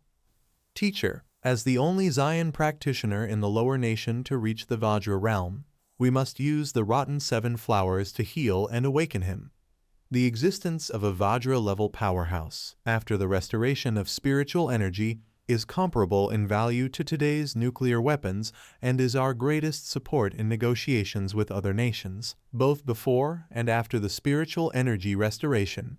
Therefore, even if a few Jia Lams, a few squads, or even more Zion practitioners are sacrificed, it is all worth it. But the secretary suddenly spoke in a worried tone. The mission is important, but the health of your excellency is equally important. Jia Lam at this moment could not contain her emotions and said, is my health important? Then she shouted in anger, yes, it is truly very important, because my life is brought back by my teammates. Suddenly realizing she had spoken too harshly, her face momentarily tightened in regret. A soft sigh escaped. Jia Lam's voice grew heavy. I'm sorry, I shouldn't have gotten angry with you. The secretary immediately panicked. Sister Lam, it's my fault. Has your headache returned again?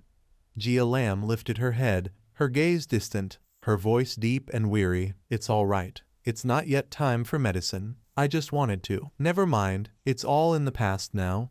Suddenly, images of the past flashed before Jia Lam's mind. Dust and smoke everywhere, explosions echoing in the night, heavily injured soldiers screaming, the squad holding swords, please retreat immediately. Nearby, there was someone, blood from his wounds spreading on the ground, struggling to crawl toward Jia Lam, his voice trembling. The extremely dark zone, truly an astonishing place. Zio Lam, the mission to collect the rotten 7 flowers, all of us can only entrust to you, for the teacher, for the lower nation, for everyone. Jia Lam clenched her fists tightly, tears streaming down. She screamed in despair, no, I will not go, Captain. His voice choked amid the rain and smoke. Then a burst of blue light erupted, transferring from the captain to Jia Lam. This is our attribute. I hope you can make use of it. You must survive and return. Jia Lam could not contain her own pain. They had transferred spiritual energy to me. She looked at her hands and continued to contemplate. Yet she did not know that if the blood taints it or if she fails to collect them all, the rotten 7 flowers would become useless. Scene shifts elsewhere. 1 hour and 45 minutes later, number 81 sighed in exhaustion. Still a few more kilometers to go. Suddenly she got an idea and spoke up. Hey, listen, boss, why? Everyone is already strong. Can we just fly a little? Lin YY turned to answer. When spiritual energy is not yet abundant enough for the human body to freely fly, even Zion practitioners cannot do it. At this moment, Fuang Dich cast his gaze into the distance. Straight ahead was the extremely dark zone. Then all three of them headed forward. Fuang Dich was deep in thought, covered by the dark attribute. Even with layers of obstacles blocking the way, he could still sense that unpleasant odor. They could still sense that horrible stench despite the barriers. Number 81 quickly hugged herself, her face unable to hide her fear. This stench is even more terrifying than the abnormal creatures we encountered last night. No, it must be 1,000 times worse. Lin YY, though full of concern, tried to reassure them. Stay calm, it has come now. Then Fuang Dich spoke. Not bad, look ahead. Unexpectedly, there are quite a few Zion practitioners who have come here as well. Lin YY glanced around and then spoke. That's right, I think it's not only because of the so-called generous rewards, but also similar to what 81 and I have experienced. The dark attribute is very difficult to deal with, bloodthirsty, and full of hostility toward humans. But now, in the city, there have been more than one unusual outbreak involving the dark attribute. The image of those bloodthirsty monsters appearing is terrifying just to imagine. Fuang Dich also agreed with Lin YY. That's right, I have confronted 2 dark attribute anomalies head-on. Then he recounted the fights with them. One was a mutated rabbit, but instead of a wild rabbit, it resembled a large rodent more. As he spoke, Fuang Dich's face darkened. There was also a large snake lurking in a factory at night. It had a higher level of intelligence than the mutated rabbit, able to cooperate to create traps that nearly wiped out the members of the Spirit Energy Association. Most importantly, just as YY said, these anomalies are extremely cunning. They seem to deliberately avoid the city border military defenses.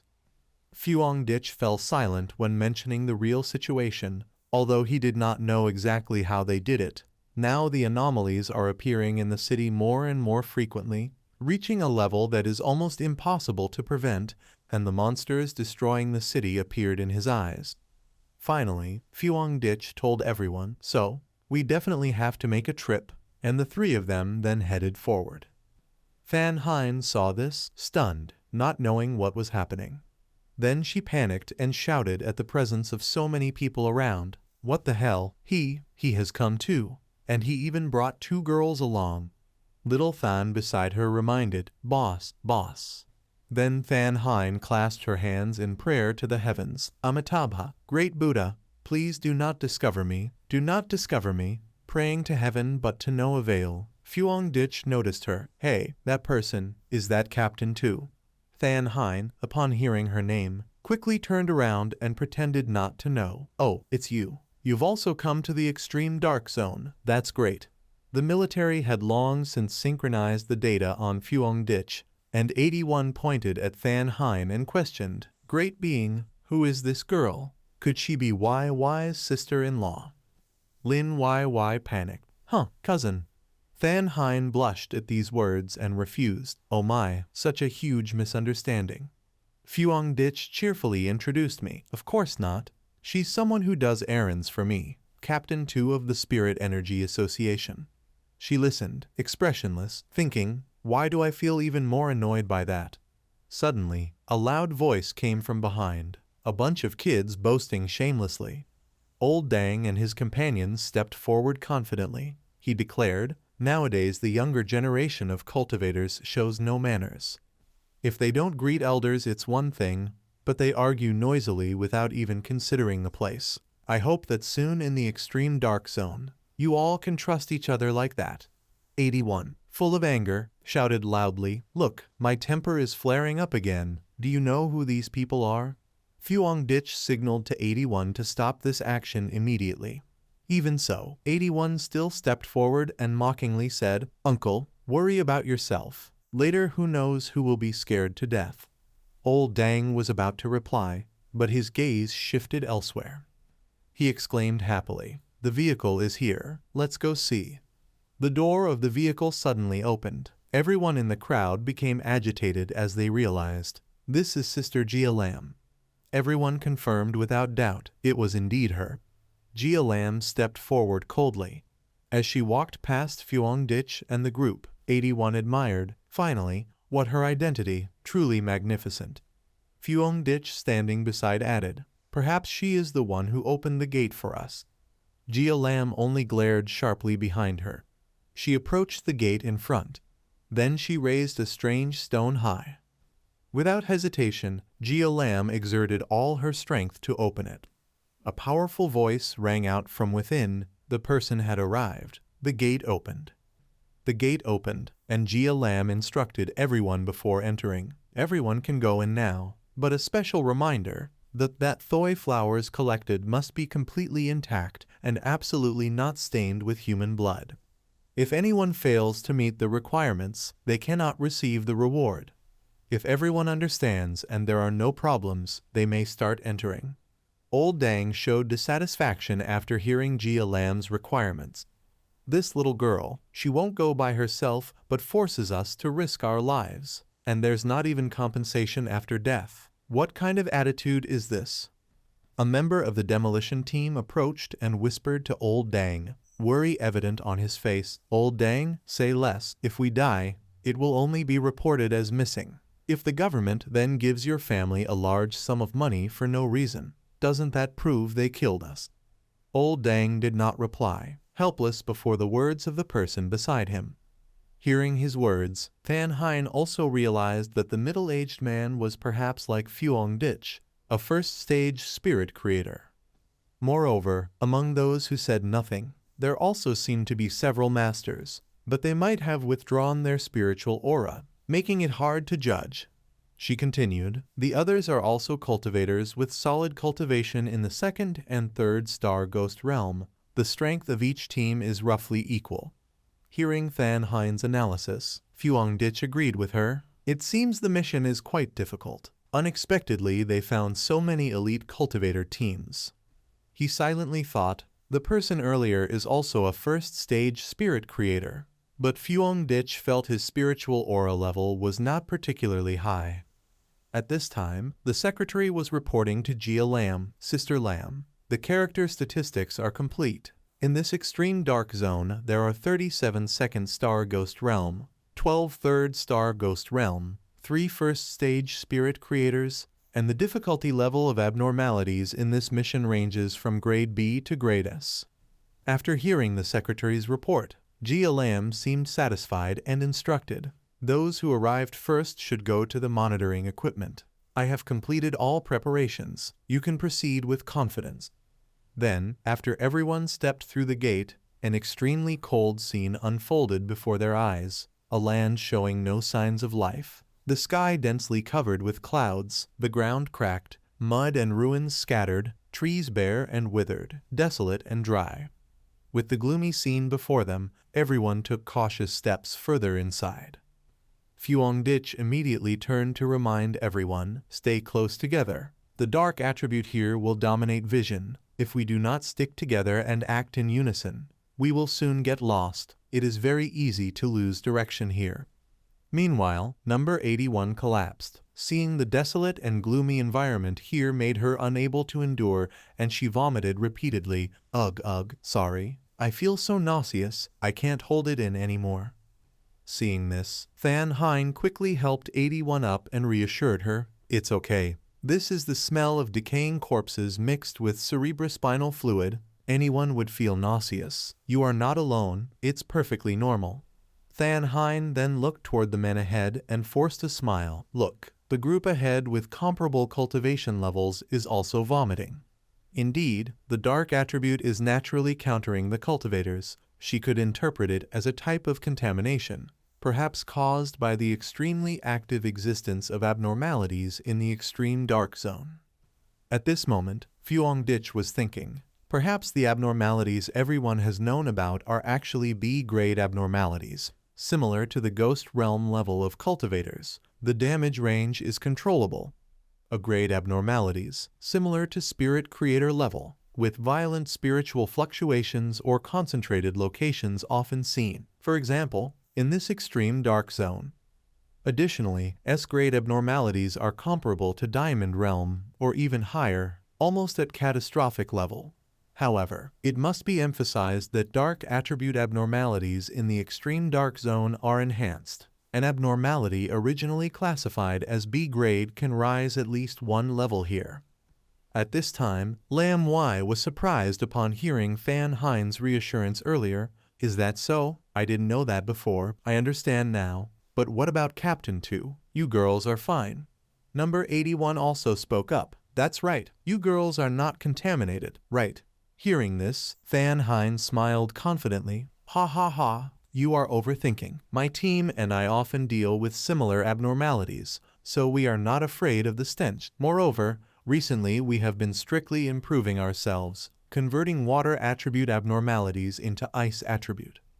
She further explained, Captain 2 has broken through to 3rd star ghost realm, upgrading her ability from water attribute to ice attribute, showing that her power is very high, and she is proud of her progress. Hearing this, number 81 noticed their levels were the same and said, Our levels are the same, Captain 2. I wonder if you feel the same as I do. As soon as I entered this thick mist, my spiritual power began to decrease. It's worse than what we experienced in the previous mission. Fan Hein also agreed and said, Yes, many experts have died here before, including elite army members of 1st stage spirit creator or higher, so we must be extra careful. At this point, Fuong Dich was also surprised. Unbelievable. We have to move quickly. Hurry up. This mission is very important. Lam Y also agreed. I don't see anyone ahead anymore. Let's stay closer together. Next, I will speak less to conserve energy. Everyone also focus your spiritual energy. Don't let this mist take advantage of any openings. At this moment, Fuong Dich walked while thinking. After everyone entered, it seems his body does not feel seriously uncomfortable. Apparently, the Yang attribute and the enhanced sub-demonic thunder attribute are effective in dispelling the dark attribute. Or after he advanced to spirit creation level, the effect of his spiritual energy became stronger. At the same time, elsewhere, Lao Dang was extremely confident and showed no fear as he faced the abnormalities. He unleashed slashes at the abnormal beasts and commented, In this extreme dark zone, are the abnormalities only this much? He was more confident than ever. Brothers, the rotting flowers will definitely be collected by us. Let the young group over there see what real strength is. Seeing Lao Dang's confident demeanor, his surrounding teammates seemed swept along, well done, and moved forward. Switching back to Fuong Dich's group, suddenly Lam Y coughed a few times, making number 81 worried. Lam Y, are you okay? In this situation, Fuong Dich thought that Lam Y was still ultimately a child. He stepped forward and gently patted her back a few times. Lam Y looked at Fuong Dich's action in surprise and exclaimed, Cousin. Immediately, her body was enveloped in a golden aura similar to Fuong Dich's. Lam Y raised her hand to feel it. This sensation, the nausea and corrosive darkness have all disappeared. At this moment she felt warm, like basking in winter sunlight. Everyone was amazed. No wonder this is the power of spirit creation level. Lam Y continuously sensed the changes in her body. The fire attribute was very warm, truly a rare high-level attribute. Since advancing to 3-star Ghost Realm, she had only now experienced the attribute more deeply. The girl looked at her hand and continued, My plant attribute has the specialty of absorbing due spiritual energy from plants between heaven and earth. Captain 2's water attribute mutated into ice attribute is also very rare.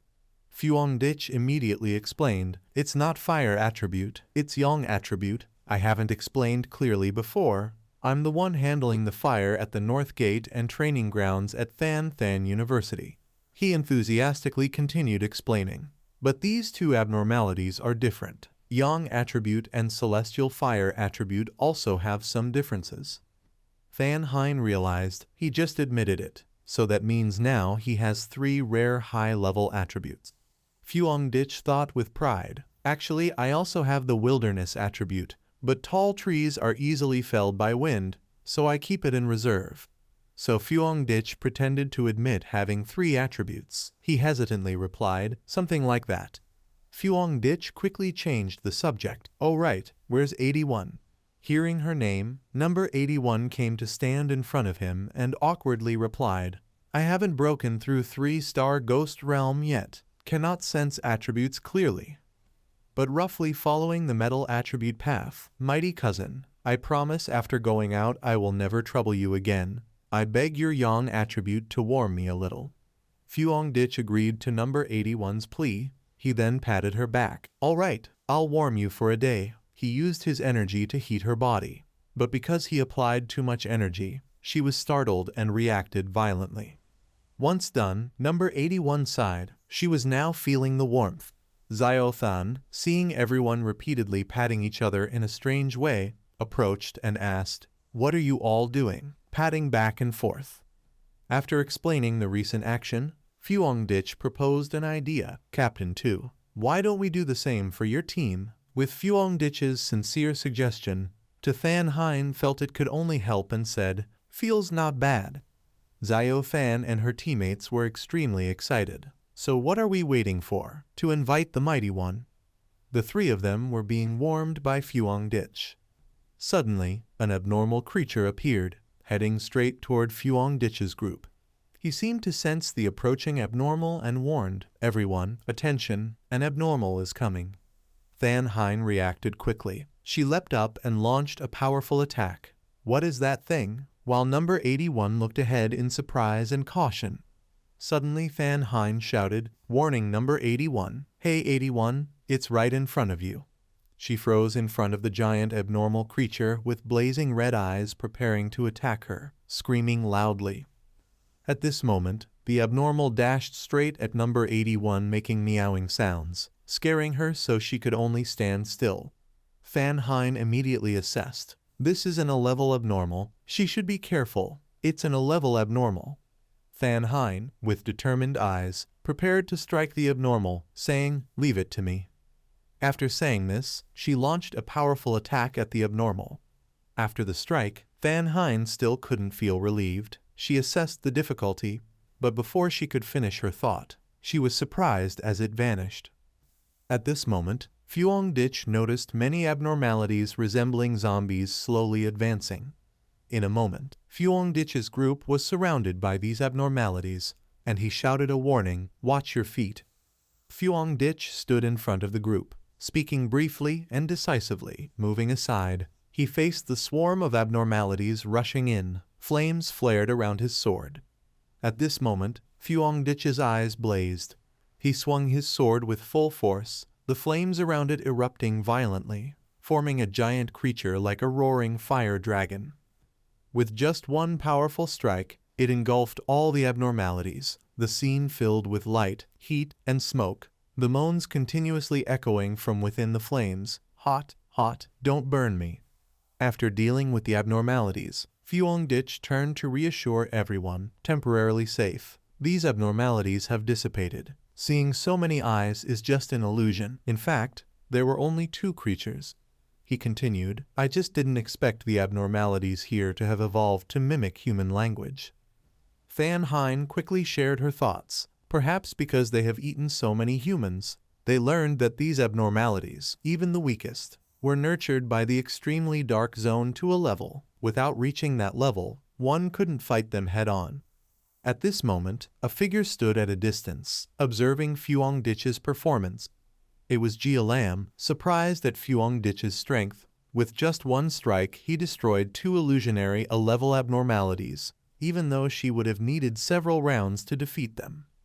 Back to Fuong Dich's group, Lam Wai told everyone, if what Captain Tu said is true, we must remain united. Otherwise, I think the abnormalities could disguise themselves and blend among us, attacking when we let our guard down. Number 81 was still collapsed on the ground, and Lam Wai shouted, 81, get up quickly. Number 81 hugged her arm, thinking, the oppressive aura is terrifying, more dangerous than cat demons and zombies, even a slight touch could burn me alive. This is the suppression of the level. Feels like I'm about to suffocate. Suddenly, a sound caught Fuongdich's attention. He looked toward the tall cliff where the noise came from. Lam Wai was slightly surprised and worried. Everyone listened. The sound of waves ahead. Fuongdich's face darkened, saying nothing, silently observing. Soon after, the ground began to shake violently. Someone's footsteps pounded rapidly toward Fuongdich's group. People around panicked and ran, shouting, running, stopping fighting. "This thing is evil. Save me. It's a ghost." Fuongdich, with a serious expression, focused intensely to assess the situation ahead. This is something that even a legendary army would suffer severe losses encountering. Lao Dang, with a terrified face, ran desperately forward, trying to escape this horrifying danger. Around him, many others were fleeing in panic. Behind them, the sky lit up with a blinding red light, from which countless dark shapes rose. It was the tide of darkness. A man seemed about to be swallowed, his body trembling, screaming in despair, half of him already engulfed by the dark tide. A ripping sound echoed, and his spiritual power dissipated in waves. Seeing this scene, Fuongdich remarked, "The smell of dark aura is too dense. The air feels suffocating." He wondered, have they really run out of ways to save him? Can we still escape in time? Then Fuongdich asked Captain Tu, "What does dark tide mean?" Than Hein explained while looking toward the darkness. The dark tide means the extreme of the dark attribute, a decay that can consume everything. Even the abnormalities inside it can be devoured. Clearly the plan this time could have avoided the tide of darkness. So how could it come to this? Oh gods, it's unbelievable. Have all the people ahead of us really died? Unbelievable. Fuongdich went silent after hearing her words. Lam Wai then added, "So this is the dark tide that everyone often talks about," she said worriedly and a little unsettled. "I've only heard about it on the forums. People say it's a power that can destroy an entire city, and now it's appearing right before my eyes." She said to Fuongdich, "Cousin, should we escape from here first? If we leave now, will it still be in time?" Meanwhile, Fuongdich gathered energy into his palm, a blue aura surrounding his hand. Then Fuongdich raised his arm high to create a golden space enveloping everyone, his spiritual power shining around like a lamp in the darkness. Fuongdich reassured everyone not to panic. This successive barrier has the effect of countering the dark attribute, and when needed, all power can be concentrated to maintain this spiritual barrier, protecting everyone from the shocks of the dark tide. Than Hein, furious, questioned Fuongdich, "What are you trying to do? Tell me, what are you scheming?" "The dark tide is a condensed state of the dark attribute. Even with our power we cannot resist it. That uncle at the one-star creation realm was swallowed immediately. Did you see that?" At this moment, a burning desire surged within Fuongdich. Condensed or not, I will destroy it. In him it was not recklessness, but as if he had seen the only path to save everyone. Fuongdich used two sources of power simultaneously, even his eyes radiating an immensely strong energy, and step by step he advanced forward. Lam Wai, seeing Fuongdich charging ahead, could only stand frozen. "Cousin, you can't." Than Hein could not believe what he said. "Oh my god, I didn't hear wrong. Is he really going to destroy the dark tide? He's insane." Ignoring everyone's words, Fuongdich rushed straight into the dark tide. He looked around calmly and said, "Just as expected, nothing beyond my prediction." From above, Fuongdich observed the abnormal creatures below full of eyes and analyzed these abnormalities. Rather than saying they are level controlled and evolved by the he observed the creatures distorted by erosion from the dark tide, just as he had predicted, from level B to level A, from level A to level S, and the level of all abnormalities in this dark tide. Even level SSS is not too much. No wonder it can easily swallow the creation realm elite spirit practitioners, who are humanity's finest. Fuongdich concentrated energy into his palm and unleashed that power toward the abnormalities ahead. The abnormalities showed no fear and charged straight at Fuongdich. He dashed forward, glancing at them. Fuongdich's trademark red eyes were now surrounded by golden energy like streaks of lightning. Then a sword strike from Fuongdich was unleashed, sparks blazing along the sharp path of the blade. He thought to himself, the power of a creation realm practitioner combined with an enhanced weapon, originally meant to face a level B giant serpent, can now easily destroy the fused level A abnormalities within the dark tide. He controlled his strength, each attack decisive and cold. In a moment, Fuong Dich shifted his gaze elsewhere and was surprised. In front of him he saw a familiar figure. He wondered, is that the person from earlier, and called out, "Hey, are you still alive?" The man groaned painfully, and although his reply was weak and fleeting, Fuong Dich thought, luckily there's still a response. It shows that his spiritual energy has not been completely consumed by the dark attribute, even though his foundation in the creation realm is not as solid as mine. But after all, he is a true creation realm practitioner. There is still a glimmer of hope. Fuong Dich then decided to save the man being corralled in front of him. He raised his finger to the sky and shouted, "Divine thunder!" With a sweeping motion of his hand, a bolt of lightning struck down fiercely. Just with that single strike, the man was freed from danger. The rescued man collapsed to the ground. It turned out to be Lao Dang. Seeing that he was still alive, Fuong Dich said, "Indeed, there is still a bit of hope to save him, but not much." Fuong Dich still held his sword tightly in his hand, standing and watching Lao Dang lying there as if he had realized something. Suddenly, the image of a monstrous abnormality appeared.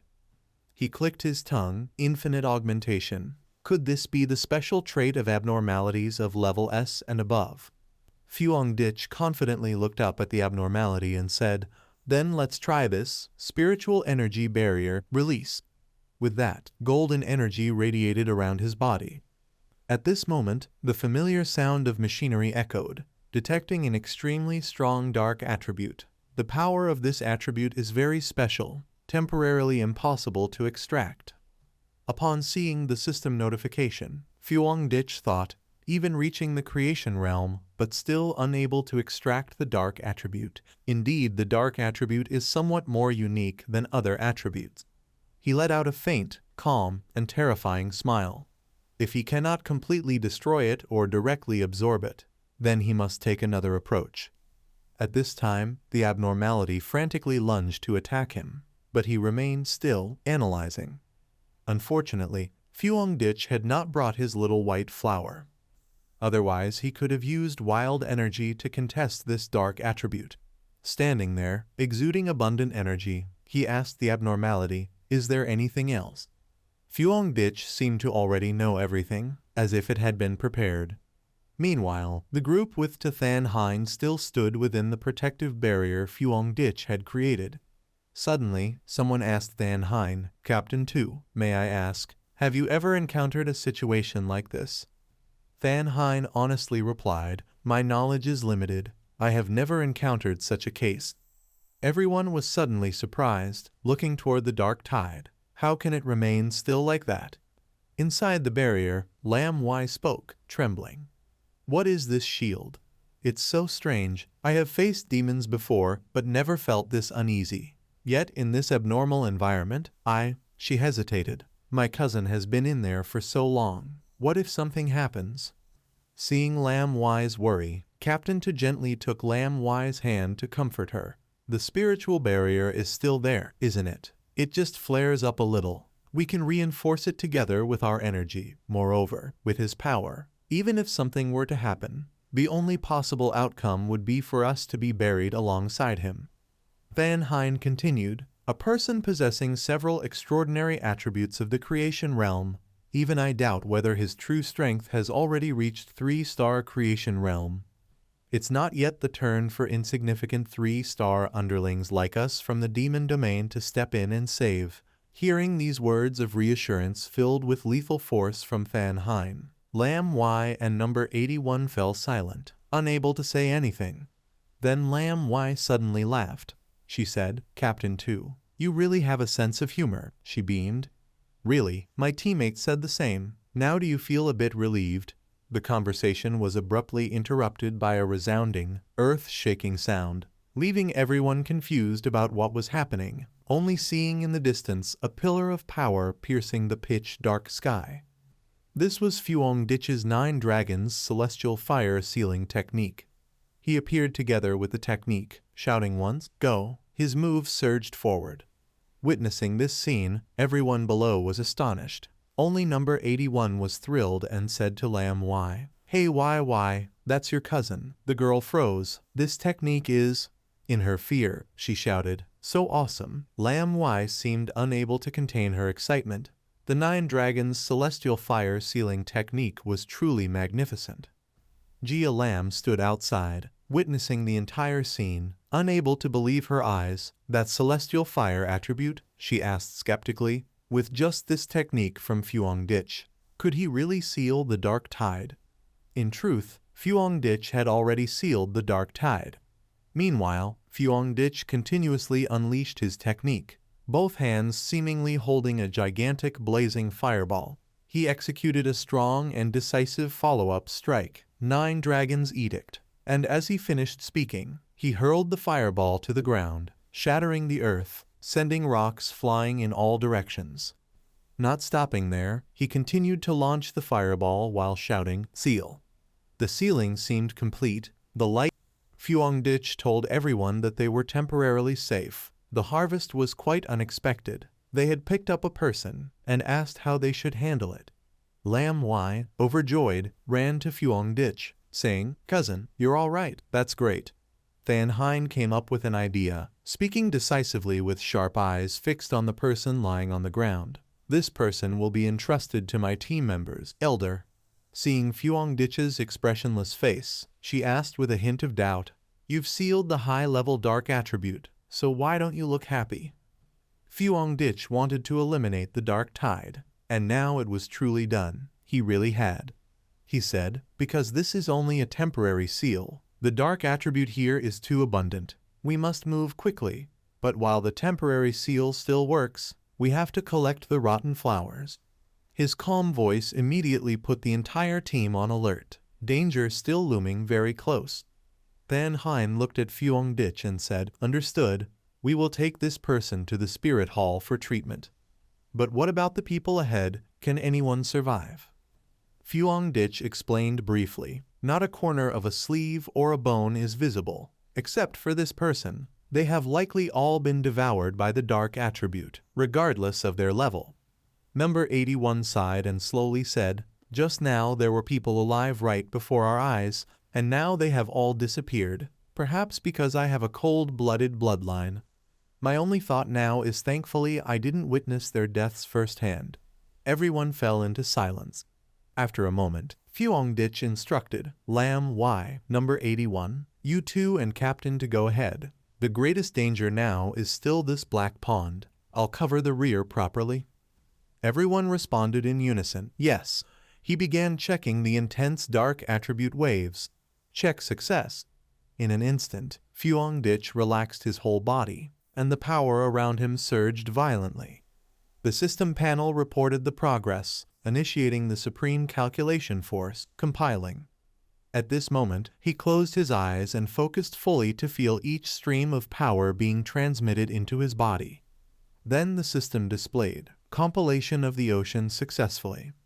The system panel announced that Fuong Ditch had obtained the Dark Attribute Cultivation Technique, Infinite Dark Realm, effective in condensing a sealed mist space, within which spiritual energy would gradually be eroded by the dark attribute, and existing spiritual energy would be greatly weakened.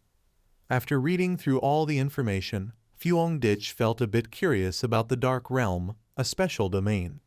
At this moment, he hovered in the air, his hands channeling the newly acquired power, causing the surrounding scenery to thicken into an eerie color. Fuong Ditch calmly analyzed it, realizing that as long as he deployed Infinite Dark Realm against an enemy, the corrosive effect of the dark attribute could gradually erode the opponent's spiritual energy, reducing it over time.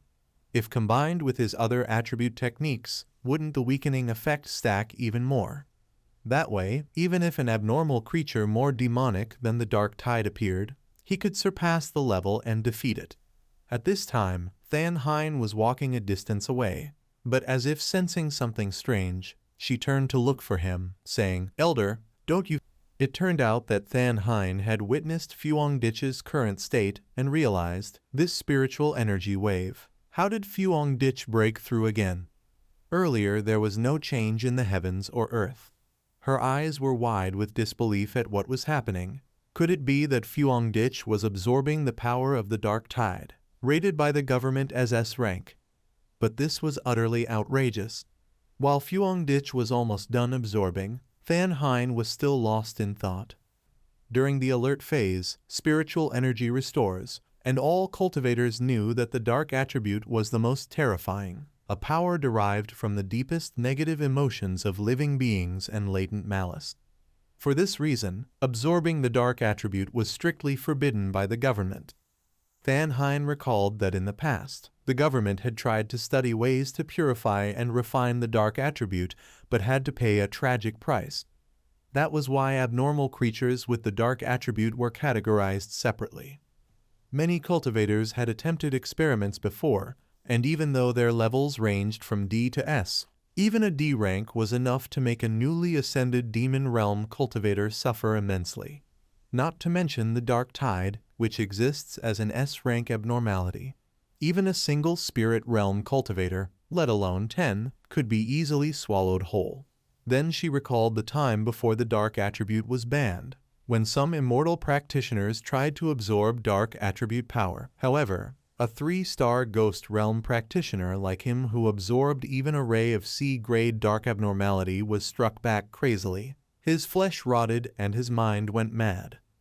And he has remained in a psychiatric hospital until now. Fuong Ditch exhaled after finishing absorbing the new power. The terrifying aura from moments ago gradually dissipated. Then he immediately noticed someone watching him. "Come out. She has been observing us for a long time." Jia Lam's cold voice rang from within the mist. "If I am not mistaken, Fuong Ditch, you were the one who sealed the dark tide." Everyone was surprised at her appearance here. Jia Lam. Jia Lam noticed that Fuong Ditch had absorbed everything and then questioned him. "And also, what were you doing just now? Were you absorbing that dark attribute?" He did not hesitate to admit what he had done. Yes, Than Hein was not very surprised to see this. After all, Fuong Ditch had finally admitted it. Immediately after, Jia Lam put her hand into her pocket and pulled out something. To everyone's shock, it was a gun which she pointed directly at Fuong Ditch. People were stunned and dared not move at Jia Lam's action. Number 81 screamed, her voice breaking with fear. "I cannot believe the person I have always respected would act like an enemy. Sister Jia Lam, what are you doing?" Number 81 nonetheless continued, "If I remember correctly, Fuong Ditch is the top target that your army wanted to recruit. Before, our spirit hall wanted people, but you stole them. What do you mean by doing this?" Fuong Ditch said calmly, "How strange. It isn't our mission to collect the rotten 7 flowers, madam. Clearly you were in a hurry to complete the mission, but perhaps now it seems you are not pleased that we did not all die here." Jia Lam fell silent and did not want to answer. No one understood her true purpose. Number 81 challenged, "Sister Jia Lam, we have always trusted you, but you came here and did not act earlier. If not for Elder Fuong Ditch, we would have been wiped out. I can accept it, but Lam Y is still a girl." Yet suddenly, Jia Lam smiled and put the gun back in her pocket, jokingly saying, "Just kidding. It seems Fuong Ditch is very well liked by his teammates. Congratulations to you all for overcoming the challenge." Number 81 was puzzled. What does she mean by liked? Liked what? Than Hein nodded. "Yes, exactly." Now Fuong Ditch seriously asked Jia Lam, "So what is your purpose in coming here? Are you just here to test me?" She calmly replied, "Something like that. Because you have this talent and strength. I didn't want to read those cold documents. I wanted to see with my own eyes what kind of person you truly are." Immediately after, she looked straight into number 81's eyes and clarified, "And also, to answer why I didn't act before." Then she turned away and continued, "Because immortal practitioners can only follow the rules of immortal practitioners in the world of spirit recovery. We are all the same. This is fate, life and death, fortune and disaster, the rapid changes of immortal practitioners." Her voice softened, the word fate silencing everyone. But don't you see that you are really fortunate? There is someone worthy of trust and strong enough to protect you. No abnormality has attacked you yet, because they have been terrified by Fuangdich's sealed power of the dark tide. Fuangdich listened seriously as she continued. The dark tide really works like that. It only bullies the weak, while the strong become hesitant, fearful. After finishing, she glanced at everyone behind her and made a suggestion. Let me lead everyone to find the rotten 7 flowers. I am far more familiar with this place than anyone else. Fuangdich thought to himself, there is something about her spirit that feels off, while Thon Hein beside him quietly whispered. Her team previously encountered the dark tide as well, but in the end only she survived. Fuangdich realized, so that's it. Because of her identity, absolute obedience and indifference to missions and rules, combined with a kind of belief that helped Jia Lam persevere. Though after seeing me seal the dark tide, she could no longer restrain herself. Fuangdich spoke to number 81 and Zio 2.5 teasing, half-serious tone. Let us forgive this injured patient. Number 81 asked Fuangdich if she was injured. He explained as he walked. Her spirit shield has serious deficiencies. At minimum, she has the power of a 2-star creation spirit level. But the spirit shield can be said to be reduced by 2 ranks. He looked at Jia Lam's figure with a missing section of her spirit shield and continued, which shows her internal injuries are not light. Jia Lam had only taken a few steps when she suddenly stopped. She did not dare to look straight at him and lowered her head, saying, "Thank you, but my injuries are fine." In the extreme dark zone, the graveyard, the scene was extremely gloomy and terrifying. But Fuangdich's group continued to advance. Suddenly Fuangdich's gaze shifted to something. He looked at a cold human skeleton lying on the ground.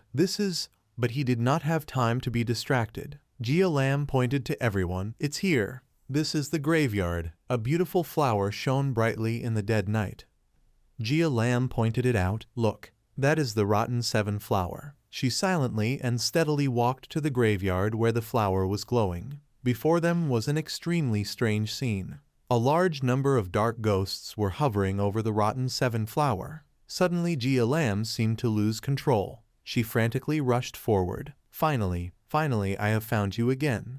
Fuangdich immediately felt something was wrong. Within seconds he formed the power in his hands and shouted loudly, then launched the fire directly at Jia Lam, who was standing there. Wake up.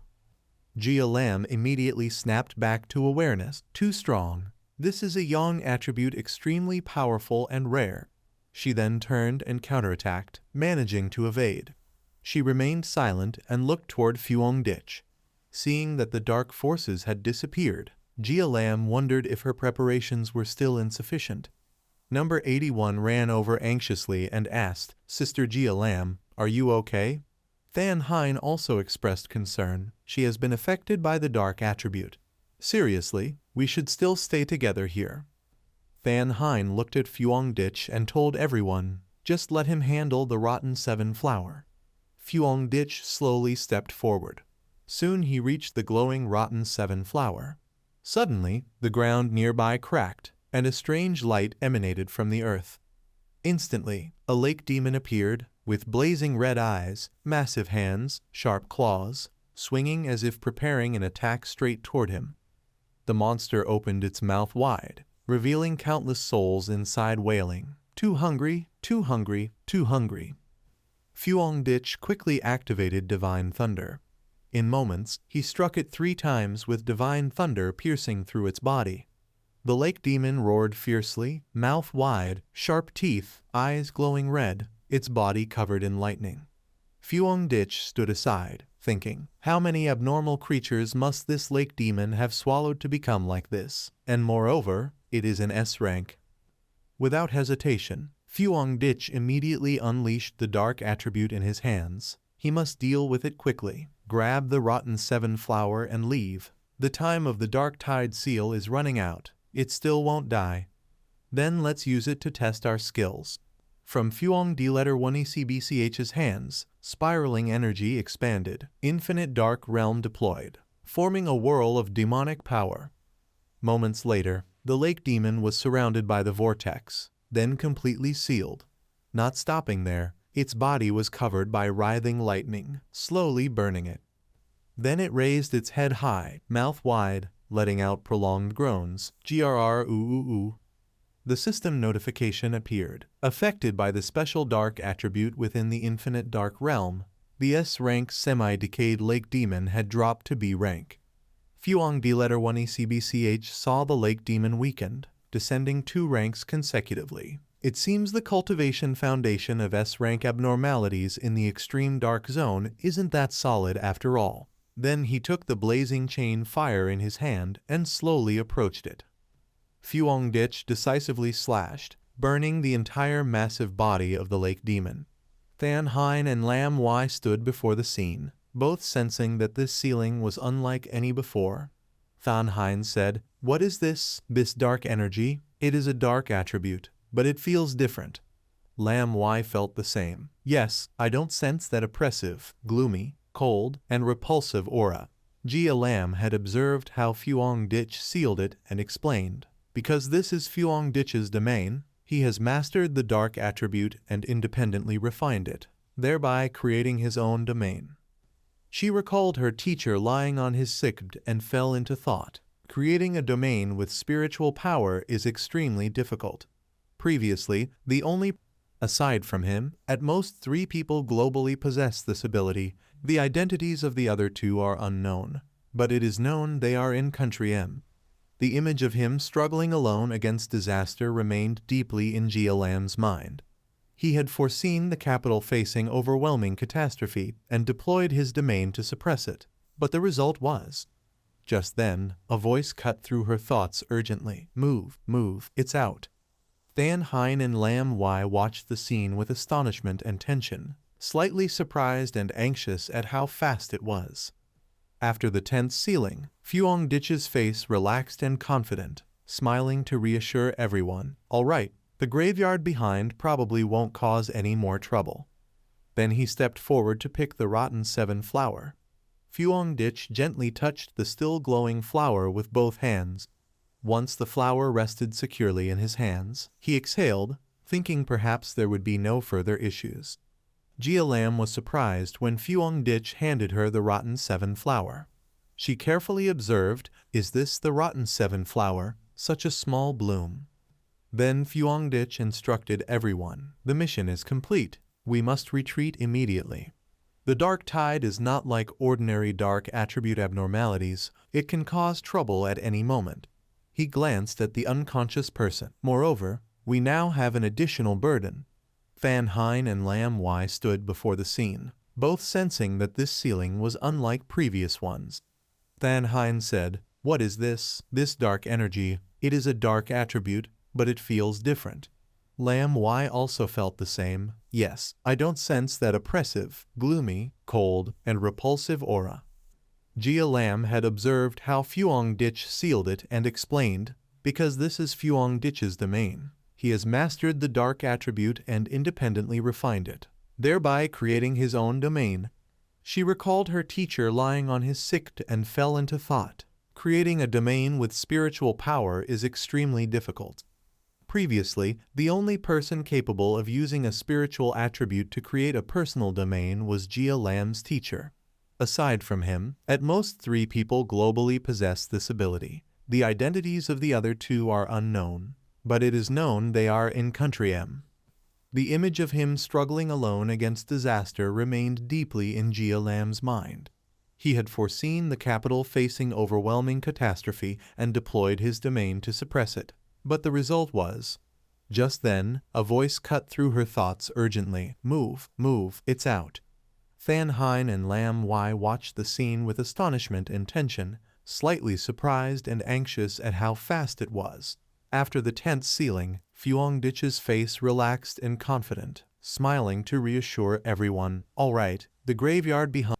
Aside from him, at most 3 people globally possess this ability. The identities of the other 2 are unknown, but it is known they are in Country M. The image of him struggling alone against disaster remained deeply in Jia Lam's mind. He had foreseen the capital facing overwhelming catastrophe and deployed his domain to suppress it, but the result was. Just then, a voice cut through her thoughts urgently. Move, move, it's out. Than Hein and Lam Wai watched the scene with astonishment and tension, slightly surprised and anxious at how fast it was.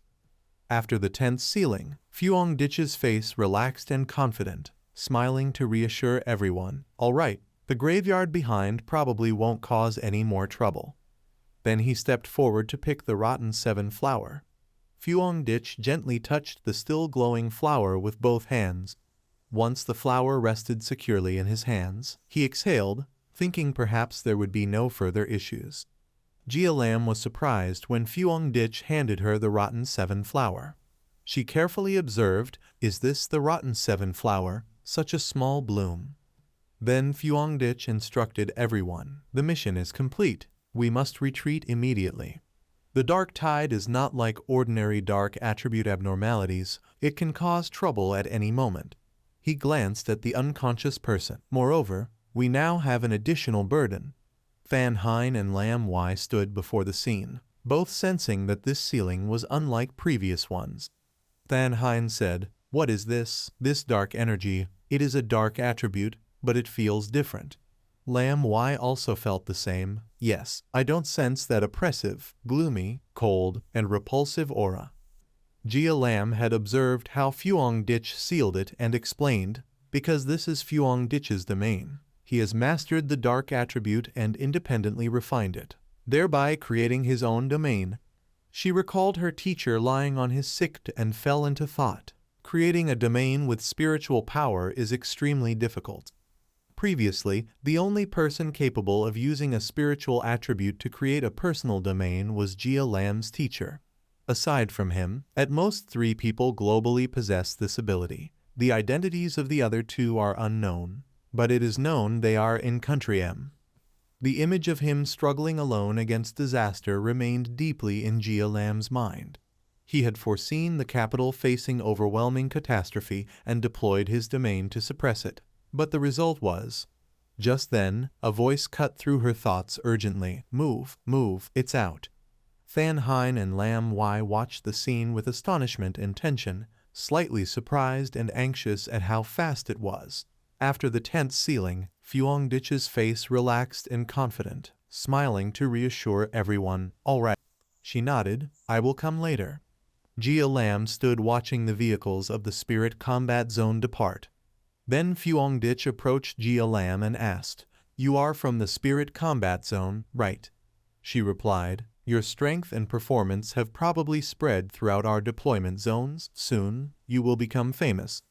Fuong Ditch calmly listened as she continued. "However, I must also admit, your personal power could overwhelm even the strongest squad in the zone. Moreover, your potential is immense, with no limits yet in sight."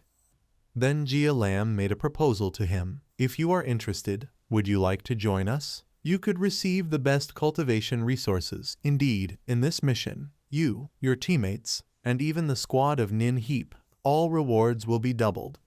After hearing Jia Lam's words, Fuong Ditch was very grateful. "I thank you in advance for the reward. Although I know you are the strongest in the lower kingdom, I have my own cultivation methods and pace, so joining is not necessary."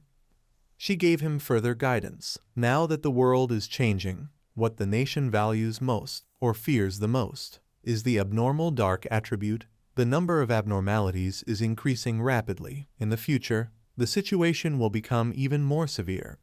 Not stopping there, Jia Lam warned, their sphere of influence will also continue to expand. Like malignant tumors, they can cause catastrophic consequences at any moment.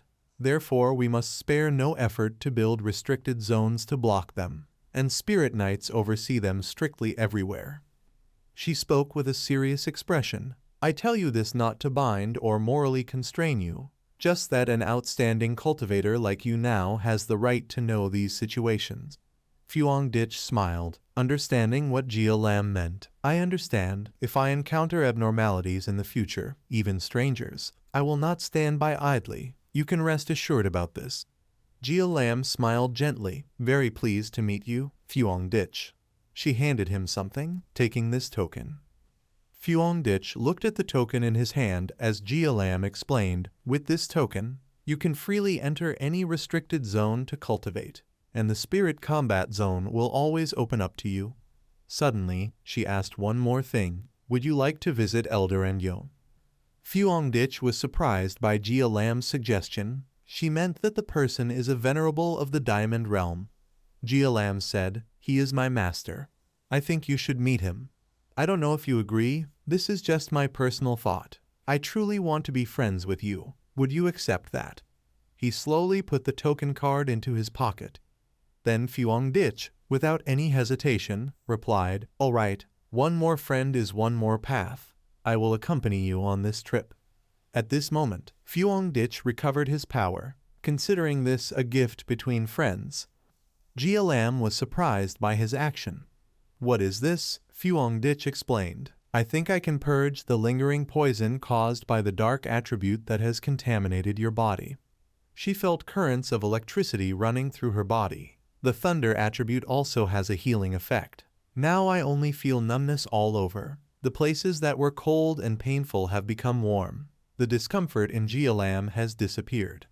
Currents of thunder spread throughout her body. The wounds being corroded by black mist were healing. Her damaged internal organs seemed to have regained their previous health. The blood vessels in her body were being aligned and purified. Then she slowly opened her eyes to feel the change. "All the toxins in my body have been completely removed thanks to this rare thunder attribute. Truly amazing. It feels like being reborn once again." After completing the healing process, Fuongditch asked Jia Lam, "How do you feel now?" She said, "Very well. All the remaining dark attributes in my body have been completely removed. No, rather it has been shattered." Nearby, the doctor was examining the injured man. Only a first-tier Diamond Realm cultivator and already seriously wounded like this. Can he still be saved? Than Hein saw Fuongditch and Jia Lam still standing and talking. So she walked over and asked, "You two haven't left yet. Wait, why do I feel Jia Lam's wound?" Jia Lam interrupted Than Hein, saying, "That's right, the pure thunder attribute has completely purged the remaining dark attribute in my body." Than Hein pointed at Fuongditch, teasing him. "So this is the tyrant of the thunder attribute, able to kill enemies and save people." Fuongditch shyly covered himself with his hand. "Hey, what are you looking at?" Than Hein waved her hand toward the ambulance. "Everyone came here quickly." She turned to Fuongditch, her eyes sparkling as if wanting to suggest something to him. "I want to ask you, can we cooperate with you a little?" Fuongditch was puzzled by her proposal for cooperation. "What do you mean?" She explained, "Combining your spirit energy with medical equipment could surely save more pioneering cultivators who are being disturbed by the dark attribute." Then Than Hein bent forward in a 90-degree bow, pleading with Fuongditch, "Please, show it once more." He remained silent and recovered his spirit energy. "Like this, okay?" The researcher was surprised by Fuongditch's power. It really seemed to work. Such a pure high-level thunder attribute could truly shatter the dark attribute. Jia Lam said to Than Hein, "Just now Fuongditch directly channeled into me, and the dark attribute in my body was immediately shattered. So as long as Fuongditch works with the injured cultivators, it should be enough." "Right. I remember one person in a coma was also a first-tier Diamond Realm cultivator." Than Hein scratched her head, embarrassed. No. Not all first-tier Diamond Realm cultivators can withstand spirit energy like this." The researcher also agreed. "That's right, Head Officer Jia Lam. Although her wounds were severe, according to our evaluation they were still relatively minor. The recently injured man, to heal him, the thunder spirit energy required is estimated to be 10 times hers." He continued to explain, "Moreover, being able to save one life, getting him to wake up is already very good. Full recovery is impossible." Fuongditch agreed to their request. "All right, it's like transfusing blood, right? Then how should I transmit spirit energy to everyone so that they can store it for later?" The researcher invited Fuongditch over. He requested that to release the power, he should place his hand here, then release the spirit energy. Fuongditch put his hand into the spirit energy release device. "All right?" Lam Y standing nearby could not stop marveling inwardly. Unexpectedly, Head Officer Jia Lam is a senior officer of the Spirit Battle Zone. Yet my cousin is the one making the Spirit Battle Zone grant special privileges. The girl thought to herself, Jia Lam is cold but actively connecting with my cousin. Just now I even saw her hand over her token card to him. At this moment, Fuong Dich shifted his gaze to the other side. He then saw Lam Y and No. 81 gently asking, "How are you two?" Lam Y said to him, "Cousin, we have finished arranging everything." The girl excitedly added, "Next, 81, and I want to do some more training. Take on a few missions. We can't always rely on you, otherwise we won't improve at all." But inwardly she thought, I feel I can't slow down anymore. I truly want to catch up with cousin's pace. Fuong Dich understood Lam Y's wish. "All right, stay safe." He smiled, sensing that Lam Y had grown up. Fan Hein raised her hand to bid farewell to Fuong Dich and Jia Lam, then said, "We will go ahead. You two, if fate allows, will meet again on the next mission." Fuong Dich responded briefly, "Yes." Jia Lam turned to him and said, "Let's go. We are going to visit Mr. Enjo." On the way to the mission, Fan Hein sat in the car shouting, "This one is cold-blooded. This one doesn't even go to the scene." She angrily complained, "Now it's over. The person was taken away by the Spirit War Zone. My efforts over the past few days were really wasted." Team members advised Captain to calm down, calm down. However, Fan Hein's mind at this moment was full of turmoil. The organizational structure of the Spirit Hero team was still too chaotic. At the headquarters and branches, many managers were even more hypocritical than senior military officers. Because she knew clearly elite teams were fragmented, not to mention whether they were willing to humble themselves and become close to Fuong Dich. Some stubborn ones not coming to cause trouble were already lucky. The scene shifts to the highest level ward in the medical base at the Spirit War Zone. There, Fuong Dich saw the man lying in recovery. He asked, "Is this Mr. Enyo?" Jia Lam replied, "Quite strange, isn't it? A powerful fighter at Diamond Harbor turns out to be a frail old man." She recounted that previously his complexion was even worse, looking like a corpse. They had even used the 7 rot flowers, but he still hadn't awakened. Fuong Dich was extremely puzzled by his condition. What exactly was wrong with him? Jia Lam explained to him, "A calamity of dark attributes struck the capital. The celestial phenomena were abnormal, the sky torn by darkness. To prevent the abnormal dark attribute phenomenon from affecting the capital, the master had used his own body to try to seal the remaining part." The image of Mr. Engo fighting steadfastly was still deep in her memory. "We had all used special methods to transmit spiritual energy to the master first."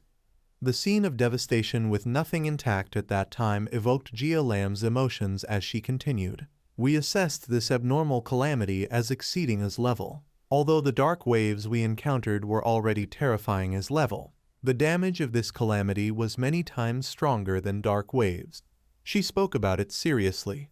Once it appeared, it could destroy the entire capital. Even surrounding cities would be affected and destroyed. The significance of the capital was unusually important. Once destroyed, the whole nation would fall into chaos. Mr. Enjo at that time had fought extremely bravely, according to Jia Lam's account. The master had used his domain to forcibly seal an abnormal's level, but unexpectedly it required the combined strength of all of us to deal with this colossal calamity, even more terrifying than we had assessed. However, after all the efforts, Master Engo ultimately could no longer hold on. He was swallowed back by the dark attribute. If he were not the Venerable of Diamond Harbor, at that very moment he would have turned to ashes, even becoming nourishment for the abnormal dark attribute phenomenon. Fuong Dich was amazed at his achievements, preventing the capital from being destroyed, so he truly was a great immortal practitioner. Looking at this great man before him, he could not help but recall old memories. Long ago, there were many immortal practitioners who stood before him like this, allowing him to survive until the very end. Perhaps in a previous life, at this moment, he had already sacrificed himself. Jia Lam was stunned as Fuong Dich reached out toward Master Enyo, asking what he intended to do. He immediately activated his Thunder Wrath power. Don't be nervous. Although the 7 rot flowers have taken effect, I still want to try to see if I can eliminate some of the arrogant and stubborn dark attributes in his body. Only then will he awaken quickly. She was extremely surprised. What? This is an S-level calamity. She fell silent and remembered the 7 rot flowers that Fuang Dich had obtained, and then no longer stopped him. All right, try it. Jia Lam watched her master being treated by Fuang Dich's Thunder Wrath and thought, perhaps he really is a miracle, but you must be careful. This dark attribute is even more terrifying than those in dark waves. Otherwise, after using the 7 rot flowers, he would not have recovered so slowly. Fuang Dich calmly treated him with spiritual power. I understand. I can sense how powerful the dark here is. Even suppressed and weakened by the purifying force of the 7 rot flowers, it can still give a person a sense of immense pressure. At this moment, streams of dark energy began to pour out from his body in front of Fuang Dich and Jia Lam. Jia Lam realized the scene was extremely dangerous. She then shouted, Fuang Dich, be careful, focus, it's starting to affect you. However, Fuang Dich remained standing in the brilliant golden light, calm yet with eyes showing intense concentration. Then, as if sensing something, he widened his eyes. The scene expanded to a city shrouded in smoke and blood-red light. Fuang Dich standing alone in the street facing a gigantic, blazing red eye appearing in the black sky and swirling clouds. That eye symbolized a terrifying, threatening power, as if pulling his spirit back into the past.